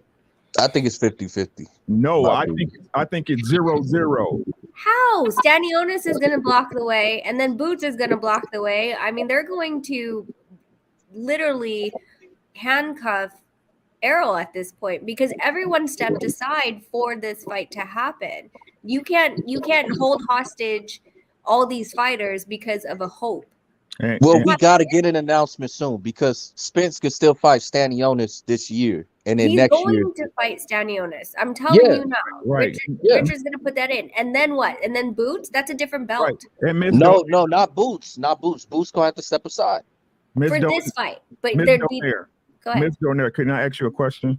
Sure. What's the point of Errol fighting Mandos when he's never going to get undisputed? No, I understand. That's why I thought like 2 years ago when they had that conversation in Puerto Rico and they said all these sanctioning bodies said that they were going to play nice together and, make a pathway for an undisputed belt. I don't see that. I still haven't seen that really in effect to really help these fighters, get that belt by, what their quote unquote agreement was before 2 years ago or 1 year ago. It still hasn't been shown because now look, like we're saying, he's going to have Stanionis, and then Boots is putting him in his. At one point, there's going to be a fight between the sanctioning bodies. Like, you take that fight, you're dropping our belt. Mm-hmm. And then there goes the undisputed. Well, I mean, if he fights Stanionis this year, he can still fight Crawford next year. I don't think that prevents that. He would have Boots to deal with. But still, Boots can. Whoever wins has that option to fight Boots or not, or vacate all the titles and move up. You know what I'm saying? But then, what would be the point if he vacates the titles? It was for undisputed. That would be after. That would be after the undisputed fight. That's what I'm saying, Rachel. After undisputed. I'm telling y'all right now, this fight's not happening. I bet you $100 this fight never happens. Because the belt still would have the mandatory. Whoever wins, you see what I'm saying? Like the mandatory would still be there. The mandatories will still be there, but if he drops any of the belts, he won't have them.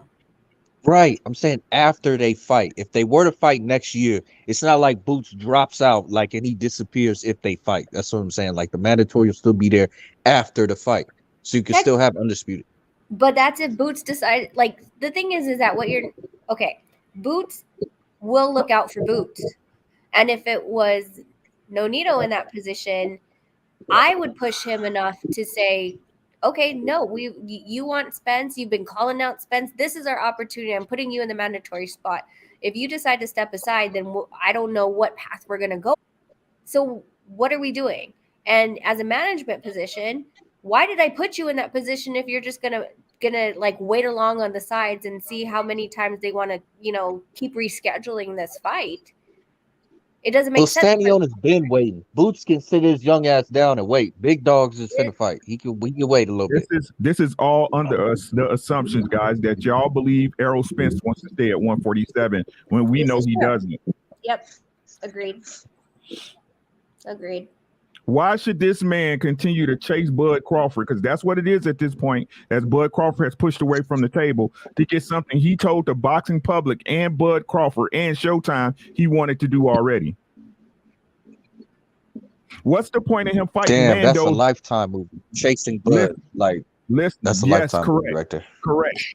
At this point, once the negotiation starts and he sent the offer, he's chasing Bud. Right? So y'all keep talking about Mandos. What's the point of him fighting Mandos when Bud don't want to give him an undisputed fight? Yeah. Well, we talking one Mando. Stanionis. That in my hypothetical situation, he got Mandos, Stanionis. He has two Mandos. He has Boots and he has Stanionis. I'm saying in my hypothetical. Oh, okay. One fight this year and they fight next year. That's what I'm saying. One Mando this year and they fight next year. I don't know why that's out the realm of possibility for that to be the case. Yeah, it's not out the realm of possibility, but I don't think it happens right then and there. But hopefully it does, man. You know what I'm saying? But I don't know, man. I'm not sure, man, at this point, man.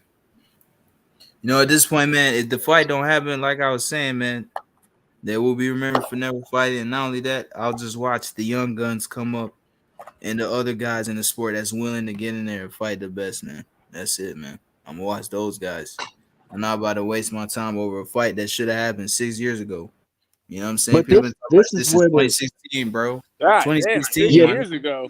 this is where the No, discussion 2016. Bud was still. 5 years Bud ago. didn't even. He was undisputed in 2017 at 140. When did Yep. he Y'all beat got Jeff your Horn? When he beat Jeff timeline Horn? messed up. When he beat Jeff Horn? Here's really what's happening, and this is like When straight he up, beat and Jeff this Horn is the though? What part year was in that? What history year that was he gets beat Jeff overlooked. Horn?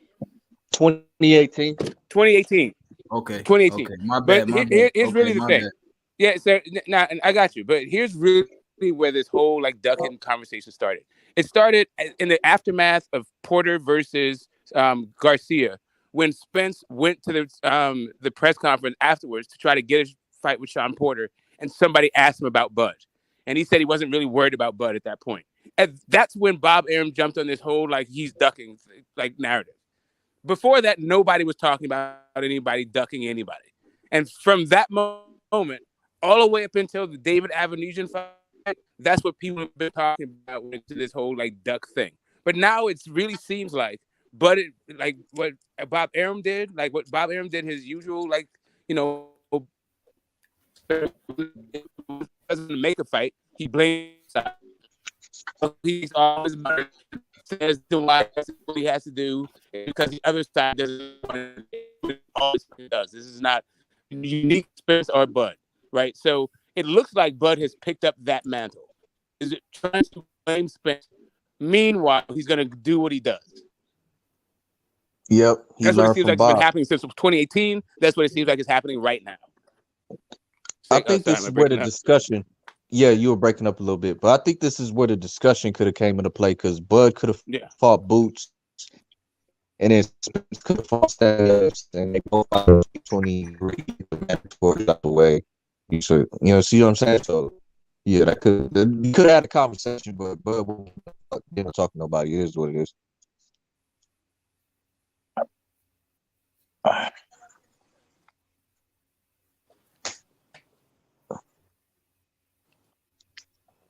Anyway, I just got something to say, Cook. I'm at the house, so I got the spotty reception. Go ahead. Yeah, man. I was just saying, man, they just need to fight, man. The simple as that. I know I keep saying it, but they just got to fight, man. That's all we got to see, man. The Bud Crawford or Spence was in the division right now. If they didn't, let's say they didn't fight like a year from now, bro, I'll be cool with Virgil Ortiz and Boots trying to challenge for belts and Stanionis and Bootai. Shit, I wouldn't trip about that shit, bro, because them niggas look like they want to fight, bro. These other dudes, I don't know, man. Yeah, Boots. That's why I said, like, Boots, you could have taken him out the equation entirely if Bud wanted to fight him, but he chose David Avenesian, which I can't even blame him for, because after a layoff, do you really choose Boots over David Avenesian? I don't think so. If you ain't built like that, you know what I'm saying? What you think about that method? Man, y'all out here capping, man. Y'all selling me both tickets, man. Stop it, man. I think the fight gonna happen. It's in the best interest of both fighters. They fight. I'm not saying. I think the confusion that everybody's trying. Well, why is Crawford and Avenesian being announced? And I'm always keep pointing the ticket towards as everybody want to say. You need to figure out whatever the fuck the confusion is and solve that shit immediately, bro. Immediately before it goes to shit's creek. You get what I'm saying? I think what's his name? Espinoza made a great point. None of them came out in the open, talked about details, anything. He said he's still hopeful for the last time he really said something. That November shit wasn't factual. And what else he said? Yeah, I mean, and if it's true that they're supposed to be looking towards the first quarter, I mean, they still got to do the with the cameras and all that extra good shit that they do to make the fight and present it, and fans get to interact with these guys for that fight. I think that's something that fans kind of like forget. Like, we think that they just going to throw two guys in the ring without any all access, press, and all this other good shit. And we talking about two top of the tier fighters in boxing. Then we're not being realistic. You get what I'm saying? The shit gonna happen. Yeah. Floyd came out weeks ago saying it's just not gonna happen exactly right now. Like it's impossible to put that shit on at that magnitude. Like we announced it in October, then here you go in November. Like that shit's that's cap. You get what I'm saying? Or any of the other shit. But it's gonna happen for sure. I think we just getting hella impatient, and I'm part of the impatient crew. I think they could easily do a press tour for a couple of months. But both fighters had to be they probably got damn near have a big ass brawl. Bernie and Derek James get the rumble or something. You see what I'm saying? Is I think the fight is selling itself. It's going to sell itself. It's in a great position. I get the frustration, but I'm not on the side that it's not going to happen, or Earl should just give up on the fight, or Bud should give up on the fight. I think that's ludicrous. You see what I'm saying? I think that's living in an unrealistic world. Both guys have been boxing all their life, and been maintaining that prestige they have always had. Yeah, I don't think that this situation necessarily prevents the fight from happening, but it throws a little salt in the game. I'll say that what Bud is doing, but you can't underscore the fact that he probably is the one who's been holding up negotiations this whole time, and it came to a point where it can't happen this year, so they gotta do it next year. No, I wouldn't. I can't say that. Again, I can't say that he's the one holding up anything. That's based on what Espinosa was saying. That shit retarded. You see what I'm saying? At that point, it gets retarded. As he said, the shit not gonna happen just like that. You get what I'm saying? Oh, they talking, and them guys at that magnitude, because it's not no ordinary fight. You get what I'm saying? Jamel Charlo Castano, it can maneuver a certain way because it's still not to that magnitude of Terrence Crawford versus Errol Spence. You get what I'm saying? We talking about the welterweight division, one of the glamour divisions of boxing, and and then there's a lot of other shit going on. I mean, we kind of did forget they were talking about the Kinahan shit and all that other shit. So yeah, and it's just a lot of extra shit on the back end, not like back end pay, but like the back end of shit going on. It seems like a lot of the shit going on is on Bud's side, though. That's what I'm saying. Like Spencer's over there chilling, cool. Like nigga, when we gonna fight? Like I'm ready, bro. Like I mean, a lot of that's this shit perception, has to do with though. Bud. My perception is that like we got bait and switched. We were all like invested into watching this fight, and then instead of the announcement coming, because of course, like Spence was like, "We're waiting. We sent it to him 3 weeks ago," and we're like, "Okay, is it gonna happen? It's gonna happen because this is what we were all like so hyped about." And then they're like, "Yeah, I'm fighting David Avenesian," and we're like, "What?" That wasn't why we were even hyping it. If we knew you were gonna fight him in the beginning, then we wouldn't have even been talking about this. You know what I'm saying? I just feel like I got switched. That's all. Well, yeah, that's exactly what happened. Bud did that magic trick. You know what I'm saying? Where he showed you what was in the right hand, but really it's in the left hand. Like, yeah. One of those while supplies last offers. Yeah. But I expect Smoke to be angry though. Smoke he a long time reigning Al Heyman bodyguard. Even Oh, really? you say PWC, Smoke get mad, man. What's funny is you didn't tell me that I'm a long-suffering Bud fan. That's kind of interesting. I can't tell, man. If you're a Bud fan, he ain't done. I think that's where the confusion comes from. And it's no slight to Earl. Only one I've seen make foolish decisions outside the ring is Earl. And I always gotta hold that standard. Same way I was pissed off with Shakur missing weight. It's just inside the ring. You get what I'm saying? When it comes down to inside the ring, I've seen Crawford maintain that clean image. We always give LeBron James that respect, and I think Terrence Crawford deserves that respect. And I understand some guys, they got that hometown or whatever they got going on bias, but you always got to respect the fighter, the person that takes his business serious and his lifestyle serious. Both fighters embody some real like core principles of my hometown, the Oakland, right? Like that, I think both of them show me, a little bit of home. But yeah, I'm just saying, I just have a definition. I don't use it often. It's kind of a weird thing. Like I don't call people bums, right? I'll call somebody can maybe, but I won't call them a bum. It is what it is when it comes to the whole like ducking thing. I just don't see how David Avenesian in any way, shape, or form measured up to the Errol Spence fight. And that was like right there, especially if you're at the end of your career, you're trying to like have your last lucrative fights of your career. David Avenesian doesn't like cut the mustard. And when I saw BLK Prime, I was like, okay, let's see what they got going on. Let's let's check the hood. Let's kick the tires. Let's see what's up. I have not been reassured, right? And I haven't been consoled. Instead, I have more questions than ever. Like it just seems like what the fuck? Like if you have 3 or 4 fights left in your career, why is David Avenesian one of them? Just hit him with that JFL one time, Smoke. Bud Crawford. Hey, shit, I get that. That's a good.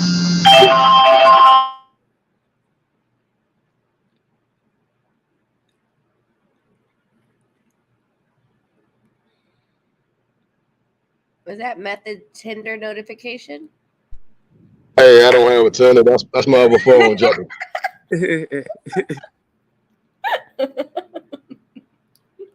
Oh, there's Champ Ross. Champ. You're right, Champ. Champ, bro. It was that school. It was totally the school. So what year did you play against them when you coached against them? Oh, man, I was hoping you'd show up. It was totally Stellar Academy, man. It said it's across the street, but it was that spot. Please tell me what year you coached against them.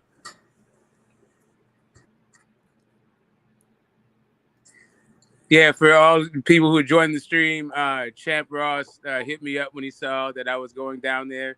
And he said, yeah, I saw the pin and it said Stellar Academy. I used to coach high school basketball, and we played against Stellar Academy. This seems kind of strange.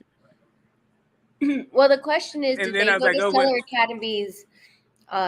Where did they play? If they played at their school, at their home school, or they went to quote unquote theirs to Stellars? That's a good question. Yeah, they probably played at a park around the corner. Yeah, where did these games take place? Was it at like a neutral site? The rec centers? Like, how did this work?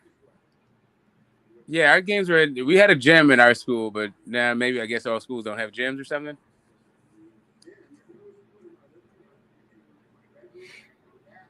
I mean, you would think a private school does, but okay. No, that one was a storefront. That clearly does not have their own gym. No, I'm just saying it says it's a private school. Yeah, but I mean, it looked like a record store. Like vinyl, I mean, like, like vinyl? Yeah, like it looked like one of those spots. It looks like a place you get tattoos. It's a storefront. Wow. It was like literally across the street from a vinyl store. Not across the street, but up the street, like 4 more doors. It was literally a vinyl store. Where was the nail salon? Around the corner? It was a tattoo place. It was across the street.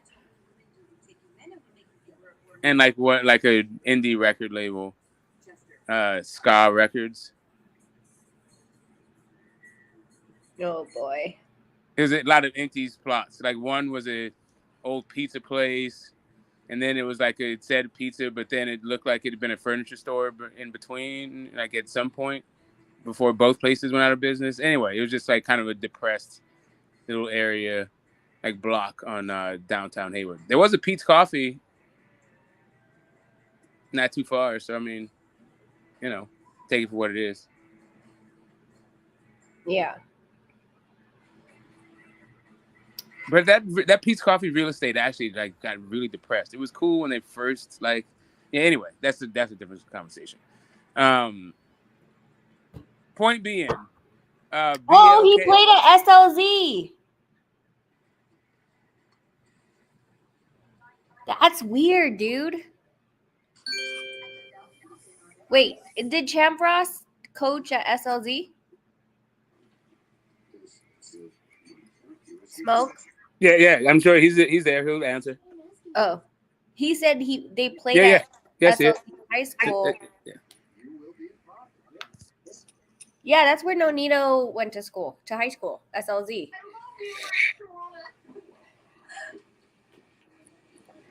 I went to the Athenian School in Blackhawk, and I graduated from Skyline.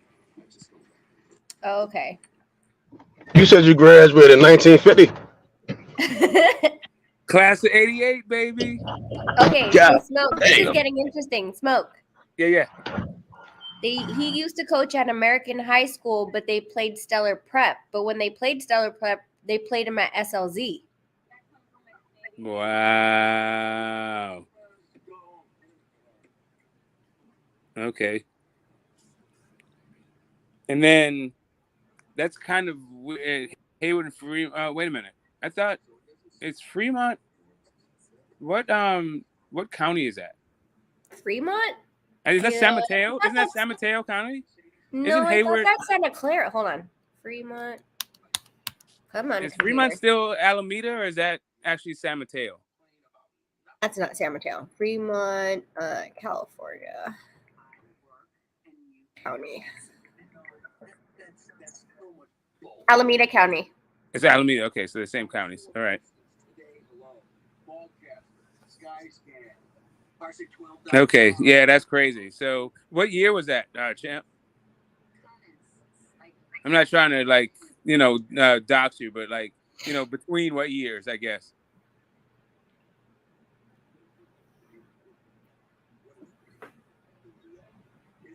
And who was the principal that? No, I'm just kidding. No, it's not even that. I guess a better question. I just wanted to know, what year was they? Yeah, in operation, because it looked like they'd been closed for some time. That's why I asked. Well, I mean, being the pandemic, I don't think it would have to have been before 2020, right? Yeah, but I mean, the schools are open now, right? Yeah.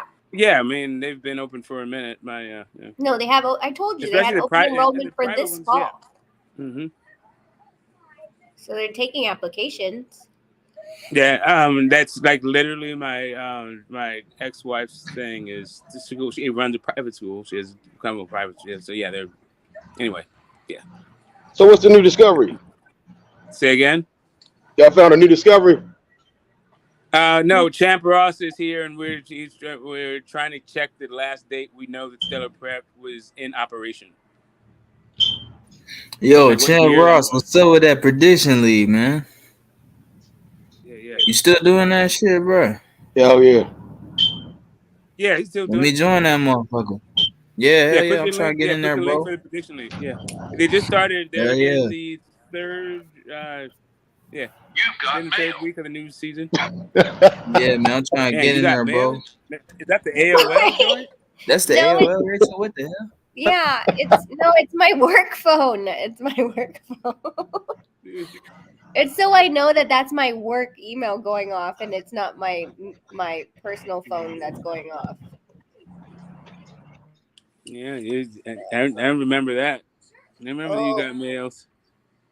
Yeah, no, so then at least I know it's not a text or something I got. No, yeah. Now I'm telling you, bro, it's not growing strong.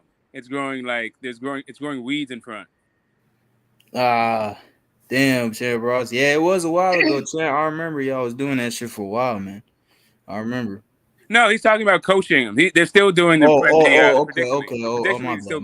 bad. Okay, I'm about to say, damn, y'all start doing that shit, man. No, he's talking about coaching. The prediction league is gonna put a link in there. Put a link in there. Oh, week 3. Okay, yeah. I was in BDA's what's the name prediction league, man. I was like number 5. I ended up number 5 by the end of the shit. So I think I did pretty good.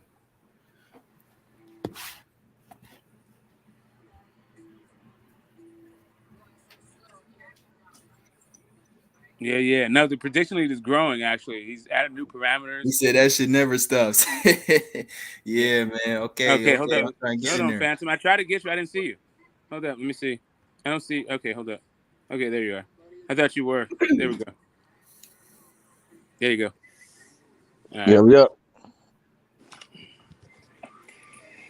Man, oh man. So a few years ago, it's been a couple years. That's what it seemed like. It seemed like the business is no longer operational. They moved over into the event broadcasting business, live event broadcasting. I wondered like what their deal is. They don't really seem like a tech company. Well, Yeah, when did they that's do the that though? interesting Because part. if they were taking people for admissions for this fall, did they not get anybody to enroll then? Maybe. Well, were they taking There's 5 admission? people in there. Yes. I don't know. Yeah. They Yeah. have 5 Oh. people in there, but you know. On their Instagram and Facebook, it shows open registration fall 2022, and it has 913 B Street, Hayward, California. So What's the start of the semester? Like, what's the start of it? let me see. It's like September, if I remember, or Yeah. August. It was well, you had to have all your stuff in by the latest August.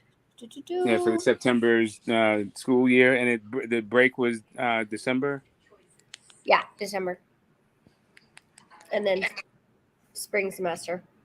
It probably follows that they had some sort of Thanksgiving thing, if they were still operational. This is just getting fucking weird. Welcome to the rabbit hole that me and fucking Smoke have been Not too down. long ago, Me too. remote learning was a thing, but like, is that still even in effect? No. I mean, even if it was remote learning, let's say that what you're saying is correct. You would still like wash the windows, sweep out the in front, and like not make it look like a haunted like business, right? Like on a depressed like commercial street. Well, Right. Yeah, like you were saying, like if they were going, I mean, they did. May 7th, they did an open house at 3 p.m. May 21, they did an open house at 3 p.m. What's the faculty? Give me some faculty names. Laline Shepard, that's all I got for you. Damn. So that's like a. Hold on here, I'll look at. Like, what the Yeah, fuck? I'm trying to tell you, man. This Lurleen, man. I'm trying to tell you, you won't see her in the same room with the president, the board member. I think all buck stops there. This seems like she's a very trusting woman and is about to take a fall. Either that or she's a criminal. She's Moriarty. Who takes photos and distributes them. Hit him with the Moriarty. Damn, Smoke. But yeah, Rachel, see if you get some faculty names, please. Okay. Stellar Preparatory. I'm typing it in right now. Academy.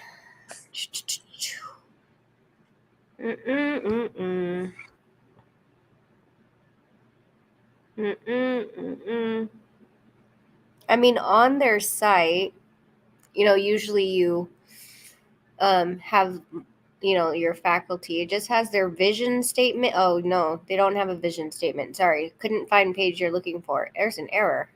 How about the donate button? There's a donate button. Okay, there's a donate button. That works. Alumni? Yeah, it seems like they got a bunch of money trapped, like a lot of paywalls, right? Yeah. Then you have 1, 2, 3, 4, 5. You have 10 students on their alumni board. That's gone to Oregon State, Davenport, University of Arizona. Those are kind of like sports schools, kind of. Yeah, basically they're sports teams. Got that. So no teachers So they still seem to be a farm state. No, Yeah. I'm not seeing any teachers. Damn. So you basically just go to that school to play sports and sell drugs. Like that's all they teach you there. Like how to trap and play basketball. Nigga said so Well, true. that is how you become a billionaire in America, right? If you're like one of these depressed kids, right? Yeah, as long as you ain't doing no time, yeah. Do I mean, that's teachers how do most of them LinkedIn or end up. no? But like, if you're gonna Yeah, be a that's true. billionaire, it's because of there. They can only do it for a certain amount of time. They can't do it forever. Hell no. It's just like scamming. You can't do that shit forever. You're gonna get caught. They're gonna trace all that shit. Wait, hold on. LinkedIn teacher at Stellar Preparatory High School. Signed for high school kids. Okay, so there's a guy named Raj Kumar who teaches music at Stellar Preparatory High School. I'm gonna log into my work. Only liked my freshman year of high school, my senior year, my sophomore year and junior year was trash. But freshman year, senior year, that shit was fun as hell. What is my work LinkedIn? But y'all can't relate, man. Y'all probably been out of school for years, man. I've been out of school only for 3 years. Yeah, I'm like, what am I, like 32 years removed from high school? Yeah, man. Damn, Smoke. Yeah, man. Smoke, you is an older cat. Yes, sir. Smoke seen the Big Bang at me, y'all. It's tripping, man. But, this has definitely been a fun exploration into the business side of the sport. You didn't think that somebody like Bud Crawford, like I don't know, man. This is just revelatory for me. I don't know what you guys got going on, but sorry, not BLM. Yo. BLK. Sorry, shout out to the people with real address you can track down that also get called scammers. But I'm not saying that that's what this is. It just seems like that we are being sold a bill of goods. We have been for some time, and they're still in the process of doing so. Shit, Bud might. Like, goddamn, that nigga might not know all this information that we got. Keep it 100. Yeah, no, you're correct. Yeah, no, you're right, champ. You're absolutely correct. Not only is it the same address, but it's the same person. The same person at the same person who is the principal of Stellar Prep is the chief operating officer and head of marketing and for BLK Prime. One Lulu Shepard. Hey, do you have LinkedIn? Because there's this teacher that's in Santa Rosa, which wouldn't make any sense, but he has Stellar Preparatory High School on his as a music teacher. But then I click on Stellar Preparatory High School, and there's not really anyone else. I can't use my LinkedIn for this because my fucking partner will kill me if they find out what I'm hold up. Let me get my LinkedIn. Yeah, let me get my LinkedIn. I have LinkedIn. Okay. We also have Box Talk 101 in Santa Rosa. So, yeah, you can't hide. We got Czech Republic on lock, and we got Santa Rosa on lock. So far, these are all phone calls away. Let's get this LinkedIn thing joint going right quick.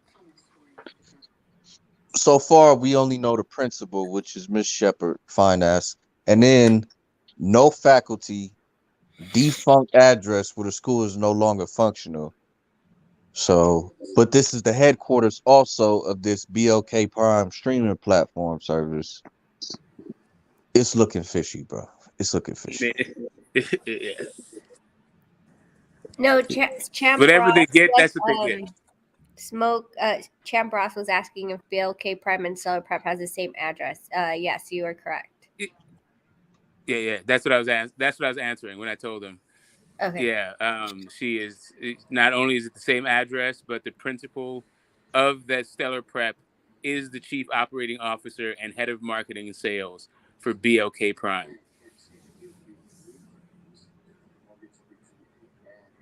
And then you said, Rachel, you found like reviews on the school, like a review or something?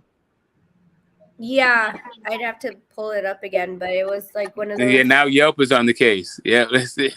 Let's see. Yeah, something about what was it? Easy drop off and pickup, and I was like, what the fuck? What does that even mean? And that's the reviews on the school itself. Like it says Stellar Yes. Prep Academy. Oh my God, what the fuck is going on here?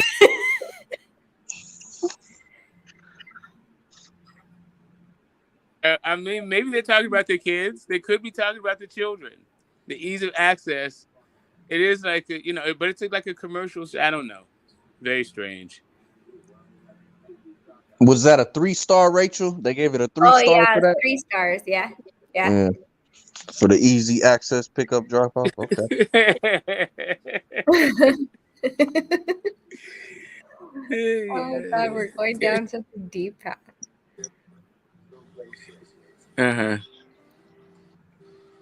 Yes, aren't these the same people who are supposed to do Farmer versus Bay? No. No, a different another fly by night. I think that was like Redemption pay-per-view or some shit. It wouldn't be BLK Prime. Okay. Oh my God, there was a thing on if this is the same school, it says Stellar Preparatory Academy in California, Hayward, and it says the only thing this school prepares boys for is prison. Oh my God. I knew it. I fucking knew it. You learned how to sell drugs and play basketball there. I fucking knew it. I told y'all. Yeah, you trapping, all right. It's either on the court or it's on the street, right? But you trapping no matter what. Drum shops and crack rocks. Okay, I got you. Nickel bags of funk. Motherfucking right. Most classes don't have textbooks of any kind. Science classes do not have a lab component. They are not WASC accredited and most likely will be denied. At best, you have a single whiteboard, and at worst, you have an easel board and a pad. Wow. But they have a basketball team, right? That's who Champ was playing against. Yeah, a few years ago. Yeah.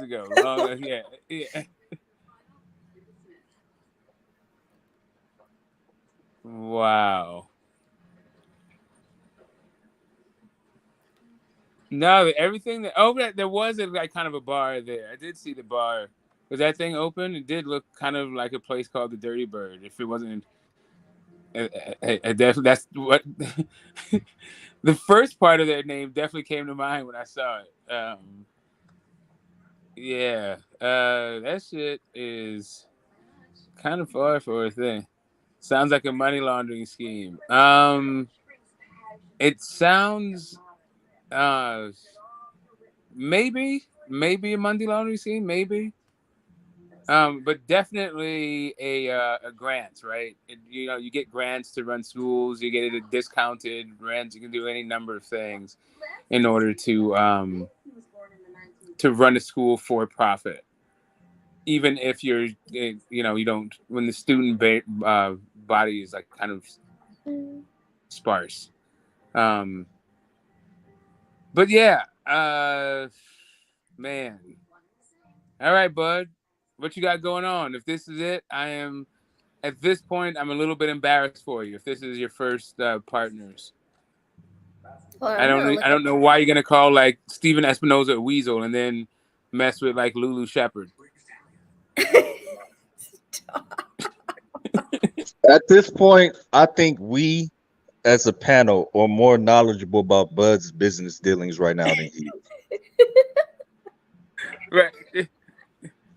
Let's hope. Either that or we're like way ignorant and we're just like playing catch up on the public face. Even though the public face should be like the most flattering view you get, but maybe this is the most unflattering view. But like behind the superficial, unflattering view is like really, $1 million corporation, multi-million-dollar corporation. Yeah, Trap School streaming services. You got Trap School 9 through 12, as well as BLK Prime Media Stream. Okay, so I tracked down one of their alumni. Alumni. Okay, the alumni. He went to Cal The alums are Poly. talking. He had a Okay, cool. Cal Poly's a good graduation. school. He graduated May 30th on 2019. Okay, cool. Very recently. But it was a while ago, right? So that's the last review. Cal Poly's a good school. Yeah, I mean, from what it seems like, he graduate. I don't know why he says it's 21. Maybe that's the year that you're supposed to graduate college. 19, 20, 21. No, that's 2 years. That doesn't make sense. Okay, so it says, so you know when you have an alumni, you usually say the year they graduated, right? Yeah, the class, yeah. 2000. So on their alumni, it says this guy's name and it says 21, which would mean last year. But he graduated in 19, according to his Instagram, which I found. So he graduated Stellar Prep or Cal Poly in 2019? Stellar Prep. Okay. He wouldn't be able to graduate Cal Poly in 2 years. If he graduated May of 2019, even if he went to Cal Poly 2 years, graduated? With a Bachelor of Arts or Bachelor of Science, or with a bachelor's degree? Well, no, that's what he's asked. Did he finish like an associate's, or do they have like some sort of accreditation program? Like maybe you got to get certified in something from Cal Poly. Let's see if he's still at Cal Poly. What's his last post? Try not to like anything. Well, you don't want them to know, Rachel, that you on the case? No, he's going to be like, who are you and why are you following me? Yeah. We're trying to find out about this Terrence Crawford, Dave Avenesian fight. Right. Hey, for real though. Like, you gotta answer some questions, brother. We got questions. You gotta answer. This Stellar Prep, this Lulu Shepherd. What do you have to say about it? Inquiring minds want to know. We may know more about this. Is a very this is hilarious, man. I don't know what people are thinking when they say these people are as astute or sophisticated an operation, an organization as Showtime Sports. I don't know. We have somebody on the panel that's dealt with Showtime before. They've been on Showtime broadcast. Like, do you feel like it was like they were, basically standard when it came to professionalism in the sport? Yeah. I mean, like I said, they're always been very honest about, even if you didn't want to hear shit, easy to talk to as far as I was concerned. Mm-hmm. So I don't know, I don't know what people are saying. Like I said, like I can text Steven, I can call him. It was never an issue. So. Mm-hmm. Mm-hmm. Mm-hmm. Okay, I'm gonna look up another guy on this one. Let me see. Yeah, man.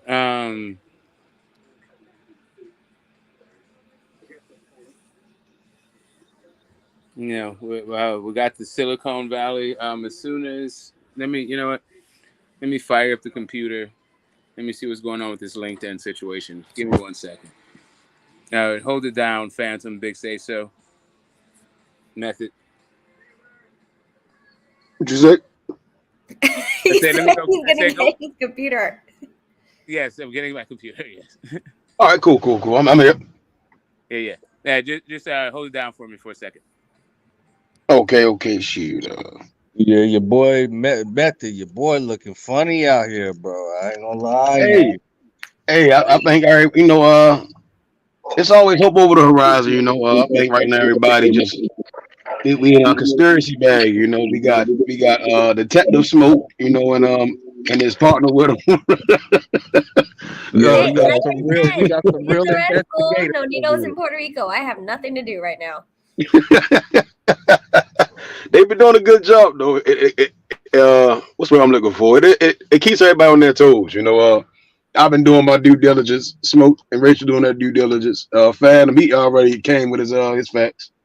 So I mean, I don't know. I have no idea what Black Prime is. I think that's the problem.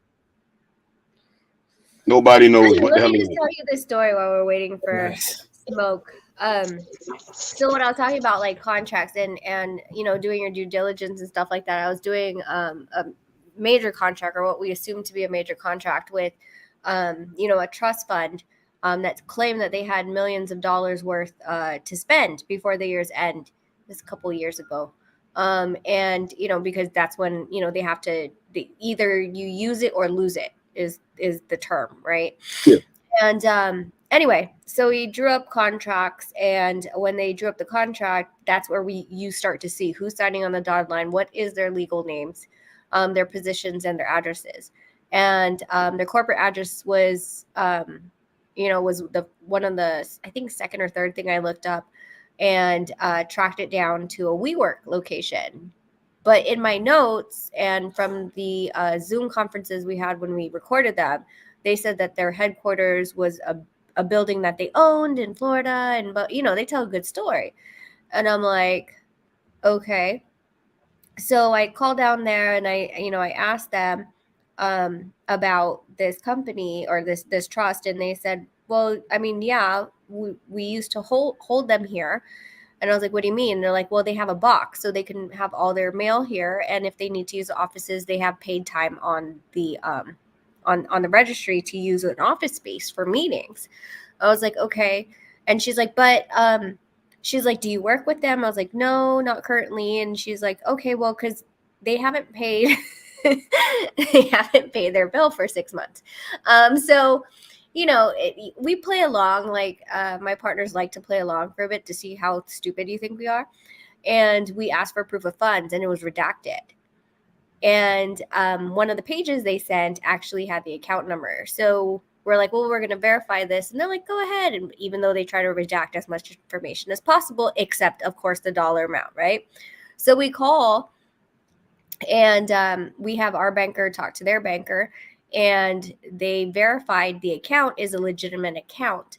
But the number of money that was supposed to be said on the statement that was given wasn't the number, as never had that high of a number in that account. So needless to say, we didn't go through with that contract. But I mean, that's kind of why, like, I mean, I've seen it outside of boxing. What more inside boxing, Yeah. So like Smoke, y'all don't believe the fight gonna happen with Terrence Crawford and Earl at all? I don't think Smoke's back yet. Is he back? I am. Man, I'm not sure. Yeah, I'm not sure, man. Yeah, that's where I'm at as well. Yep. I'm not encouraged at all. Like I was very optimistic. I was like, this fight's gonna happen next, and I'm just gonna stay optimistic until I hear another fight announced. We've got another fight announced, and I don't understand the logic behind this fight at all. I don't understand the bait and switch. I don't understand the stringing along. I don't understand with poisoning the well. I just don't understand any of this stuff. I don't get it. Yeah, Bud's lack of business acumen and not giving a fuck. That's what this whole issue is right now. Yeah, I mean, listen, if this was like Bobby Fischer playing the Russians and, you're playing crazy in order to, like, gain the initiative, like, okay, but I don't think that, like, what the hell? Like, what are you doing?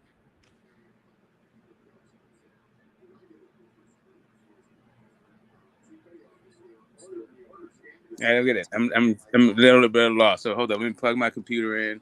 Let me get this LinkedIn situated. Give me 1 sec. I'm here, but yeah, I'm not optimistic about the fight happening. No. But I think there was some credibility to what Method was saying. Like, maybe this is something you need more time to kind of figure out. Because if they're negotiating in September and October for a fight that's gonna happen next year, like if that's already on the paperwork, then I can understand that point. You know what I'm saying? Like that makes sense. That's cool. So this will just be a record for all the really hardcore, extreme Bud fans. There's segments of those people that just won't understand. Like, In and out, smoke. In and out.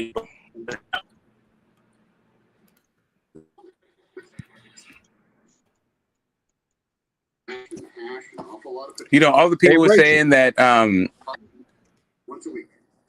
ahead, smoke. Go ahead. Can you hear me?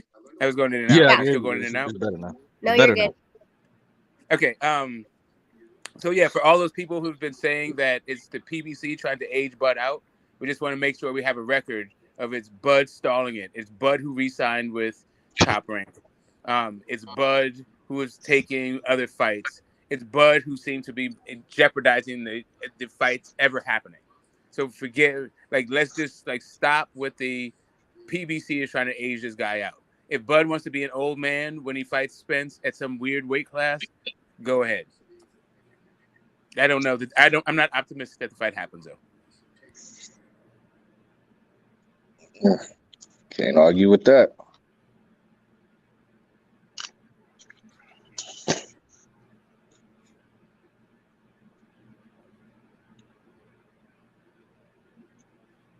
I would still say it's 50-50 though. It's a 50-50 shot. As far as niggas saying 0%, I don't think that's reality though.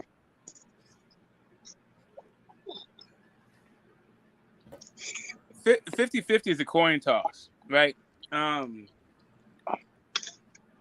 If I were to if past behavior is the past is any predictor of the future, right? If we can use precedent, more likely than not, I don't know, deductive, inductive reasoning. It seems like if the best shot is going to happen is at 154 pounds. All things being equal. If we took all things and we're just split it up the middle. That would be the best shot. I think the most optimistic is that it happens next. Right? And I think the most pessimistic is it doesn't happen at all. Yeah. Some sound reasoning there. So if it happens at 154, for you as a fight fan, does that change anything for you?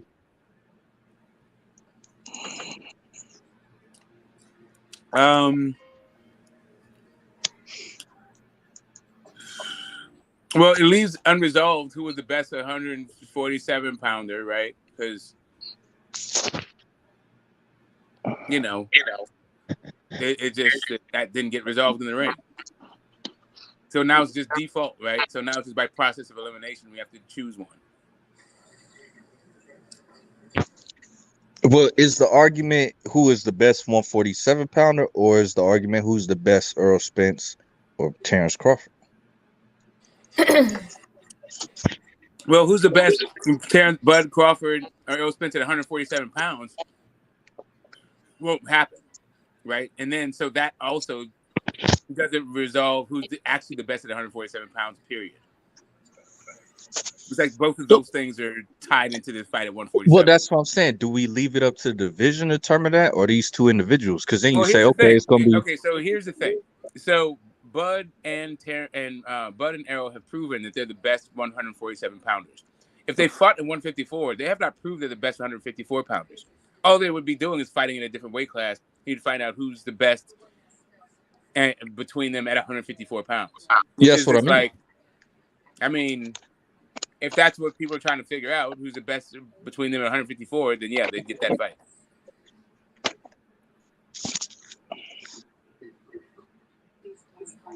Because then that'll become like Boots and Virgil division, it's one of those things where it's even more impressive if Bud wins and less impressive if Errol does, though, right? Errol started his career down there.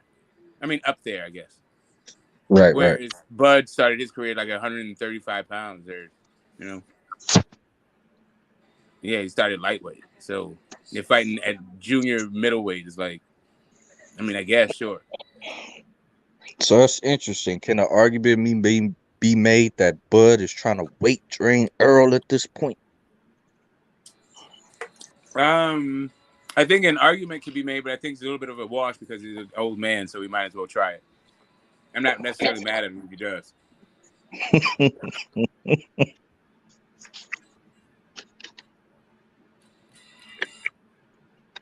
You know, Bud's not one of these little kids out here. Bud's in the twilight of his career. Yeah, Matthew, your Who is boy AM Bud getting Sports cooked. Media? Who is Trying to what? Who is No, AM Sports Media? AM Sports Media. I feel like I heard of them before, but wait a minute. Is that Angry that's Man. a channel? That's a channel here, right? That's a guy. Angry Man Sports Media. Yeah, Well, I guess 2 days ago he did. Is he doing it off of our content, or he did his own homework? Oh, I'm not sure. He's a reporter. He has he's connected. He comes on panels every now and again. He's on the he comes on the. I don't know if that's the same Angry Man I know from the Manosphere or not, but No, that ain't that guy. No. AMA Sports guys. He comes on to H's and talks about he talks boxing. Okay. Yeah, and he has I think he's linked to the Boots Camp. Makes sense. No, I'm quickly scrolling through his thing. He did his own research. Pretty much looks equivalent to ours. 2 days ago, about BLK being legit or not, and he went to their website, went to the same website I went to that actually lists. I think this is Zoom Info. Who is the people in BLK Prime's organization.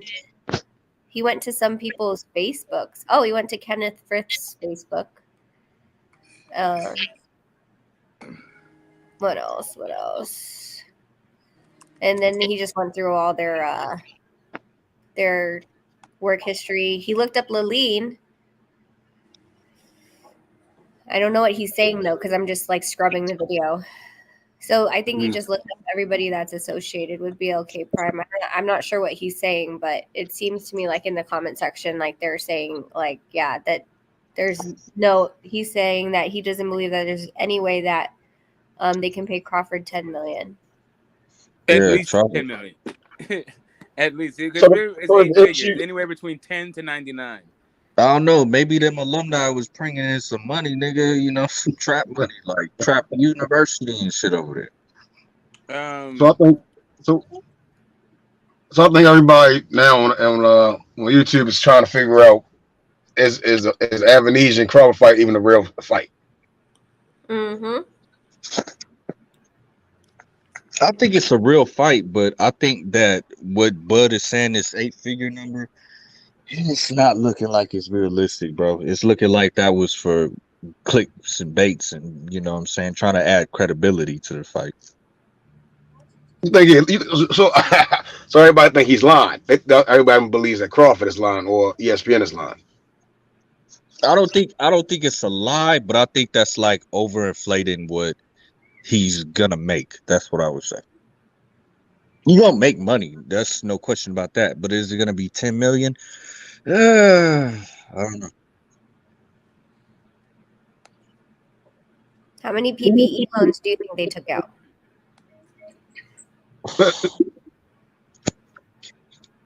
I can't answer that question.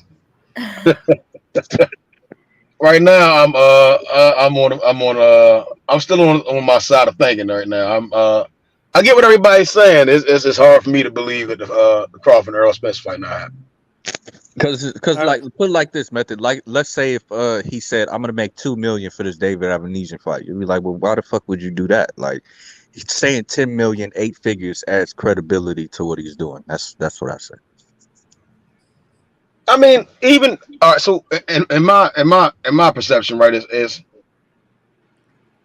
the 8 figures does sound good. You understand what I'm saying? Like it's if you get offered a fight to end the year off, like shit, who wouldn't want $10 million? I mean, even if it was like 7, 8, 6, 5, you see what I'm saying? Like I still think if the Earl Spence Crawford fight is happening first quarter of next year, I don't.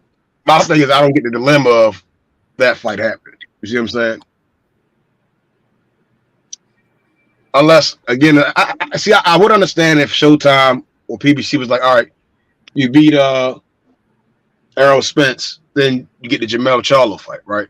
Like You get what I'm saying? But we're not going to offer you a price till the fight is over, right? If you beat Earl, then we can go back to negotiations of making more money. You get what I'm saying? I just can't get the aspect of people saying, well, why isn't the Boots fight happening or the Virgil fight? I don't get that. You see what I'm saying? If I'm dealing with Showtime, I really don't want the other guys unless you're giving me this big fight.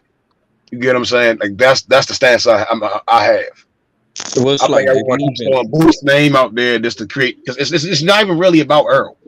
The more I sit down on it, it's like because everybody keeps bringing up Boots. You see what I'm saying? Like, why are he fighting Avenesian? Why isn't he fighting Boots or Virgil? And I'm like, well, Virgil's again is with Golden Boy, right? And I'm still not understanding what's going on with the Golden Boy situation and their fighters. It's good to see Zerto getting his opportunities, but we still have yet to see the Munguia transition to getting his mega fights or his big fights for his career or Virgil. I think Virgil's being moved to a good pace, but we just seen him have these entire. It's been a lot of weird shit with Virgil, from my perception, you know. But then we look at again the Showtime fighters and then the PBC fighters.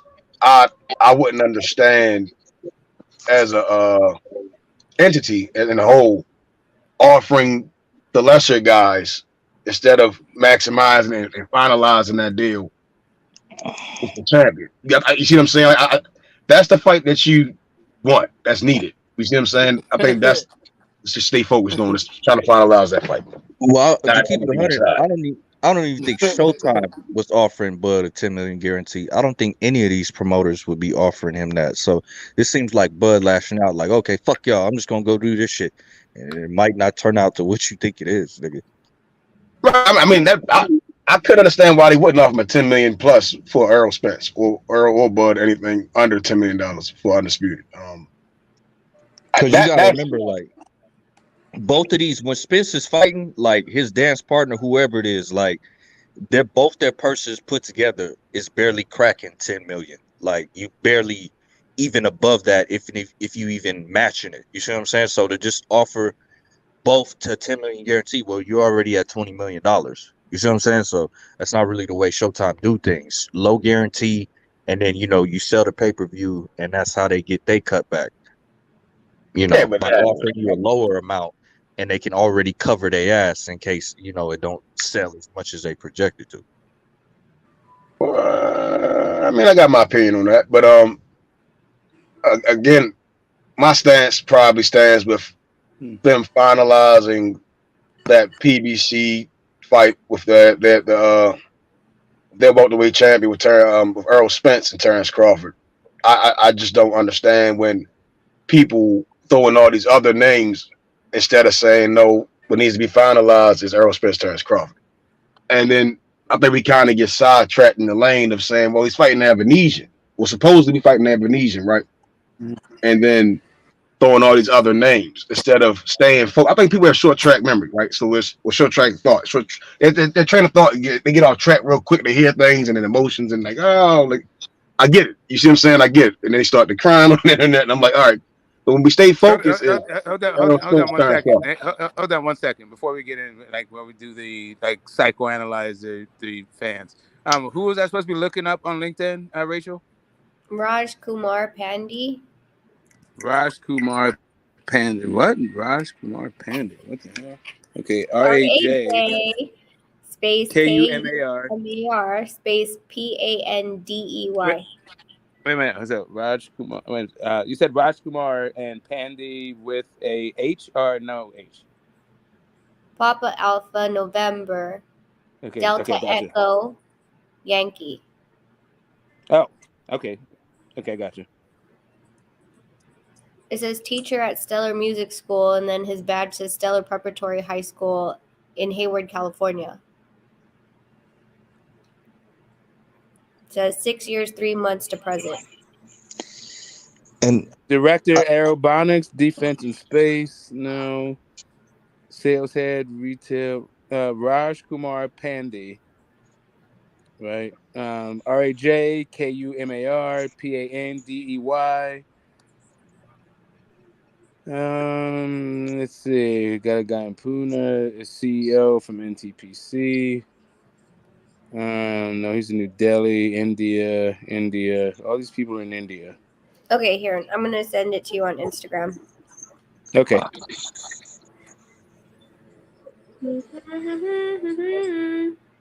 And I don't even if this $10 million is reality, I don't think BLK Prime is putting up that much money. Like maybe some of the purse, but I doubt like that full amount, to be honest. Well, I mean, if the ESPN quote is to be believed, then they're the ones who are saying it's 8 figures, right? Yeah, they're Right, the ones who said it. But is it BLK Prime that's putting up the 8 figures entirely? That's what I'm saying. Doubt it. Did Maybe they hear that's from about like it from somewhere else? sponsorships and him function as his own promoter as well. But I just don't think BLK Prime is paying 10 million on the full purse. That's what I would say. But him Hello? as his own promoter, but they're just setting up the pay-per-view. Hi. They're just they're the vehicle through which the fan will access the event. Right. So are they putting up the money though? That's what I'm saying. I don't think that's the case. Yeah, but why would they be talking about money that they're not putting up? Like who exactly when you say they? Like why would BLK Prime be talking about the money that Bud is going to be getting from the venue, for instance, or his T-shirt sales? Are they talking about it or is somebody else talking I about don't see the projected amount for the humans. it? That's what I'm saying. Like who's talking about it? I don't think BLK It was came out. a spokesperson from BLK Prime. Okay, what did they say? I got a better question. That he will get 8 figures. Yeah, that's where the bullshit starts to come in at, too, in my opinion. Right. What about a David Evanesian interview though? What about it? Like, why not just ask David Evanesian? It'd be great. Like, can we get him on the horn? What's his number? I have no idea. Yeah, I mean that's the first hurdle, right? Like the very next thing is just having a phone. But I have a phone. You give me the number, I got you. Because I haven't seen him deny anything, right? If it was cap, you see what I'm saying? He'd have been like, "Oh no, yeah, this is all cap." He You speaks get what I'm English, right? saying? I know he's Armenian, but I assume he speaks English. Yeah. I mean, I heard him speak with Frank Warren before he beat the hell out of Josh Kelly. All right, cool. Yeah, I mean, we got some Armenians in the building. I mean, the Armenians are a phone call away too. This is California. Yep. So he related to the Kardashians. Say again, man. Listen, I'm not against anything other than necessarily, maybe having one of my people fall in love. That seems to be a bad move. Pre-Kardashian is definitely different than post-Kardashian, like mentality-wise. But it seems like your bank account's okay. It just seems like crazy how you don't exit the same way you entered. Right. I still just can't fathom that. I'm holding to that. BLK Prime is not putting up no 8 figures, bro. They're not doing that shit. But they're supposed to be the vehicle for the 8 figures, right? Or else, like, why would you talk about somebody else's money? Why would you be like, oh yeah, he's getting 8 figures? Well, how's he getting it? Well, because the site is putting up money, like in Omaha. But let's say that that was believable that they're putting up the money, like $10 million. That's cool. The only way I'm suspecting that maybe this is the case, because I mean, you $3.99 a month. I mean, come on, are they really hoping that? Oh well, not only the pay-per-view, we'll get new subscribers too. That would be the only way this would even be credible. Did we find out the LinkedIn guy? Sorry, I had my freaking partner call me. That will go up. Hey, what's up, Sheldon? Hold it down while I go check out my Insta. Mr. Smoke. Did Smoke get his bars off? No, Smoke is it's all you, Mr. Moore. Go. Smoke is he's looking up a LinkedIn because I can't use my LinkedIn because my partners are going to be asking me why I'm tracking down people on my LinkedIn profile. So detectives Rachel and Smoke are on the case, and Phantom is like a goofy assistant. What about speaking to Frank Warren? Because when he, Frank Warren about what? Yeah, about what? I think I think it's I think if the confusion comes from Black Prime, BLK Prime, then Frank Warren wouldn't he be doing business with them? Well, see, you gotta understand something. These people been in business for a long time, man.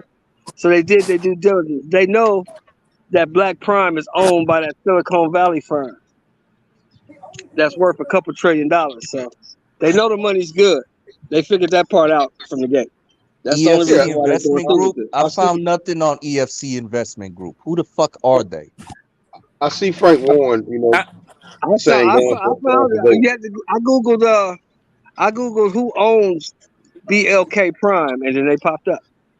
Who? Yeah, EFC. EFC Investment Group. I found nothing Right. on them. So it could Yeah, be, they, you know, just like a yeah. front conglomerate. I don't know. But Weird you look shit. at if you click on EFC Investment and look at their bio, it tells you what they're worth and that they've been invested in startup companies since 1999. That's what they do. Yeah, so this is basically a black media company that has EFC Investment Group backing. That's what you're saying? Exactly. That's exactly what I'm saying. Okay, if I can get some more info on EFC, I'd believe that, but I can't. I don't know. Yeah, I'll send you. I'll when I get done doing what I'm doing right now, I'll send it to you guys in the chat when I Google it. You can see what I'm talking about. I saw it yesterday. I spent half the morning yesterday looking at motherfuckers up as I was watching another Raider victory. Y'all got it. Yeah, came up. Hey, I picked y'all this week too, though. I had to pick y'all. You have to against Houston. Shit, we can't beat Houston. We need to get out the goddamn league.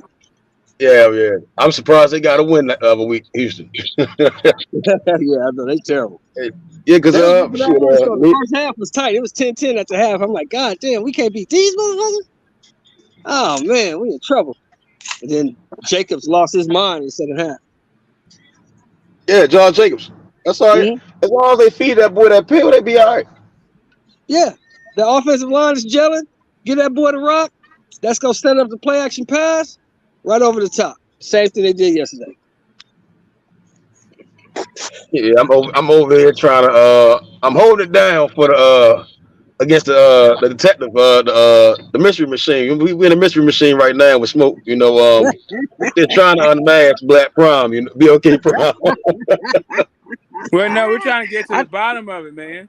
Yeah, they're definitely trying to pull a fast one. They got a haunted house. Hey, Smoke. But guess what? The kids are on the case. You're not getting away with it. Hey, Smoke. Did you get any info on EFC? You got the same info I did? EFC? I haven't looked into EFC just yet. Right now, I don't give a damn who they're connected to. That was a storefront. There was some shady business going behind it. You can try to brush it over with there's some money somewhere, but hey, it's not to be found on their address. So now who is this investment group that's supposed to be investing in this kind of shady business dealings? They own BLK Prime. Hold on, I'll be back. BLK Prime. Yeah. They own BLK Prime. All right. So BLK Prime. You know what? What's BLK Prime? Is it a limited liability corporation? How do we find out? Let's look at where they're listed. Where are they incorporated? Is it California? Yeah, I think they're LLC, Smoke. If I'm not mistaken, they're LLC. Yeah, I think they're LLC. And I'm assuming it's in California, right? Yes. Yeah, it's in California, Silicon Valley. This is fairly easy. You just go to the Secretary of State, BLK Prime, and let's see. There's been spent by Prime. I don't see them. They're doing business or something other. Okay, here we go. No, that's Black Prime. Okay, so what we were talking about was the Silicon Valley Investment Group. Yeah, EFC. I don't know anything about them. I Silicon Valley EFC Investment Group. That's what they're called. Yeah, I'm looking at them, and you said that they're worth 2.8 trillion. It says 2.8 trillion in total assets. You know that's other people's money, right? Of course.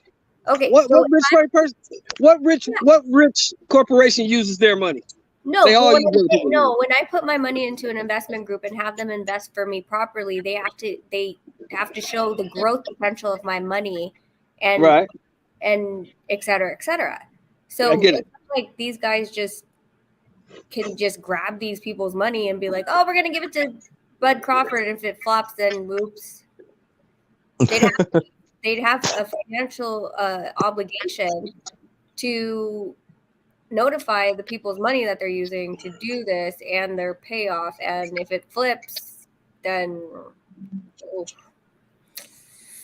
Well, if you're using BLK Prime as the vehicle, I mean, they have their own revenue, so I don't know. Wait, so BLK Prime, guess who it is Media Inquiries, contact Elaine Shepherd. Yep, baby mama. Yep. Even if it goes, even after saying FLC, all this stuff, it goes right back to Elaine Shepherd. she's gonna like. I looked up our guy Raj. Oh yeah, Raj Kumar, and he has not posted in some years. Ever since he hasn't posted. Okay. No, he hasn't posted in a couple years. Back in New Delhi now. You came to teach some music and go back to India. You guys are on it. Yeah, we're just making sure we don't get it wrong, right? We're thinking of all the ways that we can get it wrong to make sure we get it right. Scientific method, baby. Not confirmation bias. You got to kick the holes in your theories, right? You got to disprove your theories. Well, we all know you guys are biased, so. That's what I'm saying. You got to make. What we know is that this is the thing. Here's the thing: is what we know is that everybody is biased. That's why we're trying to disprove our theories with the facts. I'm definitely biased. Yeah, we're looking for evidence. Yeah, we're looking for all evidence to disprove. Like, because right now it's looking like a scam. So I'm looking for any evidence that it's not a scam. This idea that the Silicon Valley, that they have trillions of dollars in assets, shows that it's not a scam, right? That is pretty good. You know, that gives me the warm fuzzies, definitely. But now let's see like whether or not what they're saying is correct, because PRWB Web, I don't really think they have any accountability. This could be Elaine Shepherd saying this. I don't know what the hell is going on. Who the This fuck looks is like she? this looks like a media release. People say that they have trillions of dollars. They are managing invested accounts. It's not theirs to play with. Yeah. So let's get that straight. That's assets under management. That's a different idea. Correct. You can't say I'm worth trillions of dollars, but it's clients' money, not yours. But I'm pretty sure when you in that type of tax bracket, you've gotten permission to use that money in ways that they're well, I mean, no. Actually, there's different ways that you can finagle and still have that phrase be technically true. You can be using people's like cash processing things and saying that their assets are yours. Like, there's all kinds of ways you can finagle that statement.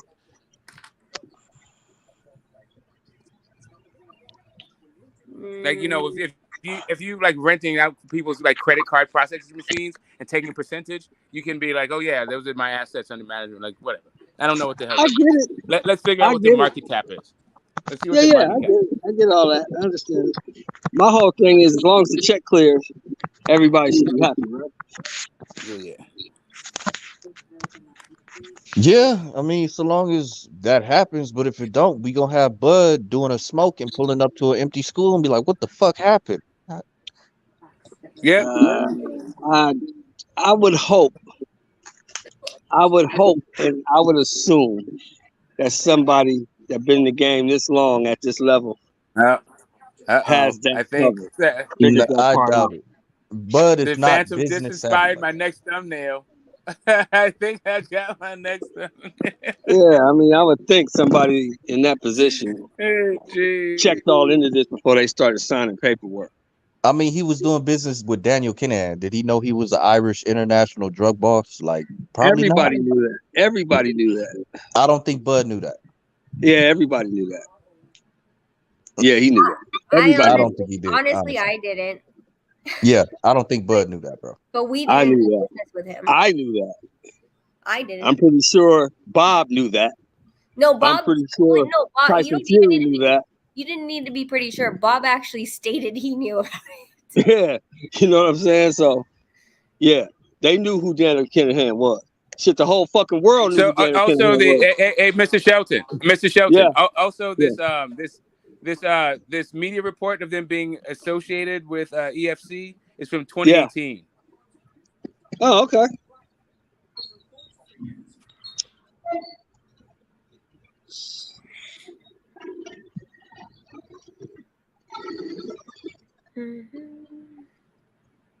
I don't really mean too much because I know for a fact that if you were 20 years old and somebody gave you $1 billion, you could spend $50,000 a day until you turned 100 and you still wouldn't spend it. Yeah, which is why 18-year-olds spend it more like they try to spend it at like $100 million clips, and so they don't even last like a year. With trillions, it's gonna be kind of hard to fuck that off, Smoke. Oh, you know what? You know one of my favorite stories is how a guy went from $19 billion to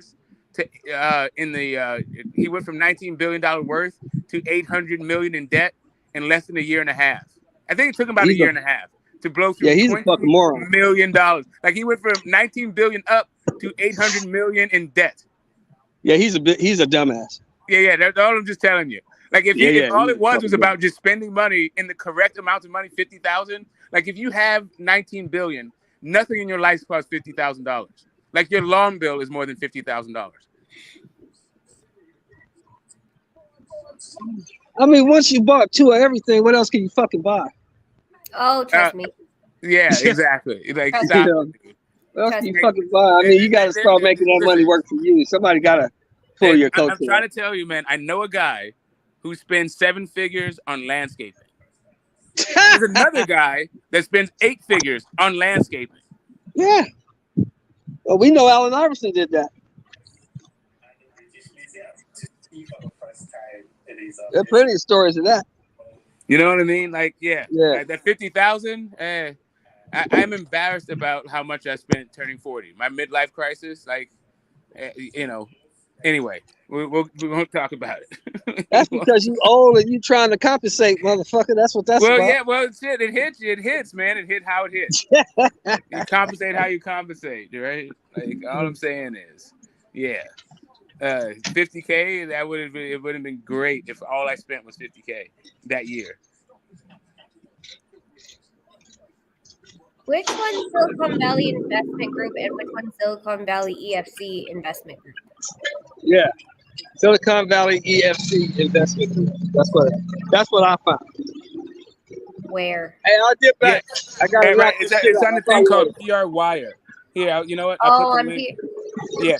But isn't PR Wire? That's the one that says Laline whatever. Yes, right? exactly. Yeah, exactly. Yep. It says Hayward, California, PR Web, February 13th, 2018. Yeah. But what I'm saying is Silicon Valley EFC Investment Group compared to Silicon Valley Investment Group. I think they're two different organizations, right? They would be. Because the one Silicon Valley EFC. This is Silicon Valley Investment Group is what Shelton was looking at. But it's not listed as Silicon Valley EFC Investment Group. No. So you're saying there's two different listings, or you can't find the right one? Which is I can't find Silicon Valley EFC except with BLK Prime. I can find Silicon Valley Investment Group separately. Yeah, but they don't seem to be related to anyone named BLK Prime or Black Prime. Yeah. Or Block Prime. Damn. So the plot thickens. Are you saying this EFC investment group doesn't exist? I'm not seeing it without. Let's check the California Secretary of State. Let's do that. Okay. Let's look up their doing business as. Let's check out. Just look California business license.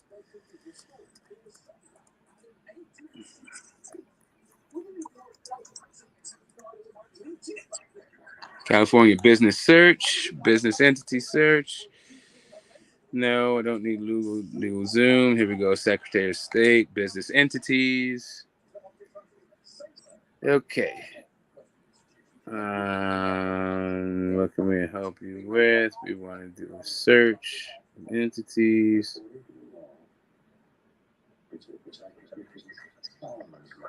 Where's the search?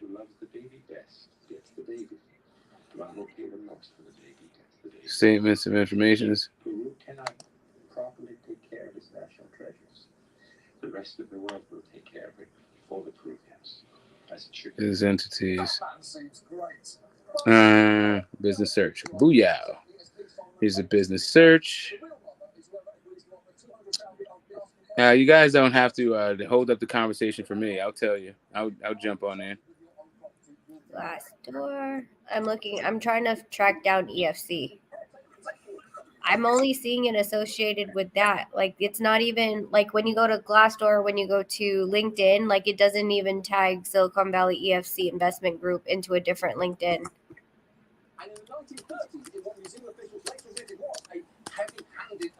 I feel like we need like one of those like investigation discovery like voiceovers like Terrence Well, Bud here's the Crawford, thing. So here's professional boxer or professional ducker. so this is not even like the difficult part, right? Like, this is I'm not even in my like journalism chop. I mean, I can't remember my journalism chops, but this is just kind of like standard stuff if you've ever had a business. I do this all the time with mine. Yeah. Like you look up the status of your thing, like whatever. This is just it. This is the stuff that you do. No results were found for Silicon Valley EFC Investment Group in California. Let's see if it's Investment Group LLC. But anyway, they would give you options. Where'd Right? So Shelton go? Oh, he got sad that we just caught him. Oh, Shelton. Okay, yeah, Silicon Valley Investment Group. There's a lot of hits for that one. You got a Chinese that's the one I was one. talking to you about. That's You got all kinds of ones that come up for that. That's the one as soon that as you throw Shelton. EFC, That's the one that. Go ahead. Sorry. Yeah, no. As soon as you throw EFC in the middle, there are no hits. Take EFC out, there are 1, 2, 3, 4, 5, 6, 7, 8 hits. So yeah, sorry, you were telling us the ones with the assets in the trillions is the investment group, right? Correct. Silicon Valley Investment Group, San Jose, California. Yes, that's it. The EFC part, it's a different entity, thus rendering the comparison moot and quite lame, and also lends itself more to this Phantom's baby mama. She might slit your throat in your sleep, and you might wake up. Hold up! I will not tolerate no disrespect to Miss Shepherd. What happened, bro? I'm saying, this is my cynical side. This can all be turned around, and I'm telling you, I will be the biggest proponent because I want Bud to win. In life, I actually would be happy if he even won the fight, even though I don't pick him to win. But I'd be very happy if he even beat Errol Spence. But this is my favorite guy. I don't want to see him go out like this. This is a little bit of me nervous laughing and compensating for the fact that I can't believe this guy's in this place. This is like straining belief. Like, this is incredible to me, actually.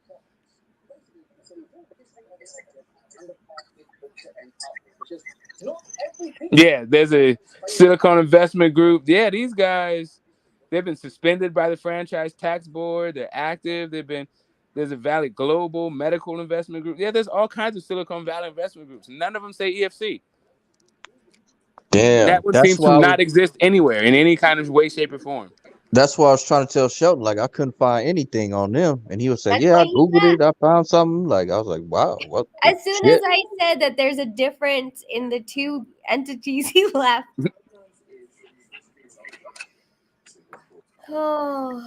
Yeah, but we are here for you. We're here. This is the Bud Crawford fan crisis hotline. We're gonna figure this damn thing out. At the very least, we know he'll be staying busy.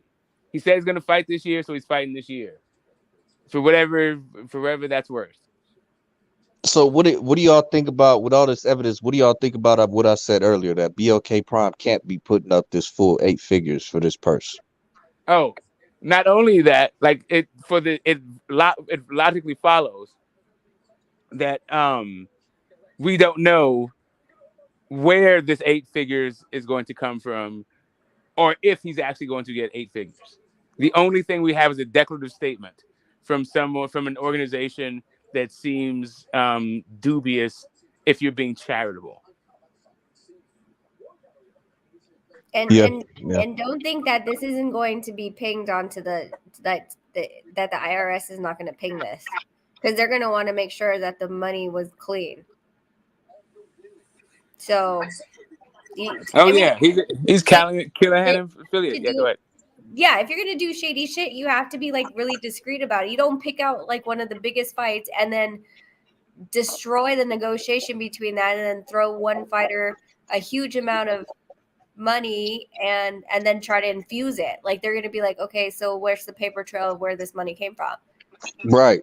That's what I I'm was trying to saying tell you, I earlier. got Niggas act like they didn't know we what I was got talking love about. and contacts in all of these places that you're supposed to be. You might think, one might think that the Czech Republic is very far away from Sonoma County. It's not. It's a couple of phone calls.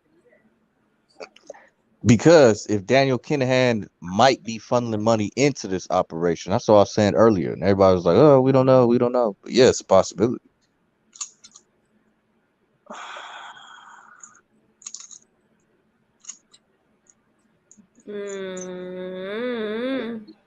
Because, like I said, I don't even think Showtime is going to give Bud a $10 million guarantee. So a big bag's got to be coming in from somewhere. Does it have to be? Why does it have to be coming in from somewhere? Where is it going to come from then? No, but I'm saying nowhere. What if he's not getting a big bag? Yep, that's also what I said, that this was overinflated to give the fight credibility, because otherwise it's like, why the fuck are you doing this?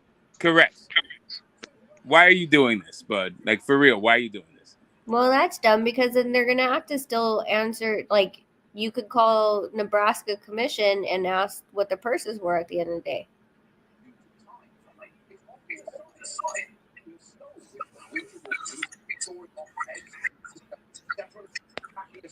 Yeah. Well, this is now the we're turning the stream into the crisis hotline, the Bud Crawford business crisis hotline.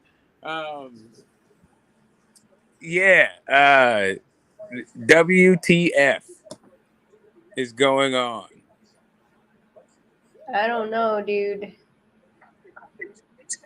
Hey, H is live. Do you want to jump over there and then tell them what we discovered? Okay. Yeah, let's do it. Thanks for everybody showing up. I'm going to end this live. We found out we've gone to the corporate headquarters of BLK Prime, and it is a defunct school for underprivileged boys. Trap school. Yeah, we're going to go over to the other shots, to the MOB, and continue the conversation over there. Thanks for showing up, to panels, to the chat. Have an excellent week. Peace, guys. For sure. We out.